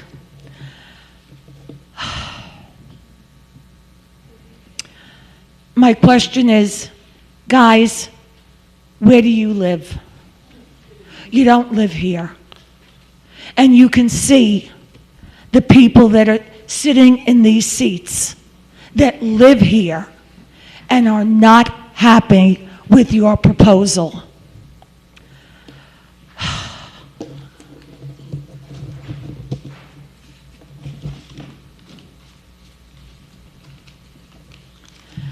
I've lived here for 77 years. The parking in front of my house during I'm going to go earlier than that. May 1st till the end of September is impossible. Dr. Moretti, Mr. Kalnitsky, and I do believe Mr. Patton, is he here? He's on the planning board. Oh, okay. Well, he would know that too, because this is your area. You've lived here. You might not live here now, but you know what it is. I'm going to stop. Thank you. No. Thank you. No, thank you very much. Go ahead, come up, sir. We'll move along, back. We'll get you all. Come on up, sir. Your name and address, please, and you got to swear in. Dave Garfinkel, 535 West Broadway. So you're across the street, right? Yeah. On the other side. Mr. Camera. Buckle, just raise your right hand, please. Do you affirm that the statements you will make are true upon penalty of perjury? I do. Go ahead, sir. Okay, thank you for having me, and thank you for the presentation and repeating everything so many times, and so make sure we understand. I agree with everything said so far, but I want to underscore a couple of things. First of all, it's interesting the applicants themselves admit that this is a self-created issue, so that's profoundly interesting. Another thing that I noticed, that there was some question as to, it's hard to say what's substantial, what's not substantial. Maybe, and maybe there's no precise math for that, but not in this case. It's actually quite clear, and the board wrote a pretty eloquent denial letter and laid it out quite clearly. It's like trampling, it's so interesting. We sat through this meeting and we talked about a minor variation here, minor variation there. This project tramples on the zoning regulations like Godzilla through Tokyo. This is like over 100% on many of the zoning regulations. It's not even close. There's no world where this is not more than substantial. So that's simple. A lot of the presentations were very, very misleading, or saying things that are simply not the case. Going back and forth, well, it's not, it's only really 43%. No, it's not. It's right what the letter says. Calling a building something different does not diminish the footprint. You can call it anything you want. It is what it is. The slides themselves were misleading. They weren't helpful, and the elevation slides were not helpful and misleading. Some of the projections you could see were very misleading. It was previously noted that all the buildings referenced were built under different zoning. I moved to this block. I spent all my money, every penny I had, because I couldn't get a mortgage. I was unemployed decades ago, and this is all my money. And I moved to this block for this zoning because it was nice. It's a nice block. This will destroy the block. We heard there were studies done. There was a passive voice. It drives me nuts. Who did these studies? Later we heard, oh, they did the studies. Great. I don't need a study. I live here. I know that this can't handle it. This block cannot handle it. All right? And there's also a parochial problem I have. I lose my view, but okay. It's also profoundly cynical that this has been going on for 10 years. This has been caused by, once again, the applicant, and saying, oh, and perpetuating this eyesore of a building, and saying, oh, we're coming in to save us. We're going to put something better in. Yeah, and on top of that, you put graffiti all over it to make it even uglier. Wow, okay. But that's profoundly cynical, and I hope no one falls for that. You could have built something nice a long time ago, once again, within code. But then again, I live in Long Beach. I don't have, and thank for bringing sophisticated New York City designers in to our beach community to help us out, and I appreciate that. But maybe I can't. I don't know. So it's not a slight reduction. I mean, it's a very, very slight deduction. There's no role where this fits in with the surrounding area. Thank you very much. So, let's see, right there. Come on up, please. What's that? Yes, go ahead. Good evening. Your name and address for the record, please, and we'll swear you in. Yes, hi. My name is Maura Turner, 457 Lindell Boulevard. Maura, just raise your right hand, please. Do you confirm the statements you would make are true upon penalty of perjury? Yes. Go ahead, please. First, I would like to say I appreciate the service of everybody on the zoning board, but I take issue with us residents being told that we can't be repetitive when we just had to sit through quite a few repetitions. Well, here's the thing. We're not going to be here till midnight tonight, number one, unless we're going to reconvene the meeting in next month and people will be saying that, oh, I can't make it next month. You're going to hear me out. This is the first thing. The second thing is that we up here as a board live here too. I lived on Washington Boulevard for 25 years. All right, I live on the East End and I have parking problems because of Shore Road. So I get it. We all get it. So the thing is, for us to sit here and have to hear that we have a parking problem, which we get it, we understand that. So we want everybody to get a chance to speak. So at the same time, I have every right to say, because I run the meeting, that I don't want people to be repetitive. You can just come up here and say, I echo the past sentiments of the other people, because we get it. We don't need 100 people to beat us over the head that we have a parking problem in Long Beach. That being said, please, go ahead. Yes, and I do not mean to be disrespectful. All right. Nor do I. But at the same point... I honestly am going to edit myself as best I can. I am going to try not to be repetitive. Okay. I do echo everything that has been said before by my fellow residents. I am a resident. I am a homeowner, a property taxpayer. My family has lived our lives on the sand and the boards in front of this property since 1975, Washington Beach. Summer sun, winter walks, bike rides, jogging. My mother, sisters, brother, nieces, and nephews own at least 9 homes in Long Beach. 6 of them are between Laurelton and Lindell Boulevards. This is our neighborhood. We know what's in keeping with the neighborhood and what is not. This proposal is not in keeping with our neighborhood. These paid representatives saying something in this room does not make it true. Wordsmithing and legalese cannot hide their self-caused wants or problems. These are not needs, and they should not come at the cost of our community. This proposal is not consistent with the surrounding neighborhood, and as was told to the Virginia Avenue property proposal earlier, this will be a blank slate once it is demolished. So why can't this blank slate be treated like any other blank slate in Long Beach and state a code? Proposing reductions today is not enough. Why not compliance? Why twice the allowed height variance? Just because the North Broadway Grand Boulevard building across from St. Ignatius got away with it in the midst of a crisis in our town doesn't mean that should be cited as a reasonable comparable in this situation. And that does not mean that we should let current and future applicants get away with what that developer got away with. This proposal creates too much shadow across Broadway in the summer and across the boardwalk in the winter. We people still use the boardwalk in the winter. We don't need it to all be ice because this building is so huge. Why is the building area variance more than twice what's allowed? Why are the front yard variance and the backyard variances ridiculous?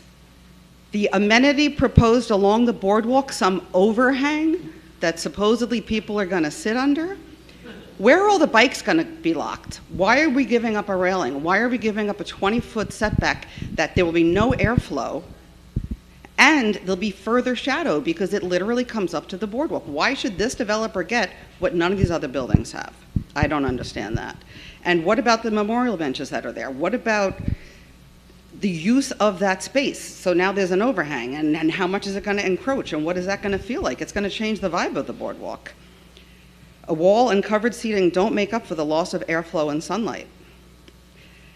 Using euphemisms like view corridors and other phrases doesn't hide the truth that there is no pass-through in this property. Why? Because of greed. It's not about need, it's about greed. The density variance. Why? Need is not the case, it is greed. Lafayette Terrace and Seaview Terrace were cited regarding density and even referring to the HALB structure itself. They are exactly why these zoning laws exist. Those properties, yeah, they're not what we want. That's why these guidelines were created. Last, in 2017, my father, at 1 o'clock in the morning, was the last comment given at that zoning board meeting at 1 a.m. as a retired 4 decades plus FDNY battalion chief, asked you guys, I know some of you literally were here, some were not, how's a fire truck getting in here? Where is the pass-through if there's a fire? How is a tower ladder getting up? Are you serious? Like, how do you even get to these buildings? I implore you, please deny these variances. Thank you. All right, you're welcome.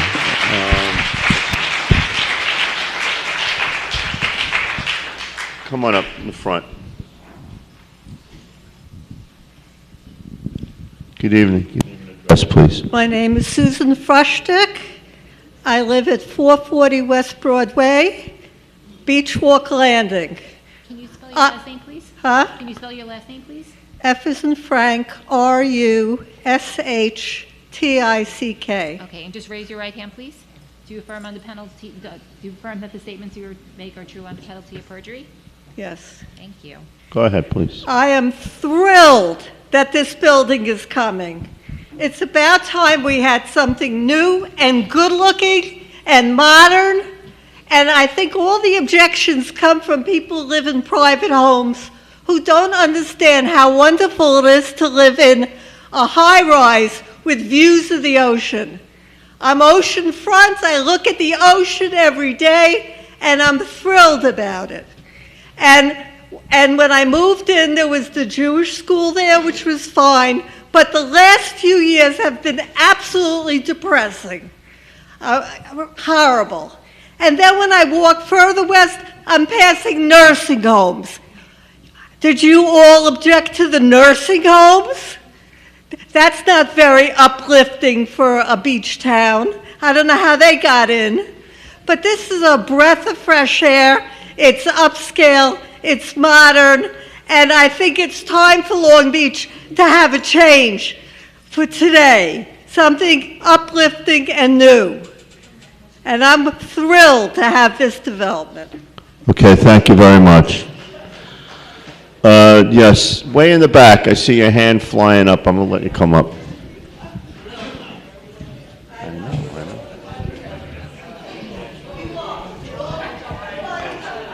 All right, everybody keep it down. Come on.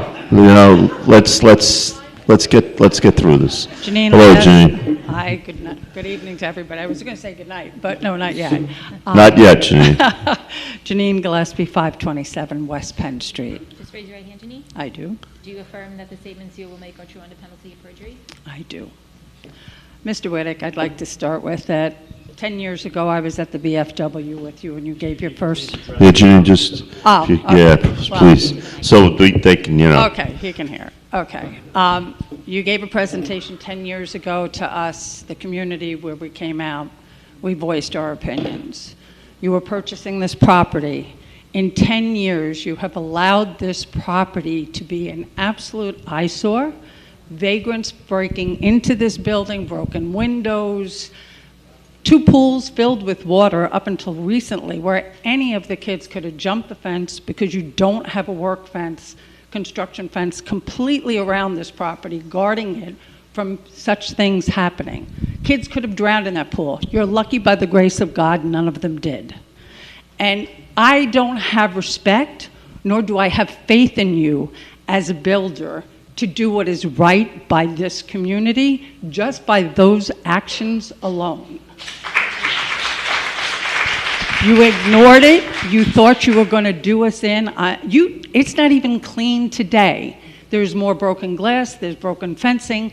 You didn't post your zoning board sign in the front of your fence. You posted it down on the left-hand side to the ground on the side fence. I was walking off the beach and just happened to look left and saw the zoning board sign. It wasn't up on the front. So, again, he doesn't care. It's all about what he wants, and he's here again. And again, we are a residential community. The West Home area doesn't need his multi-million-dollar apartments. There's plenty in town that are still up for sale. The Aqua, the Boardwalk, the Breeze, Grand, the Meridian. We all know what's up for sale. And they're not selling at these beautiful prices that they keep throwing out and saying that they're going to make our community better and richer. We don't need rich. We just want the beach. You got to get it. Okay, thank you. Let's see. A hand right there, sir. Sir, come on. Yeah, you got your hand up. Come on up.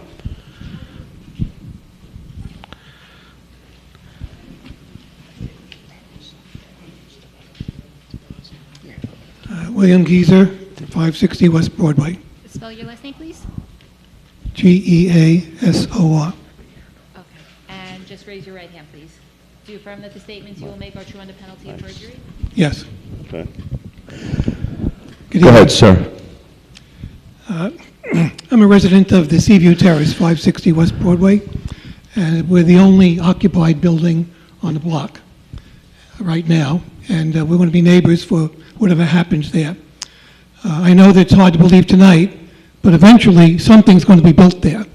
And my concerns I'd like to express tonight about our building would be whether this particular project is approved or any other. Would be the same concerns about the safety of our building, which is a 85-unit cooperative, 7 stories. That's 100% owner-occupied, so it's the primary home of 85 families. And whatever activity takes place there, whatever you approve, will cause concern for us both in terms of sand movement, water table, and other concerns about whether our building can withstand whatever pressures are going to be put on it due to the construction. The higher it goes and the more that's used, the more construction there will be, and the more likely that the foundation of our building might be jeopardized. And so I ask you to keep in mind our building, no matter what you approve, and ask you to ensure, make a condition of approval that whatever developer there is agrees to enter into a construction agreement with us that would understand that they would, on their pay themselves, which I understand is common practice, for us to hire an independent engineer and an independent attorney so that we can protect our interests as they go about the 3 phases of their construction, which is the demolition, the excavation, and the raising of the structure. There is danger to our building in terms of its sand foundation. It was built in 1960. 66 years ago, the building standards were different, and it really is not going to be able to withstand a lot of pounding from the pilings and the different things that are going to happen on the construction site as it's excavated. We want to ensure that a condition of whatever is approved, that they have to pay for us to hire an engineer and an attorney to represent our interests, to examine their plans, to make sure an independent engineer agrees that they're appropriate for sand environment for a waterfront building that's different from Manhattan bedrock that Mr. Whittick might be more used to building on. The question is, does he have experience with building in a beachfront community where the current buildings that exist there are resting on sand foundations that could easily have the sand fall into the pit, or while water is being excavated, which they have in their plan, could the water table underneath our building also be threatened and the building structure compromised? We have to make sure that whatever insurance they have, liability insurance, will cover whatever disastrous effect that their building might have on our structure. Because if it's not the total financial success that they hope it may be, and they go bankrupt, what's going to happen if there's damage to a building? We'd have to go against the city. And we know what the city's had problems with lawsuits in the past, and the citizens having to pay for them when the wrong decisions are made and things happen that people have to bring suits against the city. All that being said, we understand that eventually something's going to take place on our block, and it's going to affect our building, and we hope that the board will consider us and demand that whatever they approve of will ensure the integrity of our building, and that any damage that happens to it can be repaired, and that the building can be made whole, regardless of what may occur. Okay, thank you, sir. Thank you. Yeah, there's a hand way in the back. Let me get that person, they had it up before. So just your name and address, and the secretary will swear you in. How you doing? I'm Brian Patton, 662 West Beach Street, and I am a member of the planning board for whoever mentioned that. So Raise your right hand, Brian, please. Do you affirm that the statements you will make are true under the penalty of perjury? I do. And I think we covered the parking and the variance, I think we all understand that. Mr. Alvarez, I believe your name is, I had a few questions. I have a few questions. Is the theater a public theater, or is that just for your residents? Is the pool a public, or is it just for the residents? Is there a restaurant and a bar in there? And because that has to be figured into the parking spot situation. That's number one. The second thing, one of the gentlemen brought up the comprehensive guide, and he didn't bring up how each tree holds like a gallon of water. I didn't see any trees or anything or greenery around this property. But to put it simply, we've been dealing with this in the planning board, and as funny as it sounds, bugs and bees mean birds, and flowers, and then the whole chain of thing from eggs to possums. Possums, they get rabies vaccines, so in West End, you can't even find a weed tree. That's the only thing left in the West End. And now it's creeping. We keep creeping. We keep creeping out here, taking all the green out of our area. So, you have the zoning, like this whole FEMA thing is, I don't know why you need 2 parking garages. The real answer is to cut down the amount of the apartments. Thank you. Sir, yeah, you come up. We'll get to you, don't worry. Come on up, sir. Your name and address, please.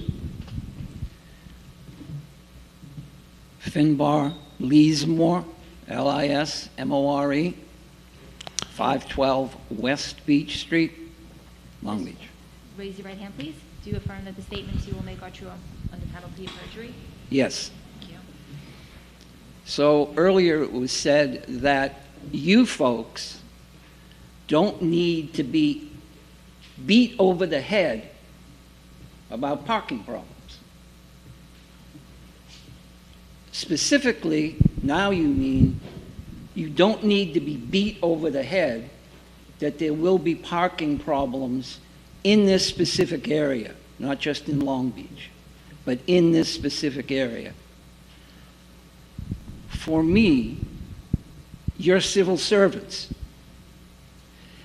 And to say that you don't need to be beat over the head, that your citizens are beating you over the head, sounds callous, sounds entitled, sounds mindless to me. Sir, it sounds like we want the meeting to proceed. We have been doing this in fairness to everyone here, okay? We are all taxpayers and residents and may own multiple homes ourselves. We understand. We are civil servants, however, we're not paid. We are volunteers. And we're here of our own accord. No one pays us. We have other careers. So we're here just like you are, okay? We give our time. Now, here's the thing, okay? We want the meeting to have everybody here fairly speak and be heard, okay?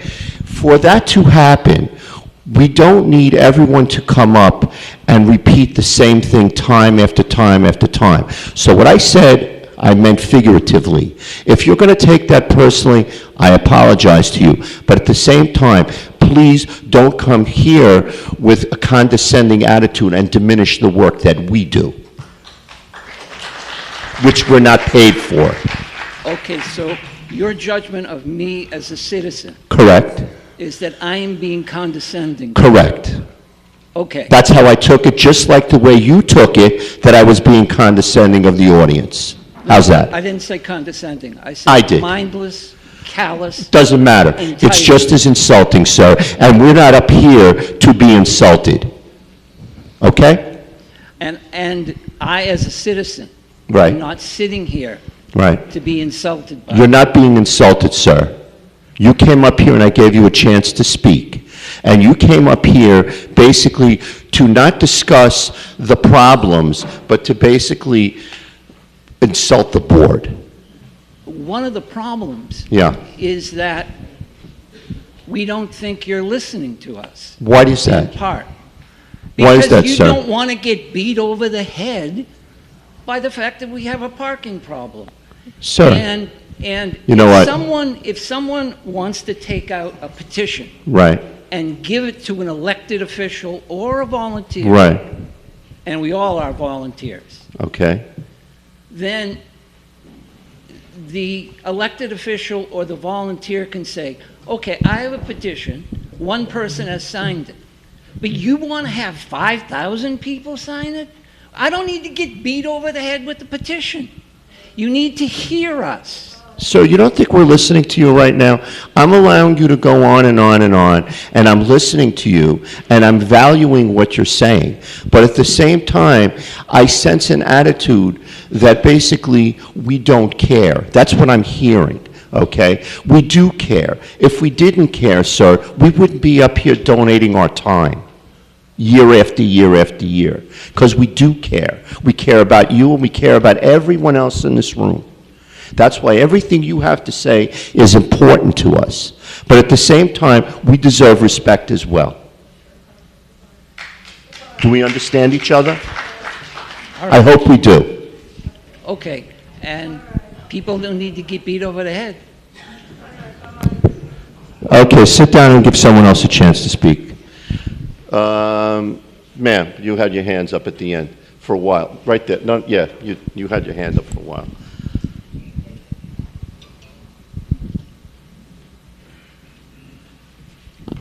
Come on up. Name and address, please. Jane Ryan, 517 Washington Boulevard. Jane, just raise your right hand, please. Do you affirm that the statements you will make are true under penalty of perjury? Yes. I'm going to be brief. I think that an environmental study should be independent, not them doing it. I also believe that an environmental study should not be just of Broadway, of a man driving around. We are a community here. This impacts not just Broadway, but the entire West Home and the entire Long Beach neighborhood. That's all I have to say.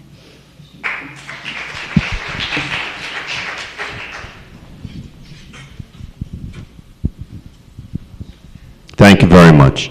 Let's see, who do we have? My glasses off for this one. Why don't you come up, ma'am, right there, the one further forward, and then you can come up after. You come up, yeah, please. And then you'll have your turn next, who was right behind her, okay? I don't want to miss anybody, all right? So, again, we want everybody to be heard, and everybody's opinion is valuable. Go ahead. Hello, thank you. Colleen McKeown, 518 West Walnut Street. Give us, we'll swear you in now, okay? Just raise your right hand, please. Do you affirm that the statements you will make are true under penalty of perjury? Yes. Okay, mine are actually specific questions. Go ahead. Everyone keeps speaking about above grade, above the podium. What is the entire height, including the mechanicals, which are usually at least 2 stories above each building? So what is the entity, the entire entity, from sidewalk to top?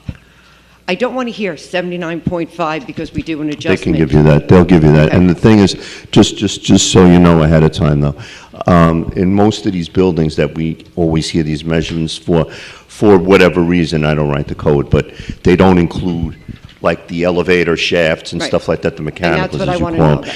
Technically, they're not included in the height. So when they give you the height, you want to know what the height is going to be from the sidewalk. From the And that's a sidewalk. very legitimate question, and I'm sure they'll answer it Okay. for you. Okay, so if you want to, hang around, I mean, I will. we'll see to them that they answer will. that. Okay, and what else? Okay, my next question is, on the renderings, there's one where it's showing the center building, and then behind it, you see that there is some sort of structure that will be going across in between that lower building. You're talking about the amenities building that they Yes, talk? from the amenities building over. Mhm. There, actually, it's like the pretty drawing, where it shows the pool hanging over the boardwalk. Because obviously, that'll be my next question. No. The next one. There's one that's kind of like face on and it doesn't show the dunes. Nope, there's another one. No, that one's ridiculous. Okay, that one. You can see in the back that between the amenities building and the 2 towers, that there is some sort of structure. So once again, while we're being told that we're going to have sight lines and breezeway, we're not getting that, because that would be, that back wall, it looks like it's maybe a glass wall or something, and then it has a couple of trees in front of it, because I know Brian asked about trees. That will also be, like a building piece. That's not a breezeway. That's not an open area. Okay, there's that. Then my next question. Obviously, the overhang of the pool is to enable them to use a bigger space than even the square footage they have purchased. That overhang is going to hang over the boardwalk, which means that when they have the spillover from their Infinity Edge pool into that cistern that will collect the water to return it, that will be encroaching on our space. They are adding to their square footage by utilizing that area. So, again, another problem in my eyes. And then lastly, it looks like it's like stadium seating. The steps where they're showing some people sitting on those that are adjacent to either side of the pool. Will that be for our usage? Because it looks like it's going to allow them to come down from their pool deck onto the boardwalk. Do we get to sit there and be in the sun? Because also this overhang that's going to give you covered seating, that's not where the sun, that wouldn't be protected from the sun through most of the day, because the sun is along the beach side. So it faces that. So it doesn't really give us an amenity. So just a few specifics I'd like answered. And one more, 106 units, 206 parking spots, that's not double the amount. 212 would be. At one point, 213 was said, but then I kept hearing 206. So just another clarification point I'd like made. Thank you. Thank you very much for your time, everyone. No, thank you very much. Ma'am, come on up. You had, yeah. We'll get you next. I have someone else I told to come up. Come on up, give us your name and address. Hi, everyone. My name is Tara Gaydar. I'll spell it for you. Gaydar. 366 West Pine Street. Raise your right hand, please. Do you affirm that the statements you will make are true independently of perjury? Yes. Thank you all for your time and your hard work. So I'll try to be quick. The proposed redesigned development, to the development team, I've lived in the Washington Beach area for 50 years. There is no parking for the current residents. It used to be the area of town that there was plenty of parking. I'd like to reinforce the idea for some that may not realize this, but when HALB was there was no impact on parking. Zero. They were bussed in. A lot of times the teachers were bussed in as well. There was no impact. Some of the kids would get dropped off by their parents, but literally dropped off. So you're talking about an area that it's not like you're rebuilding. So I just want to point that out.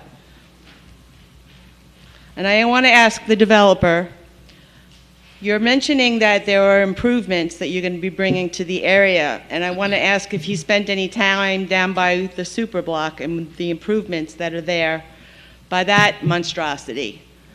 There's constant traffic, constant noise, and no parking, and people coming and going, crossing the street in the middle of Broadway. It's crazy. It's also completely changed, which your project will also do, change the whole feel of the block. Because now you're walking up, if you're walking down the sidewalk, you're not looking at anything nice. It's the structure for the parking garage. It's hideous. So for you to think that that's going to be an improvement to this block, the way it currently looks, yes, the way it looks right now with the vacant building and the chain link fence is unattractive and whatever, but when it was an active school, it was fine. So there's that. The people that live across the street, as others have said, they didn't buy expecting this development outside of the zoning laws. I just want to touch on, I know it's repetitive, that this many units cannot be sustained in this area. I appreciate that they are giving consideration to 3-bedroom units because they are not something found in this town in apartments, and that will appeal to a more family type unit, hopefully, but it could be 3 independent adults with 3 cars or 3 couples, which means potentially 6 cars per unit. I need that math to be considered, because from my math, you're looking at a minimum of 300 cars which is more than the 218 or whatever the number was. I see it as more like 500 more cars in the summer, which again, in this town, is May till the beginning of October. And that is a huge impact. I'd like to finish by just asking the board to please consider two things in the way that these meetings are handled. When someone is sworn in, please add the word primary to residence. I think we, as taxpayers, have a right to know where someone is really from. And the other part is, if you would consider to require, I don't think it's fair to be making us, the residents, sit here for hours for our topic. I think it's one thing when it's our own neighbors coming for variances, but when a major developer comes, they should have to be extremely brief, held to a time limit, and be required to give us, not only you, handouts. We should have the numbers, the measurements, the diagrams in front of us while they're talking. It's not fair.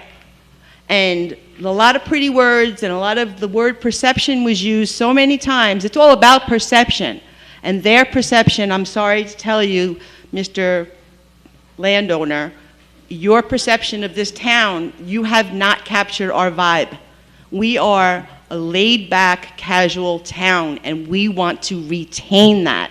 We do not want to be Atlantic City or any of the Jersey Shore towns that have the apartment buildings, or even, we don't want to be the Hamptons either. We are Long Beach. We are unique, and we love it. Thank you for your time. There was someone, yeah, right back there. Come on up, please. We'll get to the person in the back, too. Don't worry. Huh? Yeah, I know. I'll get to you. Hi. Name and address, please. Can you hear me? Sorry, I have... You're all ready to be sworn in, huh? Maura Lamana, 253 Lindell. I have a Maura, question. just raise your right hand, please. Do you affirm that the statements you will make are true under penalty of perjury? Yes. And can you just spell your last name? L-A-M-A-N-N-A. Thank you. My question is, when you have these buildings around town and they are in disrepair, why aren't the landowners fined on a daily basis? Because I feel like this is the sales pitch every time.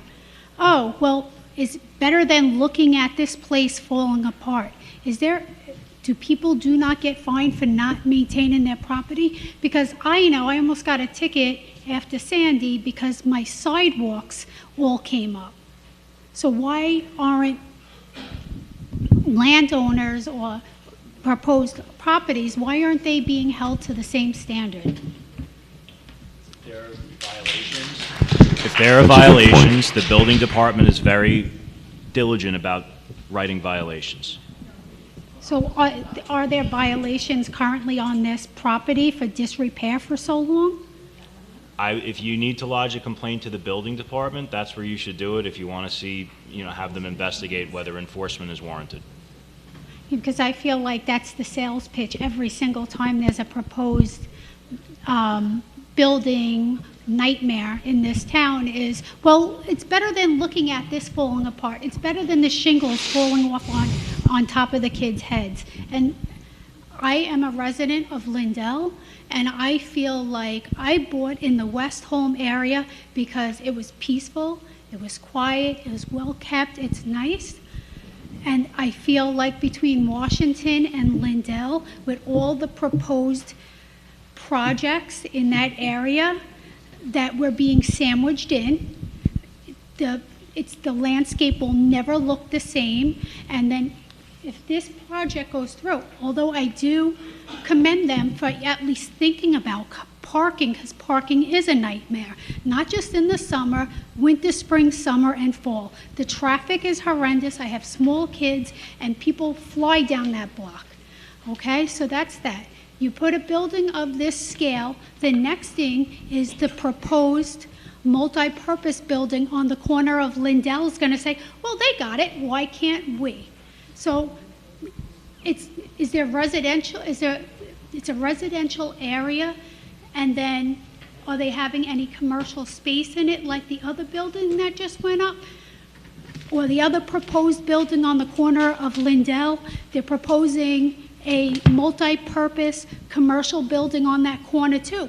What are we doing as residents here? I just really hope that you guys think about it, and I commend you for sitting up here and listening to us all and all of our concerns. Thank you very much. Denise, come.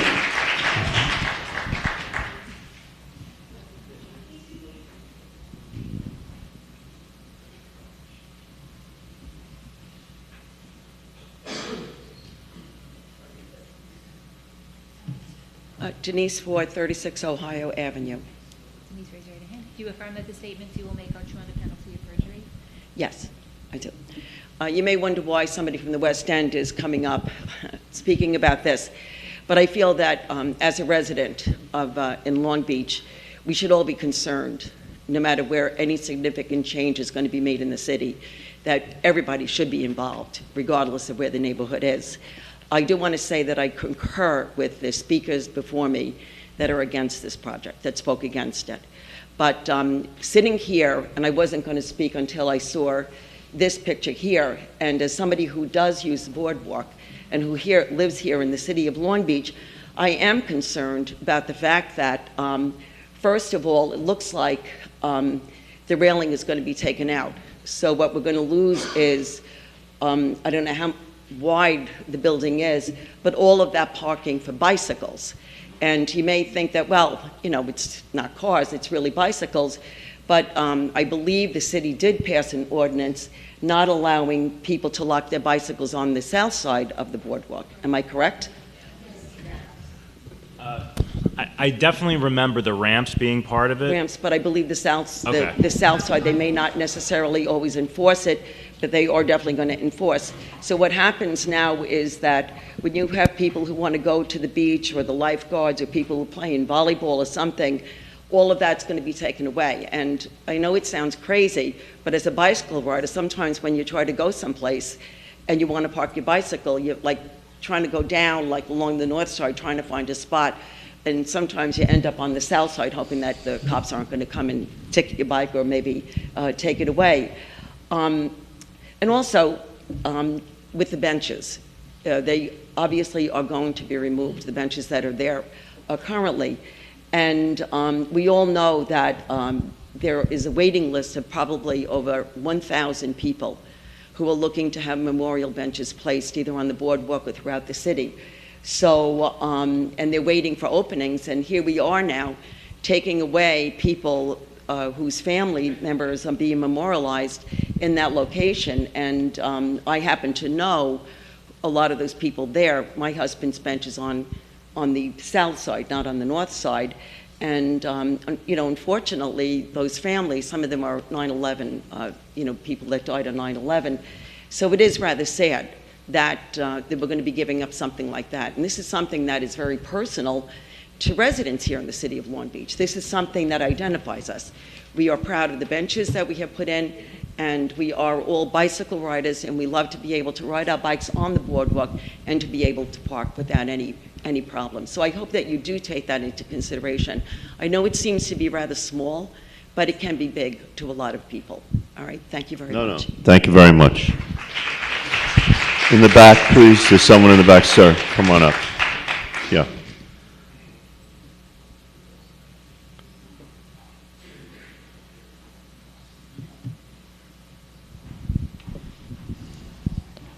Good evening. Name and address, please.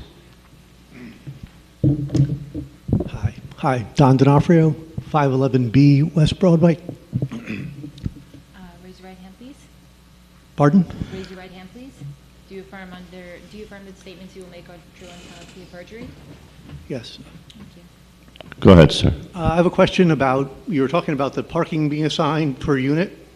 Why do you think it's beneficial to be assigned to the unit? Why do you feel so strongly about that? Someone forced it to be on the record before? I didn't hear the question. Can you repeat that? So you were saying before Yeah. that the parking should be assigned per unit and not just open to all the residents of the building. Why did you feel so strongly about that? Why was that put on the record? I think it was Mr. Markov.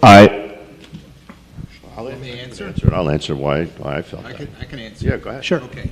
So I know of similar circumstances with other buildings that will remain nameless, where they didn't do that, and what happened was the sponsor turned around and didn't give out the spots that he was supposed to have.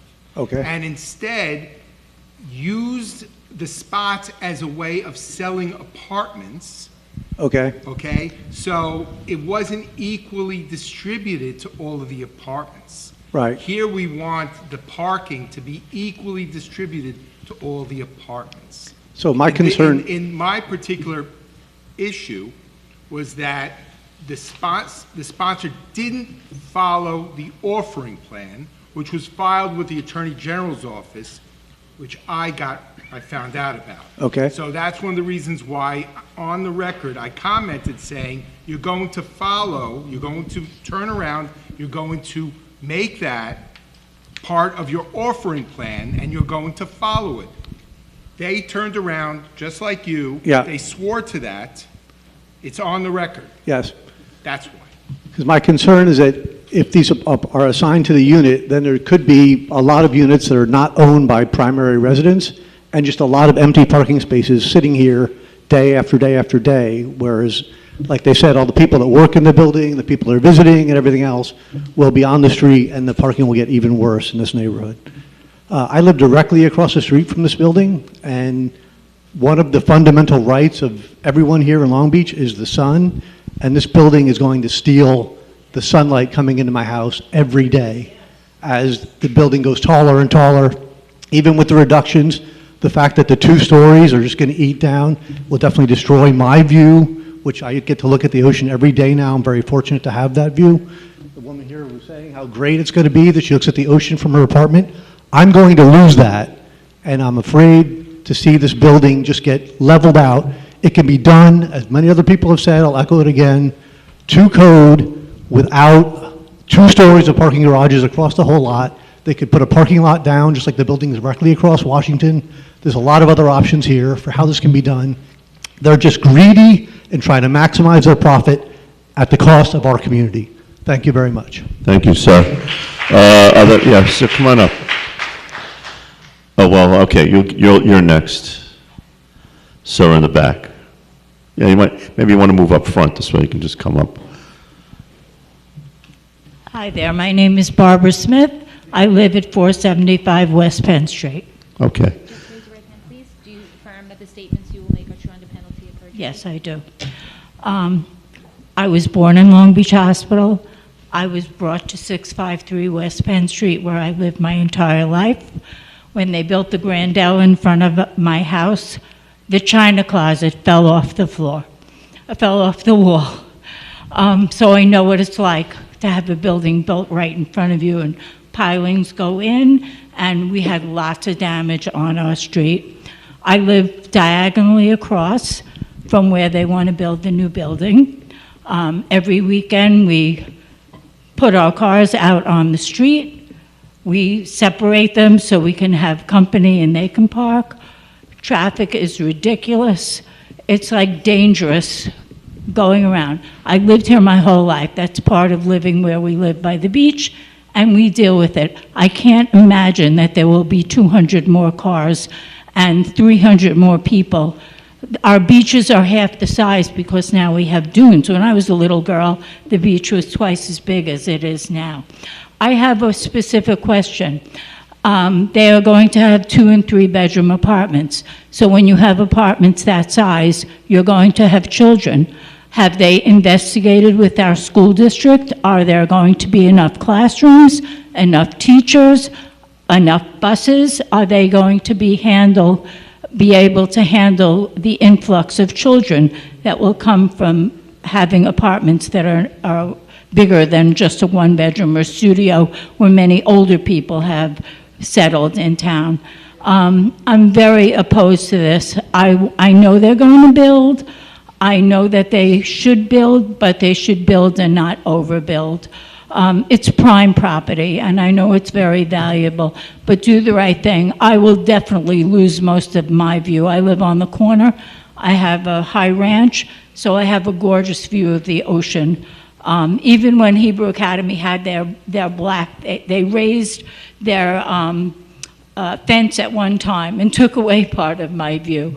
But I'll always have it because there's a little bit of that you're going to get right from the boulevard. But I also wonder how close they want to build to Washington Boulevard. Is there a certain amount of feet that they have to build from the Washington Boulevard side? So I know they're going to build.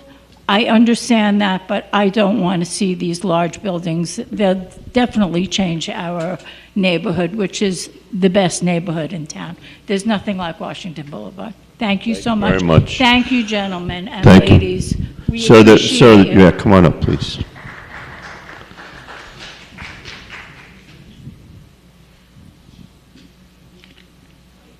Hi, Brian Salem, 621 West Penn Street. Raise your right hand, please, Brian. Do you affirm that the statements you will make are true under penalty of perjury? Yes. Hi, I echo the comments and the sentiments of most of my residents that have spoken here this evening. What we have here in Long Beach, the charm of it, are the neighborhoods, and the neighborhoods that we've all lived in and the neighborhoods that we've come to really love. So, you know, that is something that is going to kind of be a struggle. There's a tug of war between that and development. And we know that there's going to be development here. So I guess I just have two questions that I'd like to ask of the developers. Now, with the units that are being sold, is there anything in the offering plan that states how many of the units need to be owner-occupied? Right. So that's the first question. And then the second one, which I don't think was covered, is there any commercial space for businesses within the building that they're going to lease out to any businesses? That district is residential. Commercial uses are not permitted. Okay. So they would have had to get a use variance, so no, there's not going to be any commercial space. Okay, very good. Thank you. Thank you, sir. Sir, come up, right there.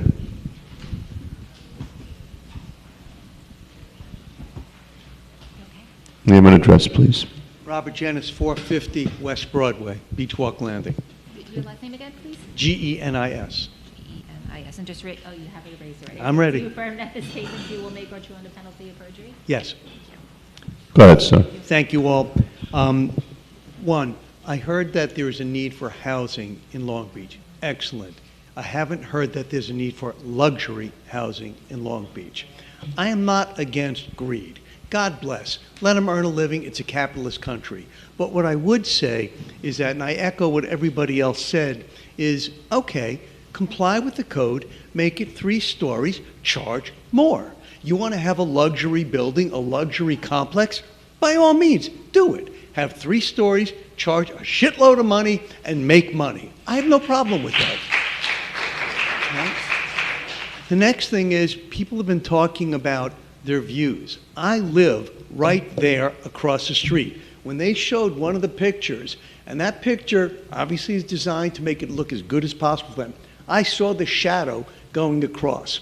Me and all the people that live on my side of the building are going to lose our views. We're going to lose our sunsets. We're going to lose our views of the ocean. We're going to lose the breeze. We're going to it's going to be a shadow. It's going to be a cloud, and I'm going to lose why I came here. I moved here after my wife died. I'm not here as long as everybody else is. I'm here since 2017. But I came here to escape from the city. And I came here to have that view. And to lose my view, just like the people with those townhouses are going to lose their views, and people in some of the other buildings, a lot of people are going to lose our views. And that's not right either. When we bought our apartments and we bought our homes, we did it with that view. I bought it with that building. Now, I knew something was going to come up. I'm not surprised that somebody built it. Like I say, God bless, make money on it. I have no grudge against that. But do it within the code, charge more money, make a living, don't ruin our views. Thank you very much, and I appreciate you. Thank you, sir. There was someone else. Come on up. to get up and let everybody go through you, you know, so now it's your turn, right? You got it. Right? Say. Tracy Flynn, 517 West Walnut. I'm going to address something. Raise your right hand, please. Sorry? Raise your right hand, please. Do you affirm that the statements you will make are true under penalty of perjury? I do. Something that hasn't been addressed, because I do echo a lot of the concerns, but they talked about the environmental impact. And one of the things that really has not been addressed is the beach. I use the beach all the time. I do use the boardwalk. I'm very concerned about it being covered, taking away the parking. But if you go from where we are in West Home and you go down east and you see how everything is built up, you can see how crowded and overpacked those beaches are over there. And in the community we have in West Holmes, you go down to our beach and it's not like that at all. You can bring your family, you can put up your tents. You're not sitting on top of people listening to their conversation. And if this goes up, that's going to be a major problem. That's a lot of people coming onto that beach and their family and friends and who's going to visit. So it is going to impact the beach, and have they looked at that concern? My other one is about the parking, and I know you've been beat over the head. But with the parking, I know they're supplying parking spots. However, are they mandated to buy that spot? Because there are people that are going to buy these types of properties and these units, and they're not going to want to buy that parking spot for the whole year. They were going to come in and they're going to park on the street instead of purchasing the spot, because they're not going to be there for the whole year. So are they required to buy a spot? How is that going to work? They'll be available, but does that mean that they have the option? And if not, they're going to park on the street and it's going to come forward. So that's, and the cover-up. Those are my three things. I made it short. Thank you. Have a good Thank you. night. That's a legitimate question, and I'll answer it. Was there a hand in the back? Yes, sir. Come on up. Come on up.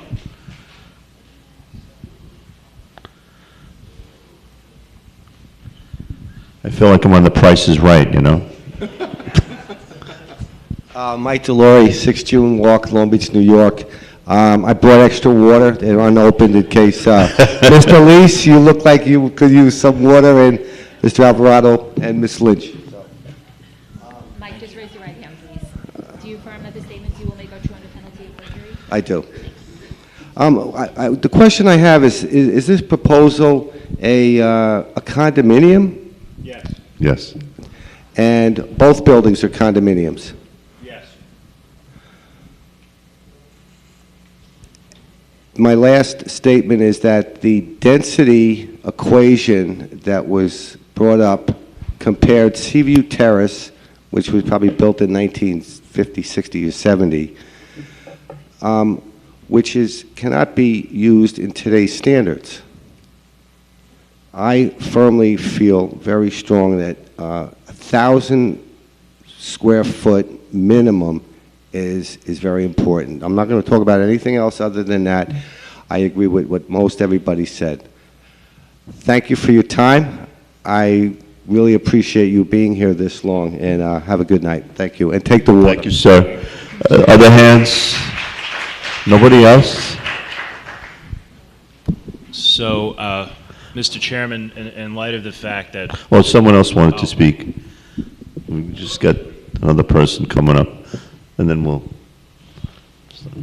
William Madden, 560 West Broadway. William, just Go ahead, raise your sir. right name. So, yeah, we'll swear you. Madden, M-A-D-D-E-N. Okay, and just raise your right hand, please. Raise your right hand, please. Do you affirm that the statements you will make are true under penalty of perjury? I do. I consider myself a realist, and I know at some point something is going to be built on that property. And whatever is built is going to be an improvement over what's there right now. And I'm also a capitalist, and I realize that people bought that property and they have to get their money back, make a profit, whatever they're going to do with the property, develop it, you know, according to their plan. But what they need to do is stand on the boardwalk and look to the right and look to the left and say, we can't do any more than that. Whatever they have over there, whatever they have over there. If they're 20 feet back from the boardwalk, we got to be 20 feet back from the boardwalk. If they're 6 stories, we got to be 6 stories. And, you know, I know the code is restrictive, And it seems to be a special code for a very small area there. But it has to stay in line with what the neighborhood is. Don't go grandiose. Come to a compromise that's going to work for everyone involved, and let's get this thing over with. Thank you, sir. Was there someone else? Okay, I guess there's nobody else that had a hand up, so council is going to make an announcement. Mr. Chairman, just, procedurally, you had mentioned there is a possibility of an adjournment to give the residents an additional chance to speak at a future date. Yeah. So I think, procedurally, it would be preferred to have the applicant go last so they could address all the questions and Okay. issue a comprehensive rebuttal to the comments that were made. So if that's okay with the applicant, we would adjourn the public hearing, leave the record open until our September 24th date. Yeah, I think that's a good idea. I would agree with that. I think that, we did hear before that there were some people that couldn't be here, and if they wanted to come, either by submission, even by mail, the record is open, so you can tell, people that if anybody needs to speak, they could submit stuff in writing, and we will adjourn this until the next meeting, which, Robin, what was the date again? September 24th? September 24th. So if anybody else needs to be here, September 24th, the record is open, the meeting will continue, it's adjourned until then, and we want to give the applicants an opportunity to also give a detailed rebuttal at the end of everybody else's comments, okay? So I think that would be the fairest way to do this. Yeah, the applicant consents. Applicant consents, okay, thank you. Thank you. All right, ladies and gentlemen, thank you very much for being here tonight and for your time. And the next meeting will be September 24th. Thank you. What's